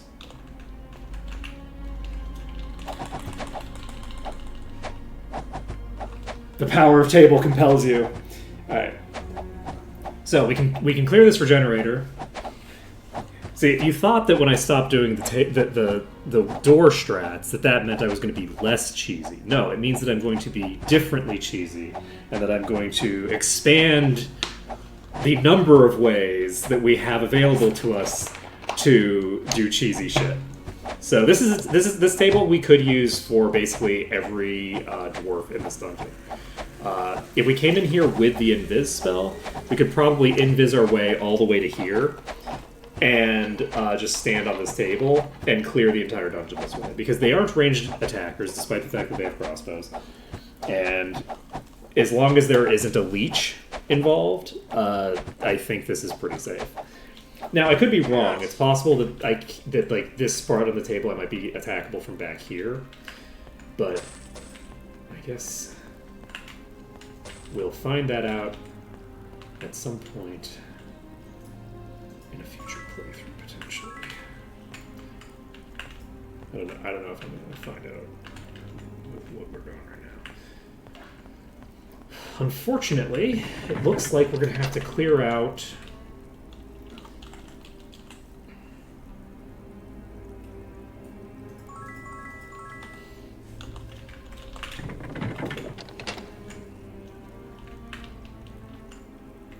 Okay, we've aggroed the ones on that side. That is a huge pack. That is a huge pack as well. We're out of here. I don't remember where the death points are, unfortunately, but those death points are going to be a problem for me. Because it is like rock blasts or something, I think. It does look like these are not that intense individually. It really is just the group that is the problem. It's curious how like weak I was when I came through here the first time. The first playthrough was so cursed. Not because we got bad luck or anything like that, but because I just didn't plan it out. So, like, I had problems where, like, I couldn't loot the gear in here because I didn't have high enough skill high enough disarm skill to loot in here. And that was because I just didn't get disarm expert at the beginning. Like, there was a bunch of stuff that I did that was just like, ooh, boy. Mistakes were made. And so a lot of the reason that this run is going so much more smoothly is just because I'm not making the same kinds of boneheaded errors. Okay, I don't think I'm going to be able to save over here until we clear this other thing. Unfortunately, I don't know. That's at least one boss, so I'm going to just jump on this table. That's a leech. That's the thing that I just said. Okay, well, we're dead. We can't out-heal the leech. The leech effect is just going to kill us. Have no fear. Well, fuck. That is a big issue. What we're going to do is we're going to open this up. We're going to clear out this Dark Dwarf Grunt. And then we're going to open this. We're going to open this. And we're going to walk to here, actually. This basically doesn't matter. We're going to open this. We're going to jump up on top of here. We're going to find out what happens if I do this. This is basically like a proof of concept for, is this place safe or is it not?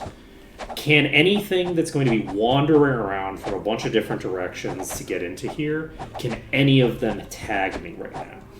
If any of them can tag me, that's going to impact the way that I have to interact with the leech that I'm going to be dealing with. I may or may not be able to kill the leech in a brute force contest of strength. I don't know if I can or not. So, if we can't clear the leech, it's going to cause an effect, shall we say, on how we have to approach the rest of this. But we're definitely not attackable from this side. That seems pretty clear. We're not attackable from this side, so I think this table is just a perfect safe spot. We're just perfectly safe. Yes. No problem. Clear through these, and then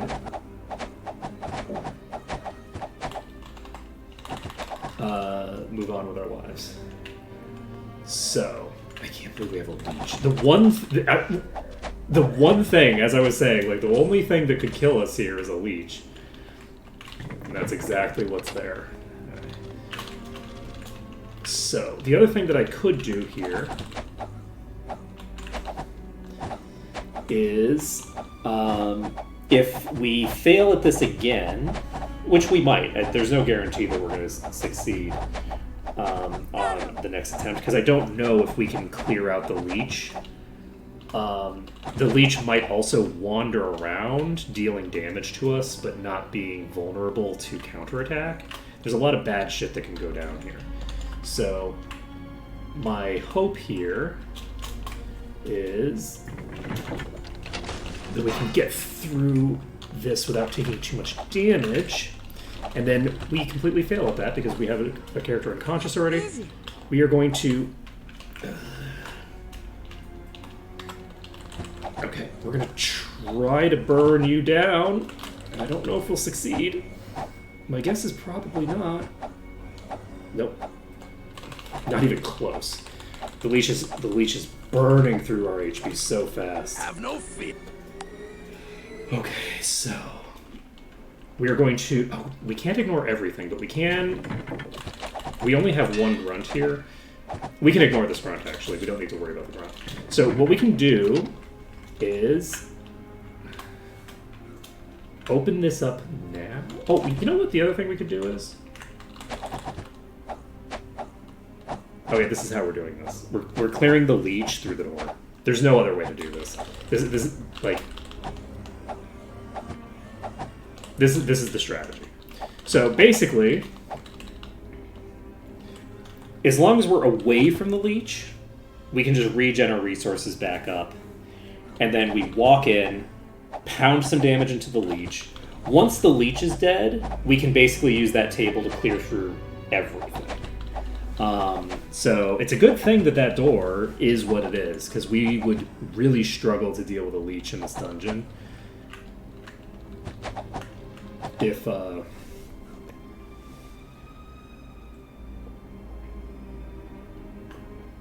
didn't have a convenient door in between us and it. Okay. I think we're all set.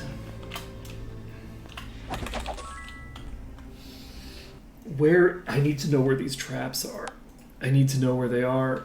We're just going to keep pumping points into perception until we can... No, we only want to get to 7 perception, right? I don't think I can see these with 7 perception. Right? So there's one right at the entrance. So if I jump to here, that doesn't trigger one. Alright. So we have to jump over the entrance, and that's gonna suck because we have to do it over and over again. We're not even hitting the leech.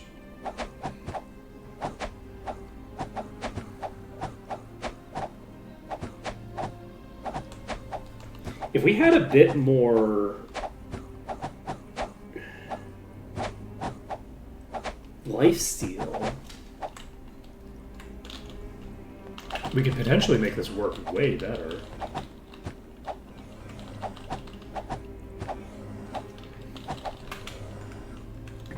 I'm gonna go over here. I don't have anything better to do right now, so we might as well, right? But yeah, those traps have the potential to one-shot us, which really sucks. It really sucks that we have to deal with getting one-shot by those traps. I can't even check the HP on the leech. Would there be a place I could lock the leech into where I could just lock it and then not worry about it? Probably not.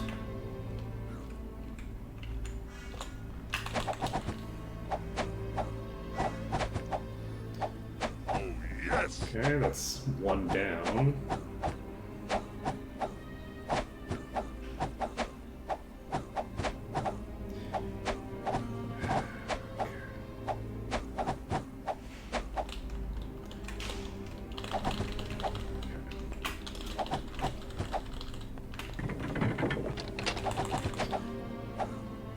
Alright. So now we're just gonna plop over here. We're gonna fight our way through these.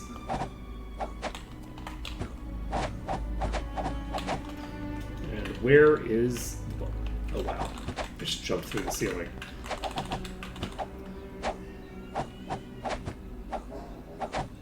This thing's still moving, so I don't really want to put it on double speed.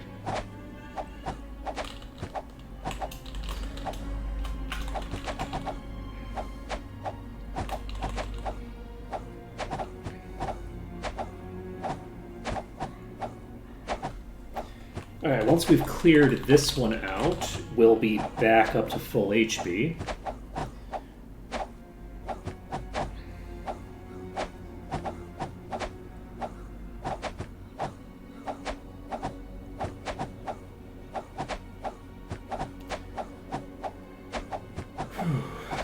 I think we can probably go to full speed if we want. And we do. There's quite a bit left. And it immediately leaves. That's very funny. Okay.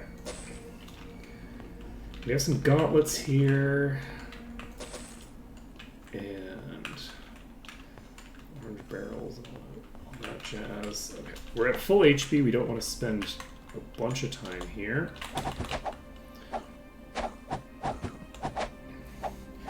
Clearing out more of the pack, which is definitely what we want to be doing. I could try doing some healing while I'm here, just to keep my top DPSing for longer, but I actually don't know that it's worth it. Because it's such a small amount of healing, so I don't know that it's worthwhile. Let's see here. It is very funny though, because like Komanatin and Kortal are both fine, but they're not the ones keeping the preservation up. So the funny thing about this is, if we had gotten to Arathia first, or not Arathia, if we had gotten to Freehaven first, so we could do the night quest, it's possible that Komanatin would be the one maintaining the spell. And because Komanatin would be maintaining the spell, I'd actually be fine here. The problem is that the person maintaining the preservation is dying. I can just let everyone get to -3 billion if Komanatin and Kortal are just dealing deeps and being fine. Shit! I didn't notice how low Sortira was. Getting myself all the way dead from just the leech effect would have been very sad. I have the ability to open this up and start this process. I think I'm going to do that now. The problem with doing that is that if I fuck up my jump, I could potentially get myself killed, and because Sortira is always low, like it's always a bad time to start. What are you doing? Oh, yes.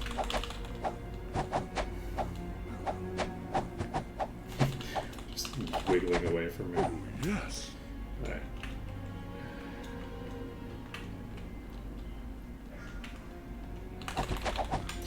Okay. That berserker's dead already, okay. I must have weakened it through the door. Yeah, because I'd already cleared some of the ones in that room before we switched. Let's just ignore nothing. Alright, so I think that's all of these cleared. So...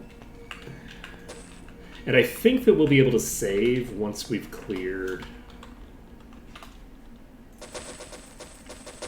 I could check over here. I don't think this is gonna... If this works, I'm gonna be very... myself. Okay, it doesn't work. I'm super terrified that I'm just going to blow myself up on the rock, but there's not really a lot I can do about that, you know?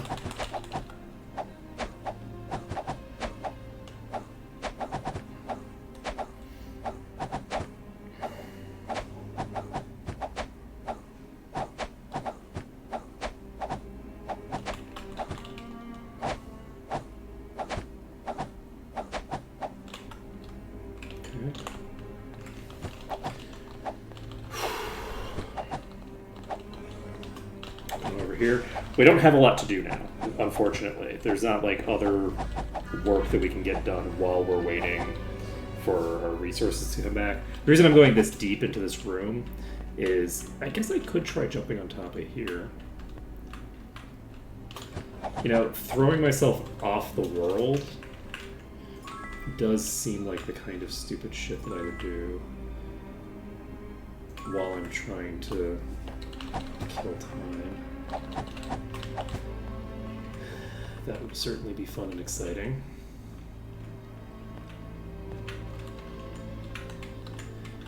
Okay.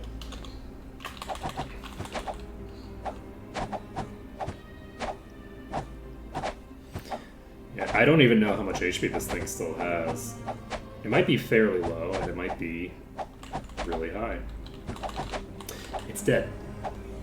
It's fully dead. No more leech.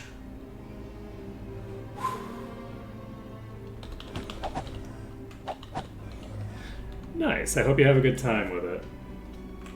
My Magic 7's a lot of fun. Alright, we're gonna open this door. I missed! Ooh, I missed the jump, but it's okay. We're fine. We didn't die. Okay.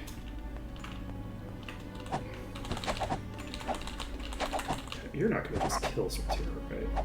That would be a wild thing for me to do. Are we in the green here now?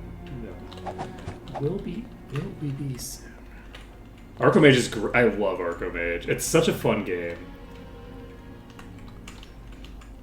We only killed one enemy from this room.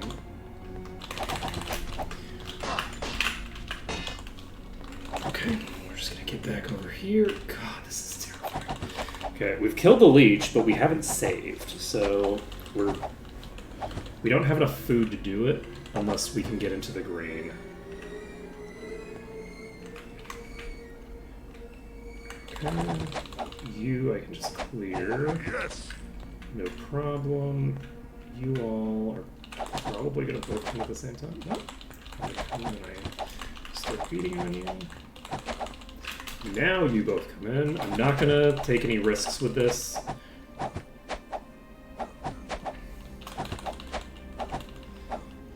Okay. Fine, everything's good.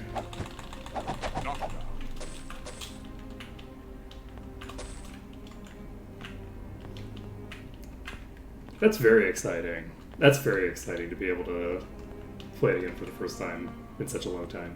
Because I keep coming back to it, right? You know, I've been able to come back to it, you know, pretty much like at least once a year. I've been able to, you know, make the time to do it. What is it that's preventing me from saving? What is preventing me from saving?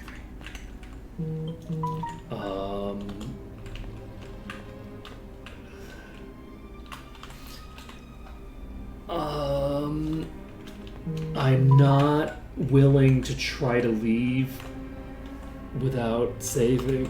We're at 54%. I don't know where the traps are. And I don't have telekinesis to conveniently open these. Can I open this from here? Yes, I can.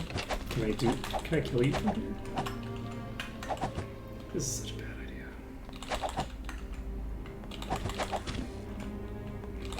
So the thing I'm working with as a theory now is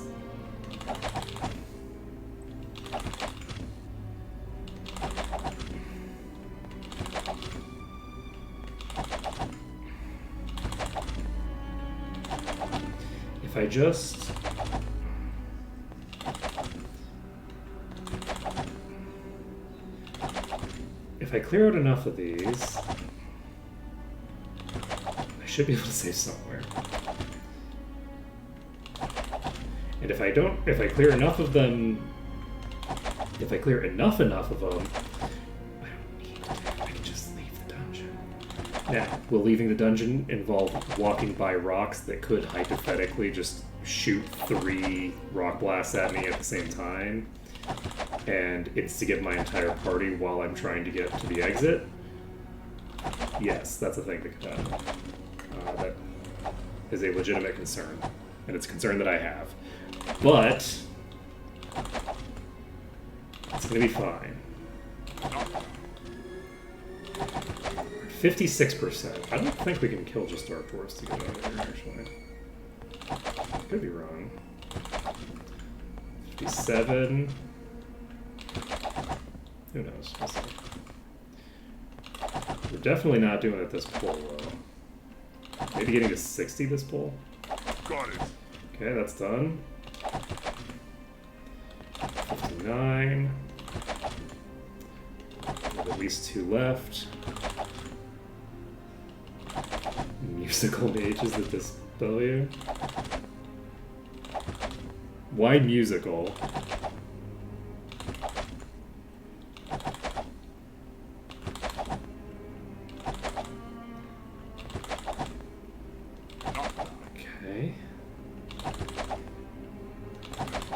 There we go. There we go. Okay. This is perfect. Sorry. Okay, we're at 62%. If I try to jump over there, I could potentially kill myself, or I could potentially get access to another group that I could then allow myself to leave via. But if I can leave, then I need to actually get out of here anyway. So I feel like I'm gonna try to just jump out of here. Oh man. So I think I was standing like here.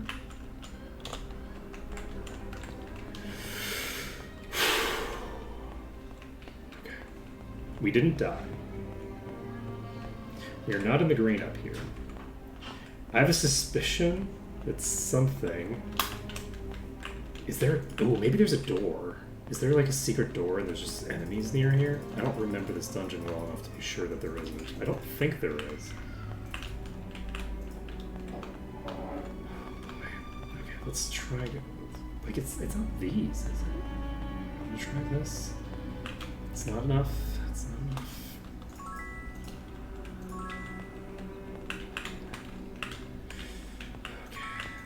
Not in the green.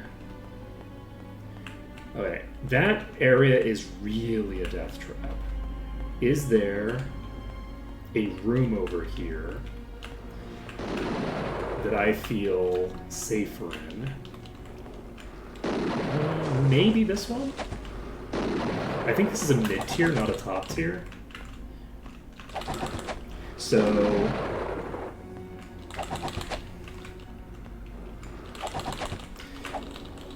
I think because that's a mid-tier, I don't think I have to worry about a rock blast coming out and killing the entire party. We're gonna get Severia, or not Severia, we're gonna get Severia back. Nope, we're getting Sortira up.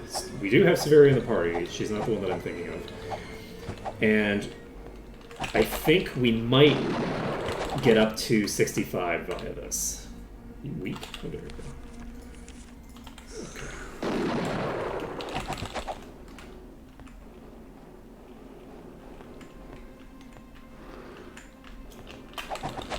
Okay, those are toast. We're at 65%. However, despite being at 65%, we're not at 65% enough to leave the dungeon yet.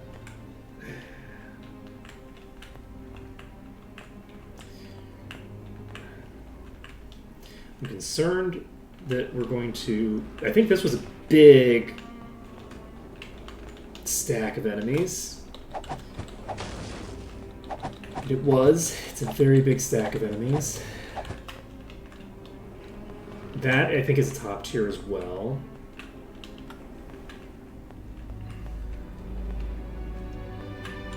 I think there's top tiers in this spot as well. So, I'm going to try to cross here to here. We're going to see if there's any... Nope, there's also a top tier in there. I'm not going to try a room that I know has top tiers in it. So that doesn't leave me a lot of options, I am afraid. So there's the possibility that we die while crossing this. I can skip that pack, so that one isn't a threat to us at the moment. Is there a pack at the end of this? I don't think there is, but we're going to find out. There's not. So we have...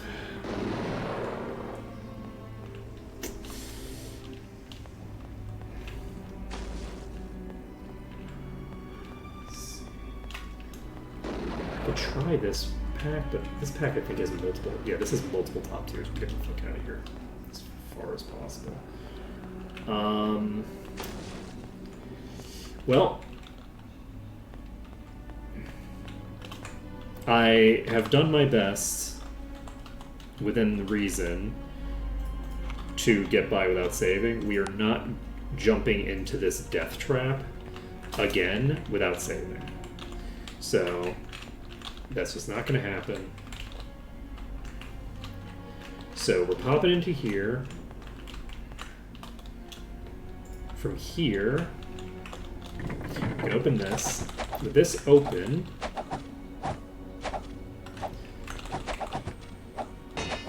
we're not invulnerable here. Tis but a scratch. But I think we only have one hitting me. Monsters are weakened, can no longer resurrect. We just needed one more enemy. Wow.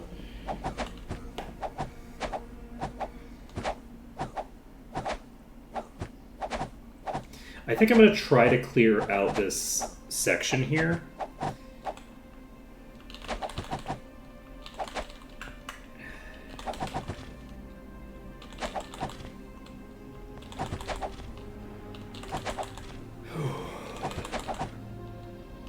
And then once we've done that,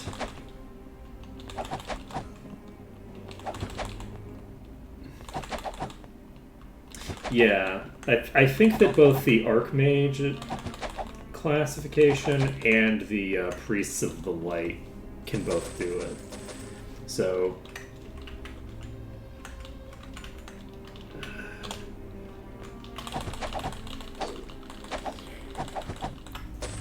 but I'm not positive that the Priests of the Light can. I think they can, though. Oh, here's the infused metal rock. Full. Let's leave it It behind. won't fit. Okay, that's done. Okay, for a second I thought I saw a leech effect going out and I was very concerned. This is the Ring of the Plains. This is Amazing. I'm so happy. This'll do. Okay, Excellent. this is... nice. I can't carry anymore. let's play. Okay, done. Done. So we might get some really crazy shit in here, and we might not. I don't actually know. So, what I do know... Let's see. Yeah, the primary way to do the Walls of Mist is This is to just nice. use My pack's Invis full. and We just don't need and this. walk through it. It's worthless. It won't fit. Now this will do. It's worthless.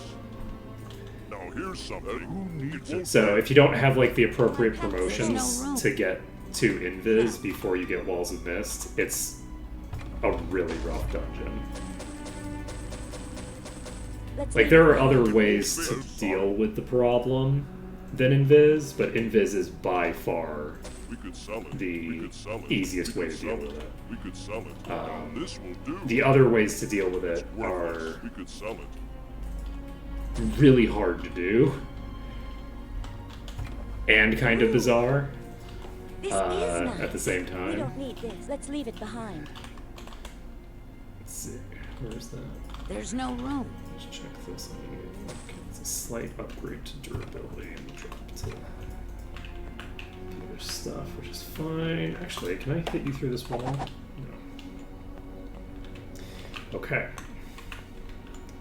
So, I fucking missed the jump. Terrifying.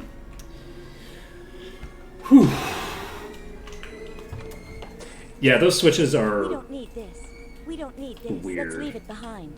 Someone in chat told me what the solution is the last time that I This did it, is nice. but I don't remember what it is. I think if you put the right side to just the middle in, I think that you We don't need this. My pack's full. We don't need you can this. just Let's leave tinker it with the behind. other side. The other thing though is that, and this is something that I Ooh, Sorry. sometimes forgot when I did it for quite a long time, is that you don't just have to hit the switches, you then have let's to leave it behind. We don't there's like a need this. lever underneath, so you not only need to get the correct combination, you have to get the correct combination and then hit the lever once you have We it, could sell it. which is something that threw me off for quite a while, because it's like, I've tried so many combinations and nothing's working. But the reason it wasn't working was because I didn't do the final step once I had done a combination, right? So we're gonna go outside and save, or we're gonna die, and if we die, that'll be, funny in its own right. So we did not die. We're at 73%. Monsters will not respawn. We got out. We can save this under danger. And we're going to go pick up food.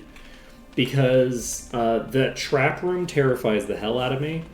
And we need to be able to save the game. We need to be able to save. At the very least, we need to be able to save after we've cleared out those enemies. So we'll pick this up. It's funny because I was thinking that I would have the ability to get to the back and then save, and then it's like, oh right, yeah, I have to deal with this trap that's crazy out of control. So much damage on the trap. Let's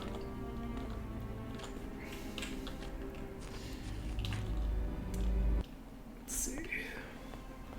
Like Magic 8 and its trap floors. Oh, well, I'm just going to walk right into the death. That was very smart of me. Very smart. I'm very talented.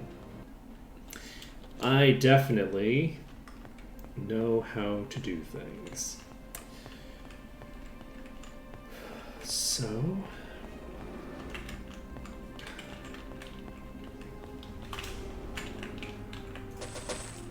I'm actually kind of curious. We don't need this. If you My get... cup's full. We don't need this. Ooh.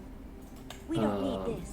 Let's leave it behind. If you get the quests done for the Let's leave merge it behind. We don't quests, need this. I'm wondering if We they don't need count... This is nice. Oh shit! Let's go. That is Enchanted Leather of Protection, and it is of Doom, which is great. Let's leave it behind. We don't need this. We are We don't need this. in good shape. Okay, so that's going to be amazing. And it's speed and accuracy. And you're the leather user for that. For right now. Is this an upgrade for you? It's an upgrade for DPS, downgrade for resistances, but... Oh, this has mind resist that I do not need. Powerful this is. But you know what? It increases my damage. I do like that. And this has endurance. I'm gonna stick to the endurance one for right now, just because. You know what? No, I'm not actually. Now that I think about it, makes much more sense for me to focus on doing damage. I don't need to worry about my durability until I'm in a situation where I'm realistically going to be worried about it. Okay, so that means that we have already gotten some really nice reward out of this. Jump to here. So my hope is that when I'm jumping around here, I can avoid killing myself on a trap.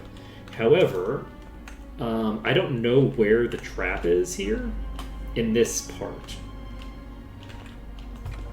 I don't know which part of the floor here is trapped. So I'm going to jump to here, and that's where the trap is. However, I didn't die.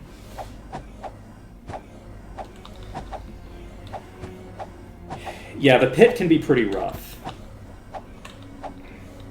The pit can be pretty rough. The, behemoths are no joke. We're going to jump in here. We have little grunts here. Okay. Okay, let's go.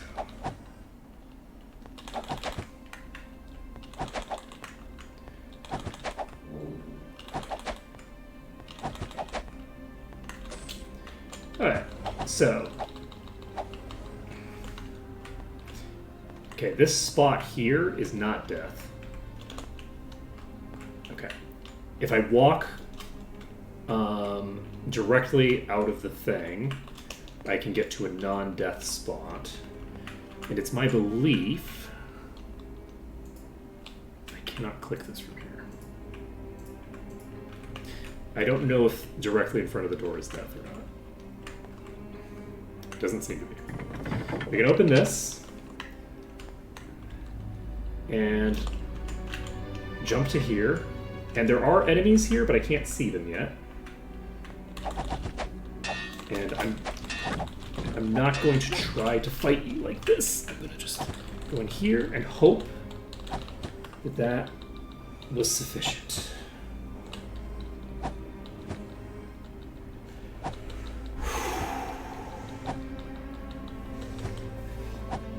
Yeah, dwarves are associated with crossbows in a lot of stuff, but this is definitely a situation where they had a model that they built for one thing and then ended up using it for the wrong thing. Because in addition to not having axes, they're melees. They're not ranged. So they have crossbows, but they are melee enemies. It's very silly. I have no idea how this got. I mean, I do, because my magic edit, I think, was really rushed. We are in the green. We can save the game. We can save this under dungeon. We don't need this. We have Ooh, this is nice. It won't fit. cleared out Now this one, it's worthless. the Dark Dwarf portion of this. We've cleared out the Durgar. And now we just need to kill a bunch of rocks. Ooh, Oh, that's not bad, actually. That's pretty decent. Powerful this Let's is. see. Elemental resists. Powerful this is. Death and eradication immunity. There's no room. I love it. Sorry. Let's see. Very nice, very nice. That's going to be very helpful to have. We need 5 of those, unfortunately, so...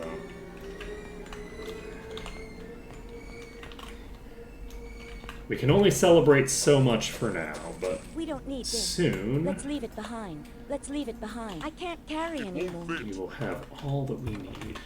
Yeah, once we finish up this place, We don't need we're this. going to need This to do is some nice. inventory management, but that will come Let's next leave it stream. behind. We'll do that Let's later. leave it behind. Next stream, we're going to basically start off with a shit ton of inventory management, do some stuff. Let's see. The region. Which region? What did I look at? It probably is. Okay. Do I save again? Yeah. We've looted everything. We're now leaving. Not the whole dungeon. We're just leaving here. But okay. We've established that this. I'll save We us. didn't establish that that was safe, actually. Okay. Everything's fine. Alright, so from here, we're gonna try to get to here, I believe. Okay. We're not dead yet. Okay, we got out of there.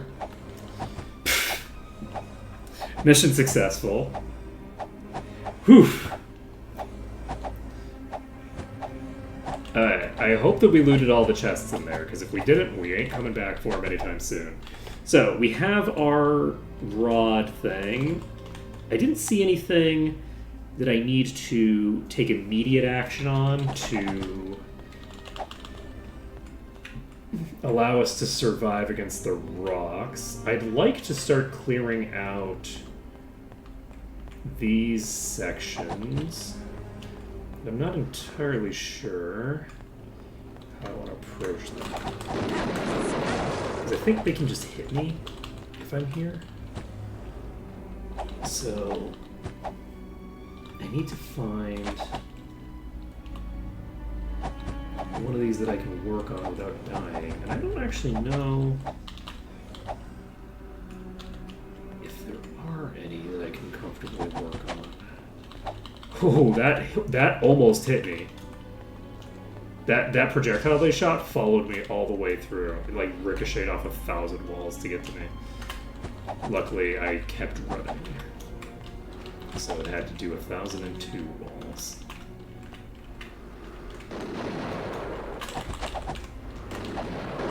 Okay, I don't think I can take this out from over there. I don't think going in here helps me at all, though maybe it does. Do we test? We might test. We test. We do be testing, folks. Alright, this is...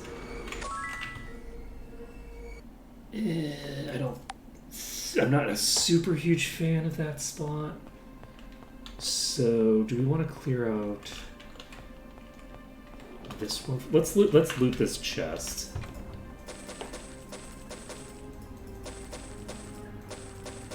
Let's leave it behind. Because there is always the possibility that we get something really crazy It's worthless. that helps us a ton. Let's leave it behind. We don't need this. Let's leave it behind. Because we could get another legendary even.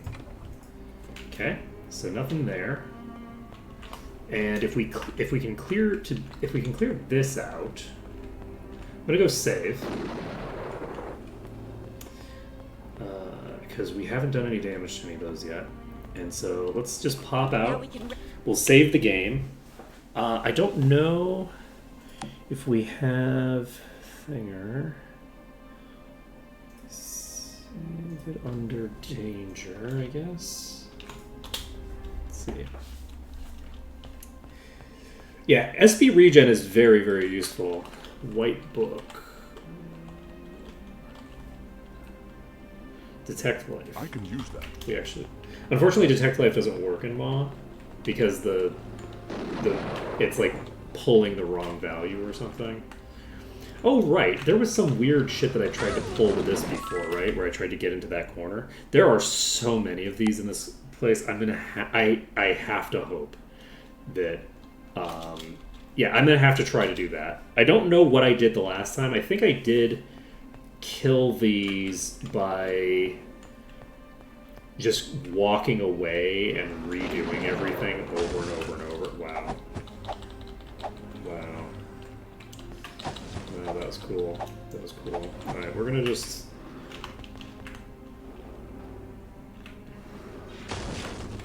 Oh, I was trying to bait the projectiles. So, if we're here, we can't attack, but we can't be attacked unless those rocks can hit me. I took a step forward and got pegged immediately. My guess is that that corner is just not going to work at all, because I don't think it worked last time. So, unfortunately, this is going to be a really rough pack, because there's, I think, like 3?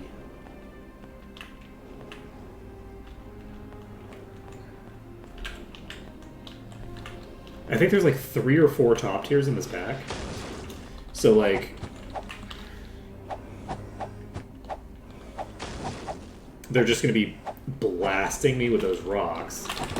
And what are the odds that I can even do anything? Oh man. Oh boy, that's going to be rough. Ooh. That room is actually that room is a big problem. I don't know how to even make, like, progress on that, actually. Because the probability that I get through any engagement without instantly dying doesn't seem super high, right? So I'm going to see if I can heal myself back up to full before they tag me with one of those stray rocks.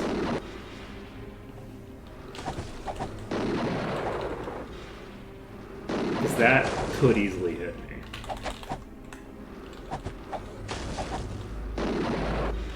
Well, that just straight up tagged me. That was, I think, one of the lower tier enemies doing it.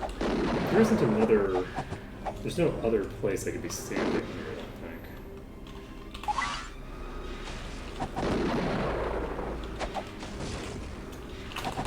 think. I can technically hit them if I go to the edge of this place.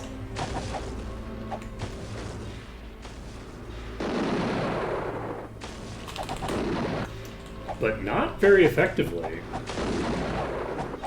Unless I'm just missing. I guess it's possible. Okay.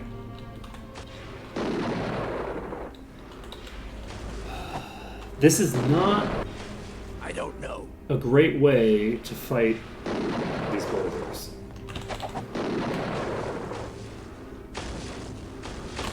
Fuck. I think they might not be able to launch another boulder while they already have a boulder in play. So, it's possible, and there might only be 2 of them. I think there's 3.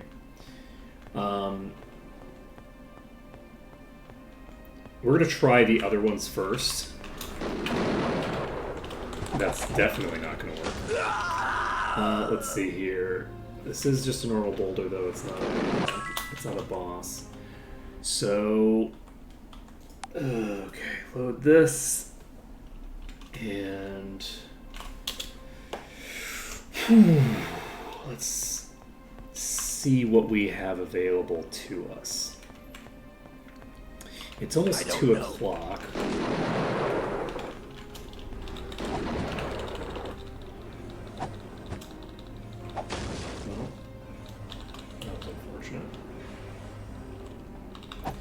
Alright, so what I'd like to be able to do is clear out 1 more of these. However, I think the next time that we die, we are probably just going to end it there. Because it's 2 o'clock, we're going an hour late. And I think that this is going to be a pretty extended sequence. We might have proof of concept on this. So this might be the way to do this. This section right here.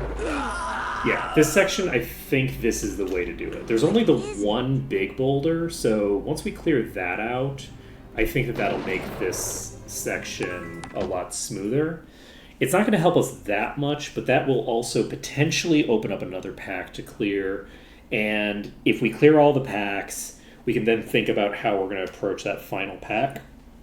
And potentially we'll find some more stuff. We'll probably do all of our inventory management stuff at the start of stream.